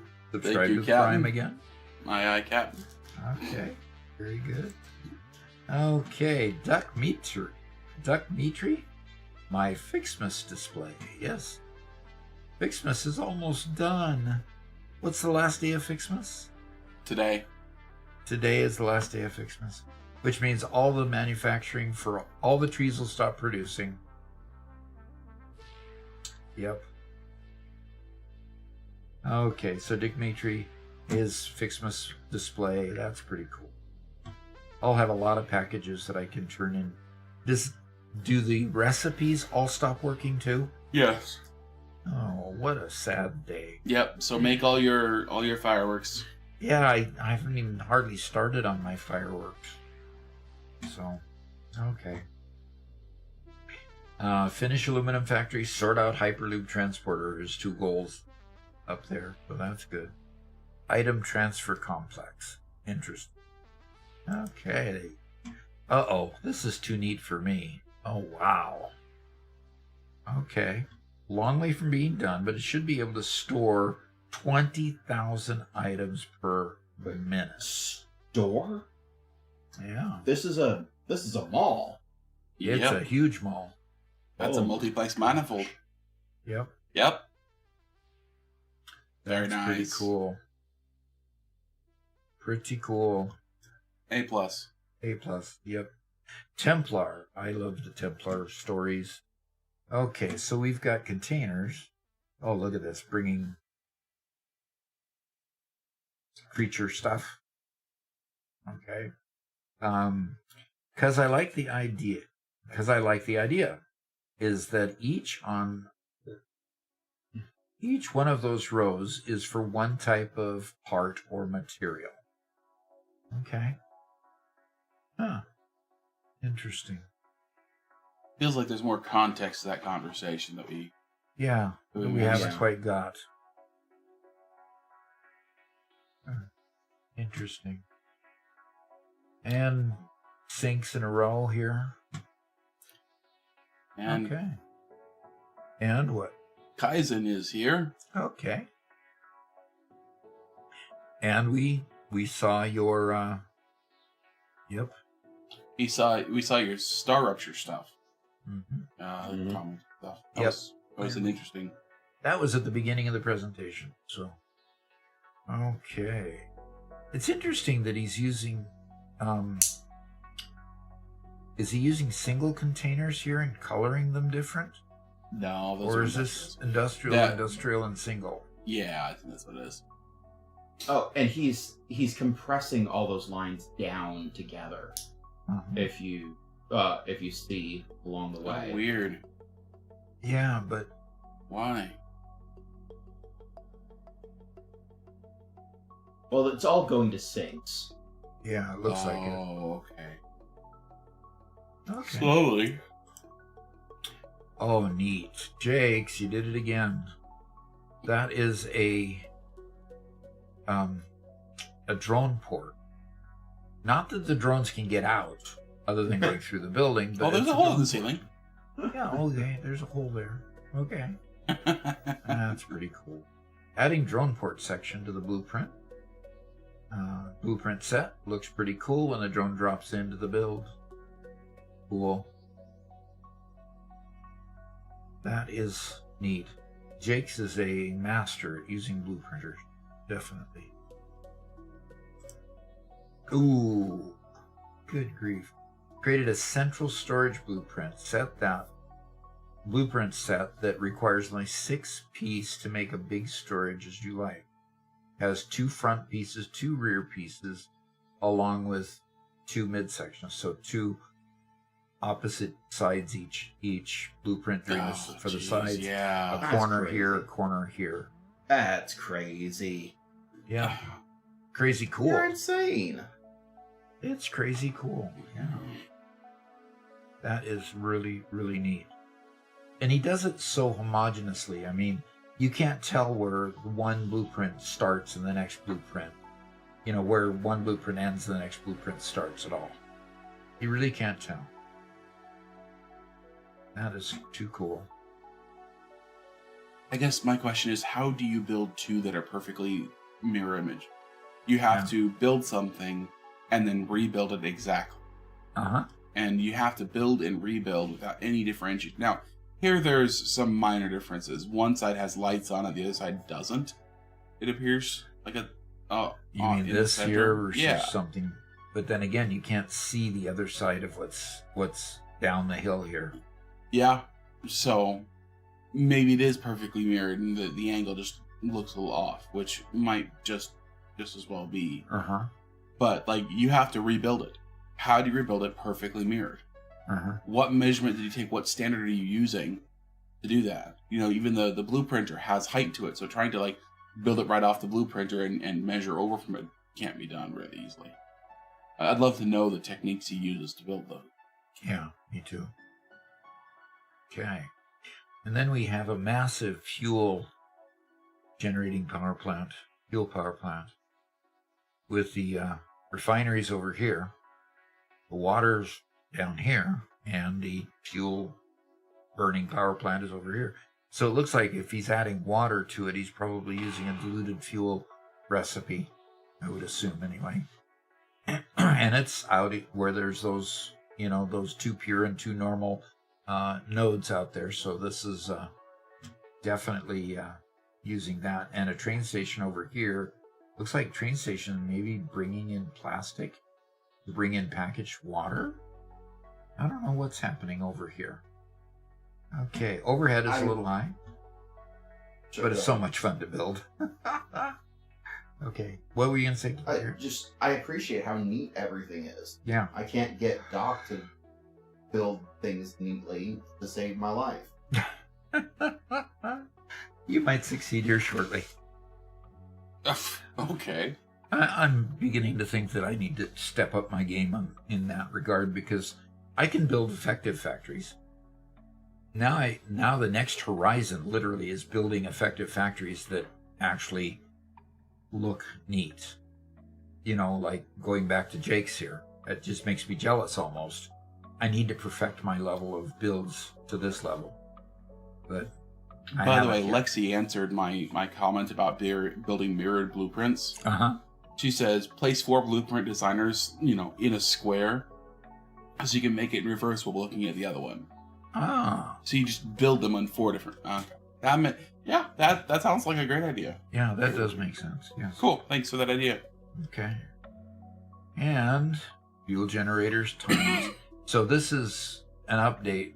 This is an update from this. It looks like a different size picture. And he kind of marks it: heavy oil residue down here, water packaging and fuel production here, water intake, of course, here, polymer resin processing over there. And here's that mine that requires the compressor. What did I call it before? The thing to compress it so that you can get the oil out. You have to use it on. I don't remember. Yeah, I don't remember the name of it, but yeah, you have to get a little ways. But that's the one I was talking about earlier. And then you got fuel unpackaging up here. Okay. So why are you needing to package the fuel? Just for better transport? That might be a way to think about that. Better transport, possibly, across. So you don't have so many pipes involved. That's interesting. Okay. Resource well pressurizer. There you go. Resource well pressurizer. There you go. And that's a resource well rather than a regular fuel node, a regular crude oil node. Okay. My almost complete diluted package fuel plant. Okay. So I got to run the fuel lines to the generators, wire everything up, set it up for output for plastic, rubber before turning it on. Set up the output for plastic and rubber before turning it on. Okay. So he's going to do heavy oil residue here, which he's making, probably making polymer resin on. Yeah, lots of neat stuff going on here. Lots of neat stuff. Okay, here it's still bizarre, a little chaotic, but I love my little steel plant nestled in by the coast. Okay. Steel plant. With refineries? Aren't those refineries? Maybe he's got a alternate recipe. Yeah. I don't know. Should output 2,520 steel ingots per minute. Wow. Do I need that many? Yes, I do. All depends on how you lay out your alternate recipes. You use less or more of the steel. Yeah. Okay. And you got to train to do something. Bring in or take out something. Okay. Really Cool. quick, And- Before we switch. Captain Break and Win says, does anyone have any recommendations on where to look for nuclear power? First time playthroughs just looking for Rex. This is a first-time chat from him. All right. Well, I do have recommendations on where to look, but the first thing you do is go to satisfactorycalculator.com and look at their maps and find the plutonium, the uranium deposits, because they're fairly rare. In fact, there's only 5 on the whole map. Go find where they're at, and then you need to build your nuclear power plant over water. So you might need to transport your nuclear material to it through a drone or whatever. I use drones. I've never done anything other than drones for transporting the uranium, the uranium, simply because the uranium's either up on a cliff and you need to build down with water where you can get water. They're in very inconvenient places. 2 are in caves, and a couple of them are way, way up high on rocks. So it's really difficult to find. There's only about 5 places for the uranium. Build fairly close to that, but build your power plant over the water and transport the uranium to your factory, and you'll do fine. Okay. And here we have a beautiful build. Gosh, look at that. Are these truck stations? Yeah, these are truck stations out in the middle of the water. Obviously, they're not complete because you need to get trucks to it somehow. Yeah, because there's the boom for the truck. And here the boom is on this side. Weird. Final version. Well, I think he built them here just to show off the difference. Oh, version 1, 2, and 3. Yeah. Okay. So drone on this side, truck on this side. Okay. This is where it started. Then he flipped it around for version 2. So it drove around here, I assume, and then out. Okay. And version 3 includes both the truck station to go in or out, and then the drone station to bring it in or out. And Jake's is here. Okay. Hey, thank you. Various ways to fuel them. Okay.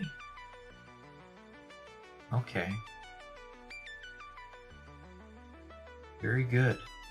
Bringing the fuel in either by drone to the truck station or the truck station to keep refilling the drone. Either way. Final version.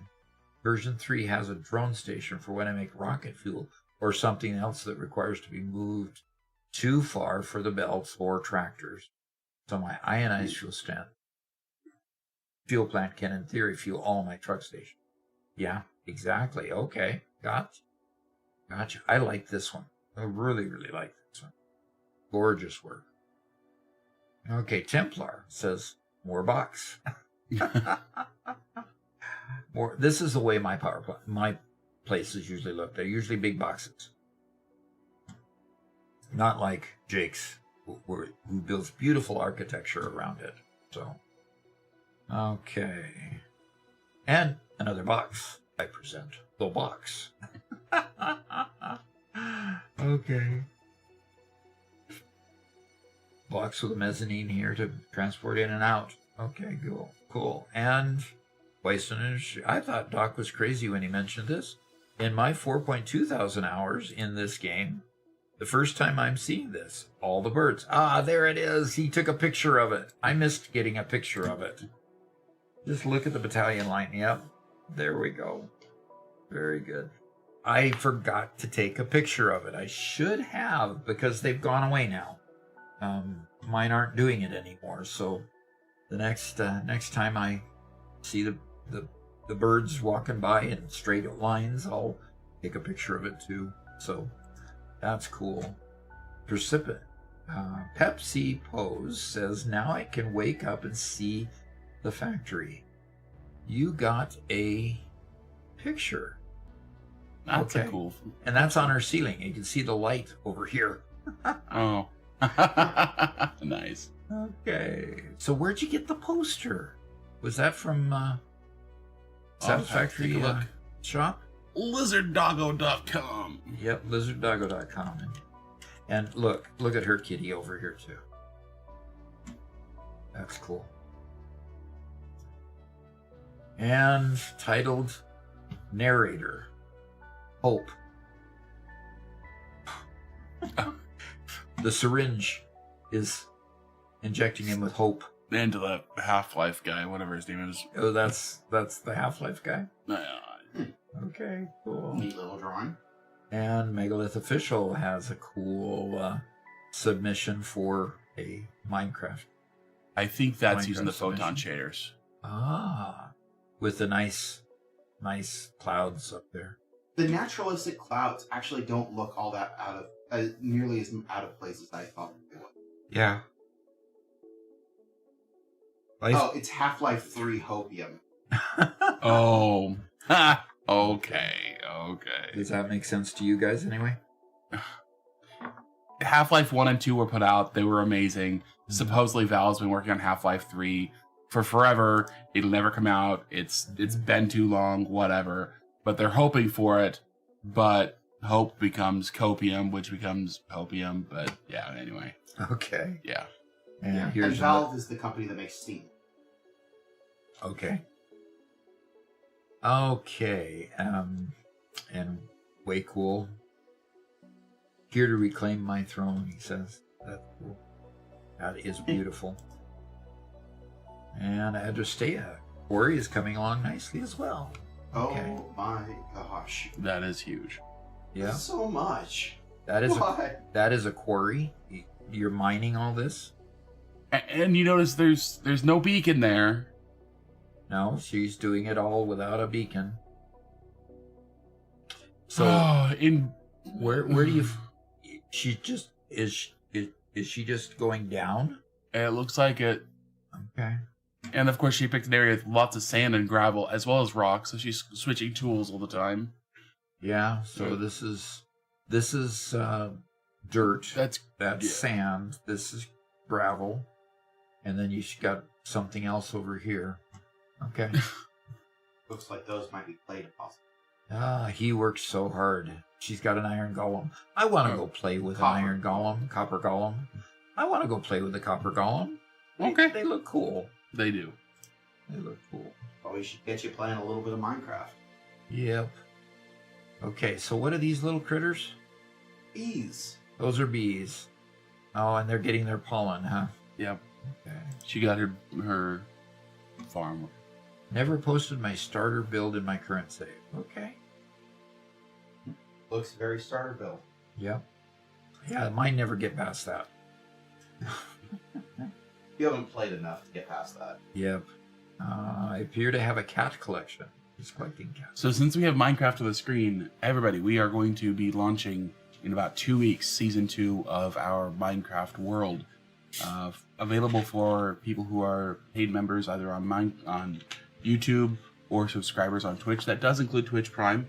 So if you'd like to play some Minecraft and want to play a server, we plan the server to be out for about a year or so. So come join us. It will be a vanilla-esque server, so you can connect with a vanilla client. So yeah, come have fun. And Adrastea is showing off her beautiful builds. I'm Another not quite farm. sure what this farm for. Looks like it's gonna be a kelp farm. Okay. Okay. Yeah, there you go. Attached to kelp farm, so they connect to the composter inside and outside views. Building is slowly forming. Have to redo it if we ever get a dock season 2. Well, shortly. We just talked about it. Yeah. Okay. Keep making new saves, build things different. This is my processing center. Green stuff, fuel, anything that needs to burn down. And downstairs I pick up bone meal and whatever got burned. Okay. Pretty cool. Yeah, these are all, what do they call these things? These things here. Hoppers? Yep. Yeah. Alrighty. I think we saw that gazebo before. Yep, I think so. And the portal, its own room, even a little makeover. There's the portal room, yeah. Oh, and that's the end. Oh, really? Yep, that was the end. Didn't get my pictures in it. No, What you did post. make it? I made it this morning before logging in. I'm sorry. Really? Okay. Doc, how about I bring up Garrett's pictures because he posted Okay. them with the intent to share. So Just a couple of pictures from our property. Creatures. I love the clover that we have just everywhere. Yep, So- that's the fall time foliage that grows everywhere. You know, once the leaves fall and everything, then he's showing bones there from on the other side of our property that we've not developed at all, and we every once in a while find creatures that have passed on and completely decomposed and leave This left seems the to bones be a only. deer. If I had Probably a to... deer. just with the sheer size of it, but yeah, this is the way most of our area looks. Although this looks like it's either behind our house looking back, or Nope, that's on the other side, the 7-acre side. oh, okay. What area was cleared this much? No area was cleared. That's just how it is. It just is an open area. That's cool. Yep. We have some areas that are open. Not very many, but No, some. very many. Although it's winter time, so now is kind of the time when we should be going and exploring because it's the only time when you can actually get through. Yep, exactly. It's the only time we can actually get through because we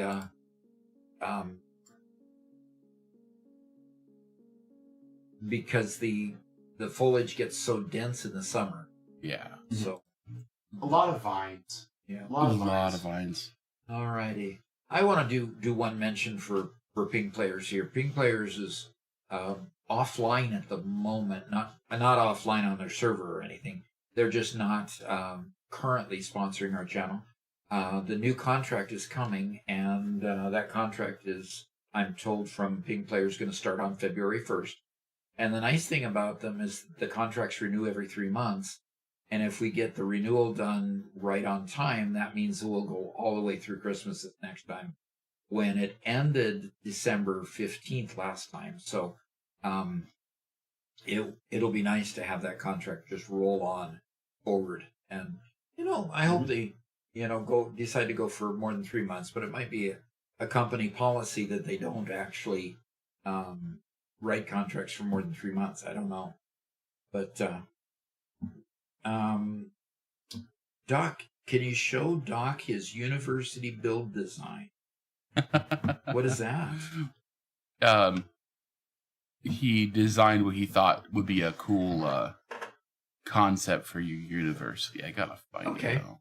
Really quick. In Satisfactory, right? Yeah. And we're overtime by 25 minutes, so be quick there, Robert Garrett. Lexi says, those clovers, if those clovers are any indication, your book will be a bestseller. I certainly hope so, because we finally have a release date. Yes, the 29th. Yeah, January 29th. We Yep. will be streaming that day, and so we will be able to remind you. That is pretty. That's what he wants your university to look like. Okay, and how high in the air is he expecting that to be? Can you Hundreds expand of it, the meters. size of it? No, not easily. Okay. I'd have to download it and do a bunch of stuff. So Okay. Anyway. Well, a reverse pyramid with an empty floor, probably a column in the middle to hold them together, and then a block up above with the glass out. Oh, that would be way cool. What am I going to build inside the university? Probably all the we could build all of the elevator parts inside the university. there you go. Yeah. And where do we want to build that? In the Dune Desert or something? We could build it in Dunno. the Dune Desert. I Okay. think that'd also be fun. Just as to long do. as he doesn't monkey with all the colors. It's got to be cool looking. Well, I think we want. My idea was we could actually do it as a community build on the member server, and probably do it as a start with everything unlocked, so we can make it look great. So. Yeah. Ooh. Yes, I like that idea. Ooh, yes. Megan Meady says, we need My Name's Jakes to design the university. There we go. Yeah. There we go. Yeah. Yeah. I like that. Although Garrett's design skills are pretty well honed as well. Probably not as good as My Name Jake. She probably still needs a little more Nowhere near practice. that good. But that would be cool. Will you stream next Tuesday? I will be streaming next Tuesday. I'll start at 9 a.m. on U.S. Central Time, 9 a.m. And we will stream for the full 8 hours from that time. And so I think we'll do. Can we get the new server ready for that? Ready at that point, Robert? I think. For Tuesday, Yeah. we can talk about it. Okay. Yeah, we'll talk about that. For all those who are members, either gifted members or Prime members or regular members, subscribers, they call them subscribers in Twitch and members in YouTube. Any one of you guys that want to join us tomorrow will be online at 1 o'clock, which is about the same time as we're at right now. We'll be on in the afternoon doing filming. Robert will come up with whatever he wants to film, and we'll just do whatever filming that Robert can invent between now and then. And we just like to hang out. That's really the point. So anyway, hope to see you then. If not, we'll see you next Tuesday. And like Mark says, be good, be kind, and most of all, be safe. Or play safe, he says. Stay safe. So hey, until then, we'll talk to you later. Bye-bye.